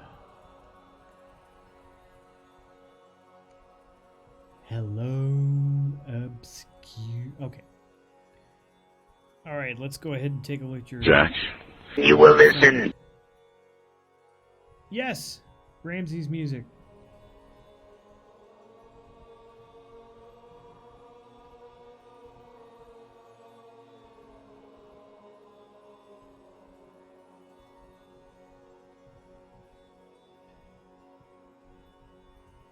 Oh, okay.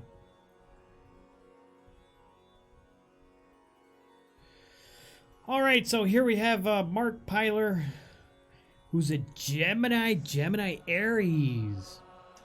Okay, so Geminis are very good at communication. They're very funny. George Carlin, they're just very good. They're masters of communication. They really are. And that's why he's always talking like this. And, you know, he's just good at what he does. He has an Aries moon in Brahini, so he's very childlike.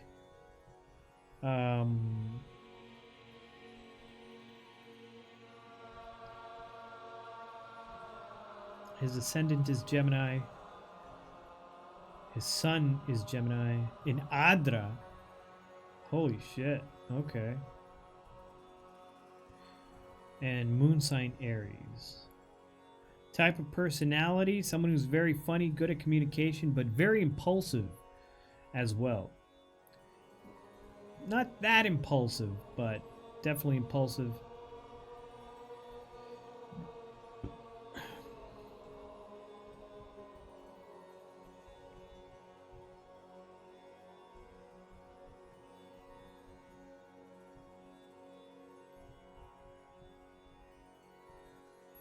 Okay, so let's see here. So he definitely has moon in his first house. That's good for fame. He has Saturn in his 7th house, which is really good for dealing with other people. Really good. He has a strong desire to end up in a relationship, but that's going to take a while.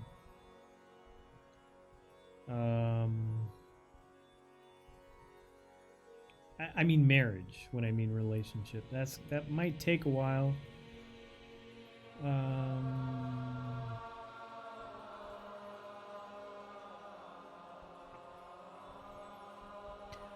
Oh shit. He also has Jupiter in his first house. So he's kind of like a social outcast. Very intelligent. Very intelligent. Very wise. Not smart, like, oh, he's figuring shit out. See, Mercury intelligence is like a rat in a maze. It figures shit out. Jupiterian intelligence is like, I better ask my grandpa what I should do about this girl. That's wisdom. You know, someone you don't even consider intelligent. They just know shit and you don't even question it. That's Jupiterian intelligence. Hey, thank you for that follow. So he's actually a really wise guy. His logic is kind of backwards, though. Like, he's got Mercury in his 12th house. So his logic, that's what I was talking about, that analytical ability might seem strange. It might be like, huh? Okay.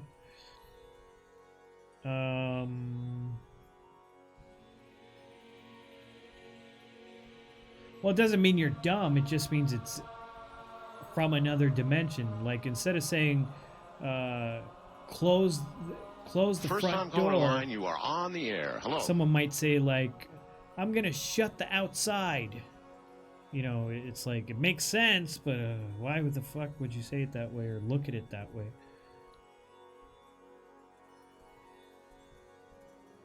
He almost became an engineer, but quit because his YouTube was taking off like crazy. Damn. Let's see here. So his second house, he has Venus and Mars in Cancer. He's got a debilitated Mars. He's got a debilitated Mars. That's hurting him somehow because he's a Gemini ascendant.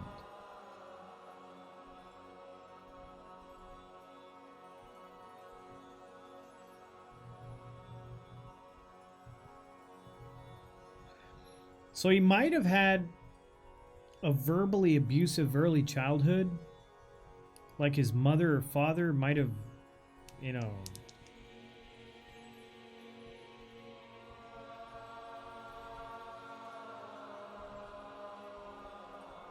really laid down the law.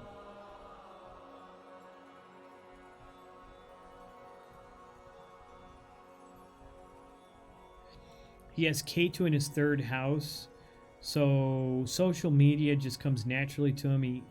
It's actually something he doesn't like doing all that much. Wait a second. Wait. No, yeah, that's right. He has K2 in the third. He also has Rahu in the ninth, so he's a feminist for sure. No, but he should be someone who's like really interested in academia, or someone who is an idealist, like a communist, a fascist, a feminist, some type of extremist. In some way.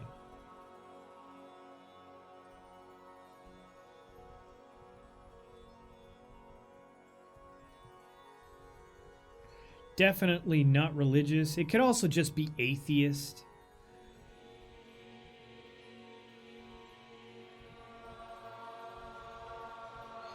He will go back to school. I'm pretty sure he's going to go back to school and finish his degree, become an engineer. An anusist. I've seen that guy back when he used to play video games, like shitty little demos, and I don't dislike the guy. I think he's actually very funny, but I can't stand that channel. Like, that is not the... If you're wondering, I'm just telling you, Obscure, if you're wondering why I'm always like, I'm not gonna watch that fucking video, it's because I don't like that shit. I'm whenever I see a fucking YouTuber, I instantly want to fucking barf. Like, I really want to barf. When I see PewDiePie, I don't go like, oh, I better watch this fucking chapter, whatever the fuck. I'm like, get the fuck out of my face. When I see Shane Dawson, I literally just want to fucking erase his existence from my mind. Mike Palmer, I think he's a really funny, talented guy. I just don't want to see his fucking shit. I've tried and I get fucking bored. It looks like mindless, dumb shit. That's not even slapstick. It's not even slapstick. I like slapstick. I'm not saying I'm highbrow and I need to be intellectually stimulated to find something funny. No, I love fucking slapstick. You give me fucking slapstick, I will eat it up like fucking ice cream. That type of humor, though, the live improvised, hopefully this doesn't turn out to be dumb shit, really fucking just bores the fuck out of me. Thank you very much, Loki Bomb, for the 100 bits. I appreciate it. I really appreciate it. And now I know why. Because he doesn't want to do it. It's not his fucking thing. He doesn't give a shit about his channels and stuff like that. It's not that he doesn't give a shit. Obviously, it comes to him naturally. He's very good at it. He dominates it. But he doesn't want to do that. He wants to be the engineer. He wants to be the engineer. His hobby just makes him a ton of fucking money. And like, he has the fame. And he's receiving an aspect of Rahu, which also increases his fame. But he wants to actually be something. Whatever his ideal is. And that's probably why I don't enjoy watching the guy. It's like, he just looks like, hey, let me just get up today and talk like a fucking idiot because I need to make fucking money and people don't stop coming, so why would I stop? What am I gonna do today? Who gives a fuck? Apparently these motherfuckers will watch anything I fucking do. I could even threaten to close the entire fucking channel in a year and people will flock like fucking geese. I mean, that's kind of how I picture Mike Palmer, or whatever his fucking name is. Alright, but but he has his moon in the 11th house, so his gains actually go up and down. Sounds like fucking YouTube. He's probably not making as much as he used to with ad block and shit like that. I mean, YouTube's such a fucking dick, man. I would hate to, like, my entire livelihood depend on that shitty fucking platform. That narcissistic fucking I am God fucking platform. I hope. You know, sometimes I just hope we get hit by a fucking Carrington event fucking solar flare just to see fucking YouTube disappear off the face of the earth. They're not a good fucking search engine anymore, so there's no reason for them to be around. Can anyone give me a good reason to have fucking Google now that their search engine doesn't fucking work? Because the only reason I used Google was because they were a search engine that fucking worked. I had dozens and dozens and dozens and millions of fucking pages. I could fucking type in dog and I'd get millions of pages. Now I type in dog incorrectly and it says, "We're sorry, no search results." You telling me nobody on this fucking planet accidentally fucking made a page with dog incorrectly? Get the fuck out of here. So YouTube fucking sucks. I don't understand how to upload my chart and imager. Well, don't worry about it because I'm not doing any more tonight. No zieta. Not to be rude, but I've been doing this since a long time ago. I'm tired and I'm hungry. But if you upload it and want to come back next Friday, Thursday night, Friday morning, I'll read it. I understand it can be draining. Yeah, no more tonight. I uploaded it in Imager and then sent it to Discord. Then it worked for future. But yeah, that's Mike Palmer? Mark Palmer. Shit. This is an interesting looking chart. He's a really smart guy. Like, he's a really smart guy.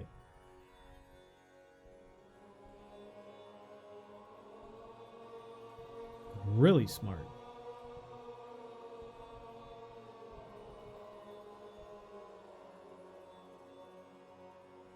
Let's take a look at his wife. Wow. So his wife is Jupiter. I mean, it's he's gonna meet her most likely. She's from maybe early childhood.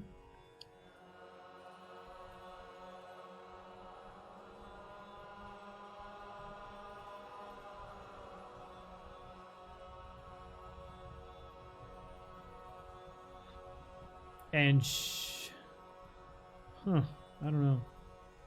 She might be from a foreign land. I don't know. Oh wait, what? I'm getting something. It's. I think she's gonna be from Canada, and she's gonna be.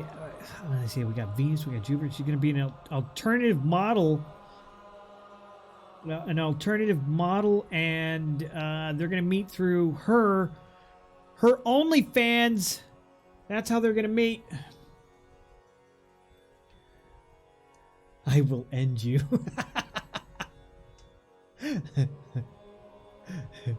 Hey, I'm just reading the guy's chart. I'm just the messenger. Don't shoot the messenger.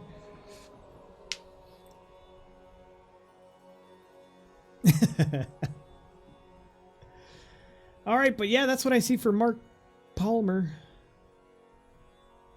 He's definitely got some karma to pay, though. He's got a bit of fucking karma to pay. He's a really smart. He's a pretty smart guy, though. I'm trying to see. Let me see here.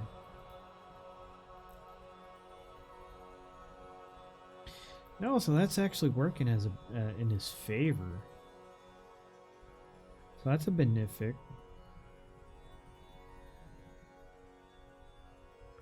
That's neutral. That moon is not helping him whatsoever. So Cancer. I think this guy has problems with his mother.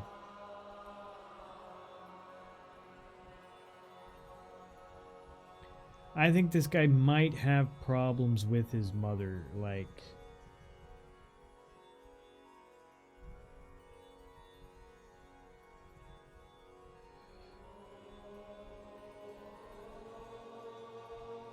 Like, his relationship with his father is obviously much better than having Cancer in the second house with... Oh, wait a second. Wait a second. I'm misreading this. Give me a second, everyone. I'm misreading this.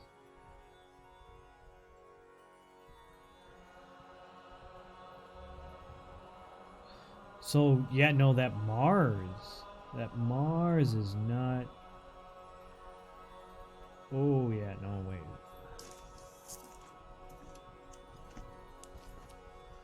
I got some new rules, some new things I'm looking at.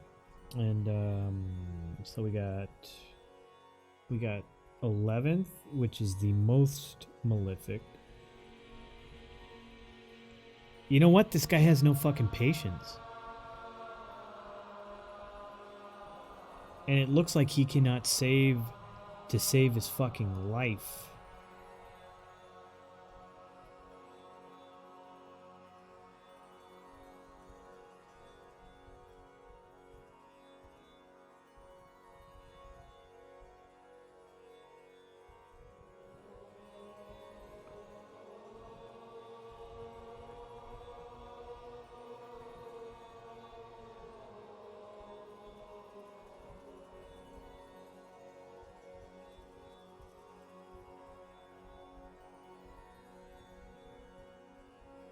He probably paid a lot through his charity work.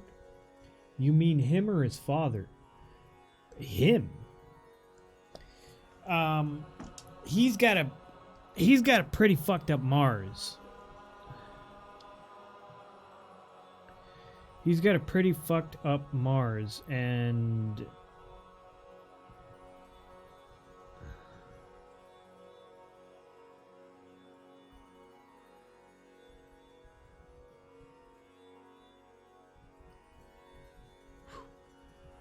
yeah, no, he's got a bad Mars. I'm not sure what it means, though. I'm not sure what it means.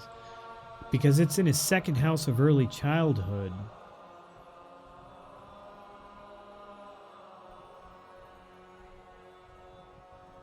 I don't know if it has to do with his early childhood. I mean, it has to do with everything. Family lineage, early childhood, savings, acquiring assets. So he might have... I mean...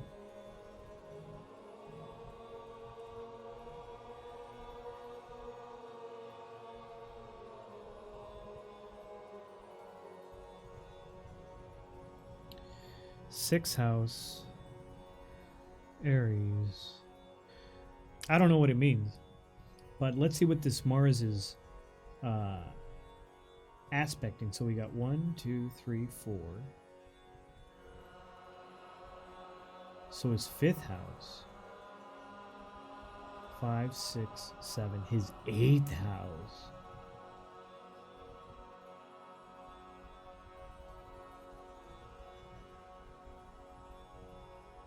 And his ninth house.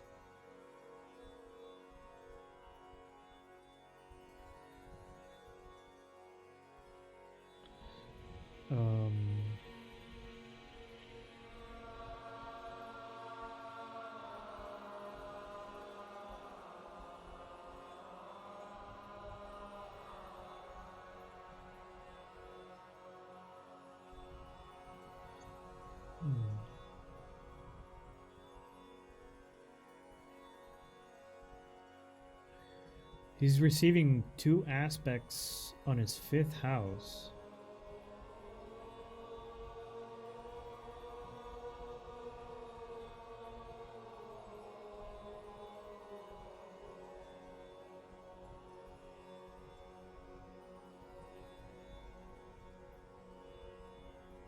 On his fifth house. Fifth house also has to do with father, but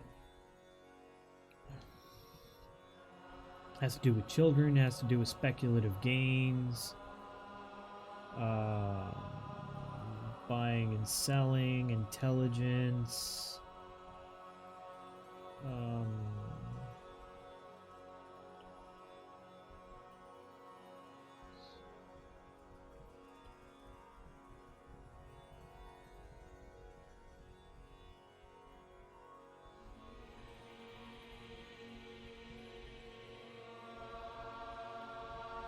If I had to say what?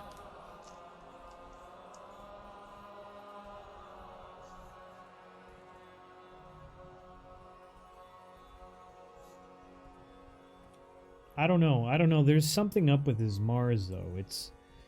It's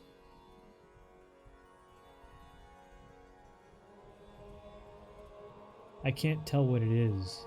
I think it has to do with his mother.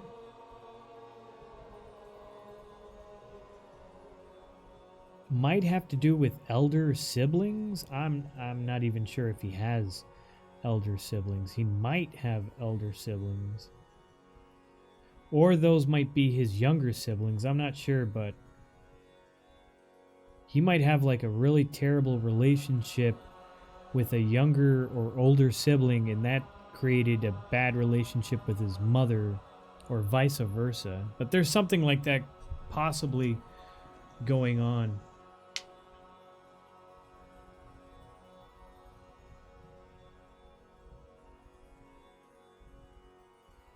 I'm looking for the King of Mars. He has a brother? Does he have a bad relationship with him?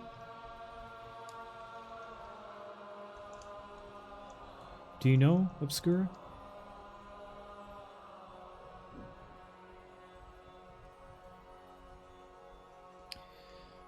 Alright, but that's about as intrusive as I'm gonna get with this guy, since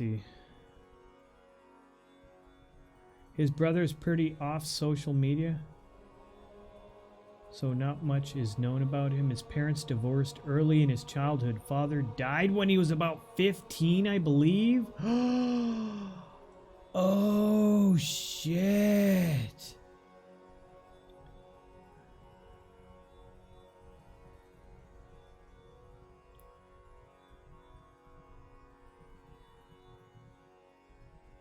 Damn. That sucks.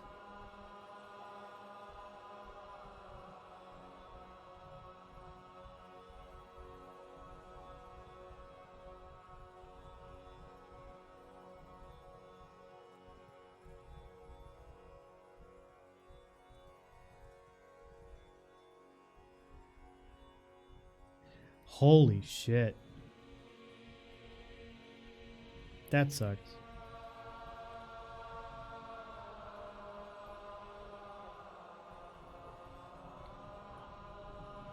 That sucks. Well, his dad was a good guy. I mean, you can see it right here in his chart. Oh, shit. There's an aspect of Sun and Saturn. So, I believe there is separation from father. And since Saturn is in retrograde, that's a dump of karma at once. He speaks fondly of his father and seems to have a good relationship with his mother, though. Okay. Alright, well that sucks. I'm sorry to hear that. Alright, well that's Mark Palmer.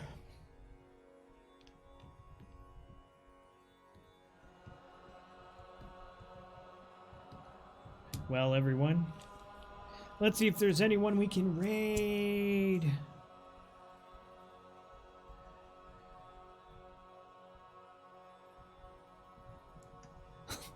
All right, Mark.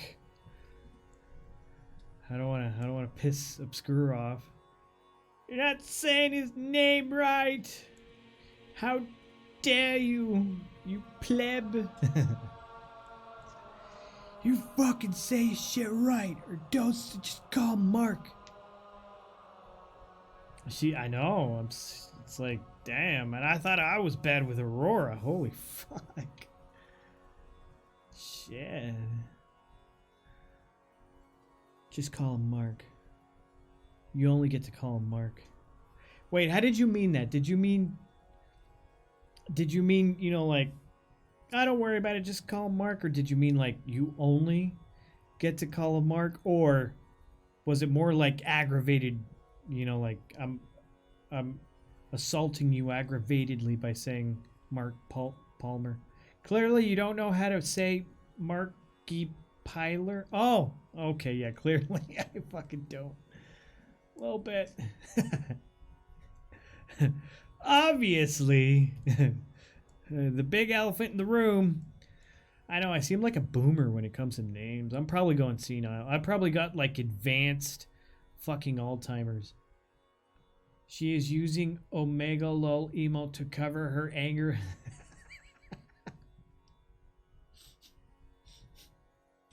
I'm just gonna drop it. I don't wanna piss Obscura off. I wanna piss her off. People can become really attached to their internet celebrities.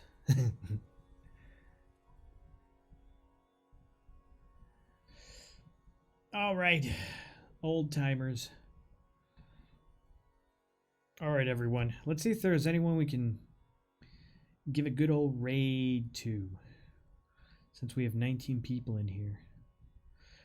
Hey, I hope everyone enjoyed Vedic Astrology. You should highlight this reading and upload it to... I'm not going to do that, Obscura. You'll get famous. Why? The guy's probably going to be like, nah, this guy's probably totally incorrect. He's probably going to make fun of me and make me look like an idiot. And then I'll lose my 19 viewers that I've worked 4 years to accumulate.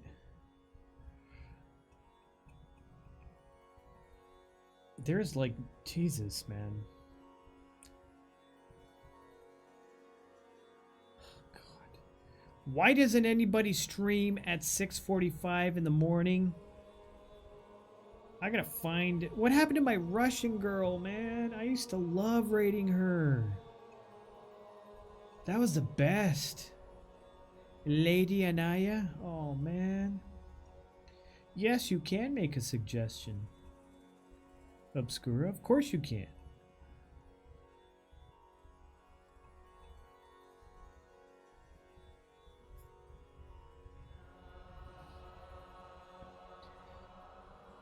Just do it. No, you highlight it, you upload it, and make me famous, Obscura. You can be my manager. On the Tonight Show, we have Jack Knight Terror. Is that even a thing anymore? Oh. Oh, God. No, I don't want to do that. First, it's intrusive. Two, this guy's going to be like, hey, dude, that's kind of fucking personal. Use your OBS, record it, and then upload it. If you get famous, I want half. If you make a ton of money, I want 70%.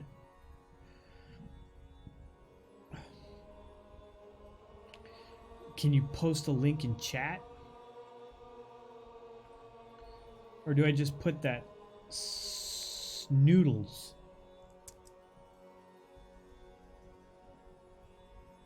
No, you can clip now. Clips are back.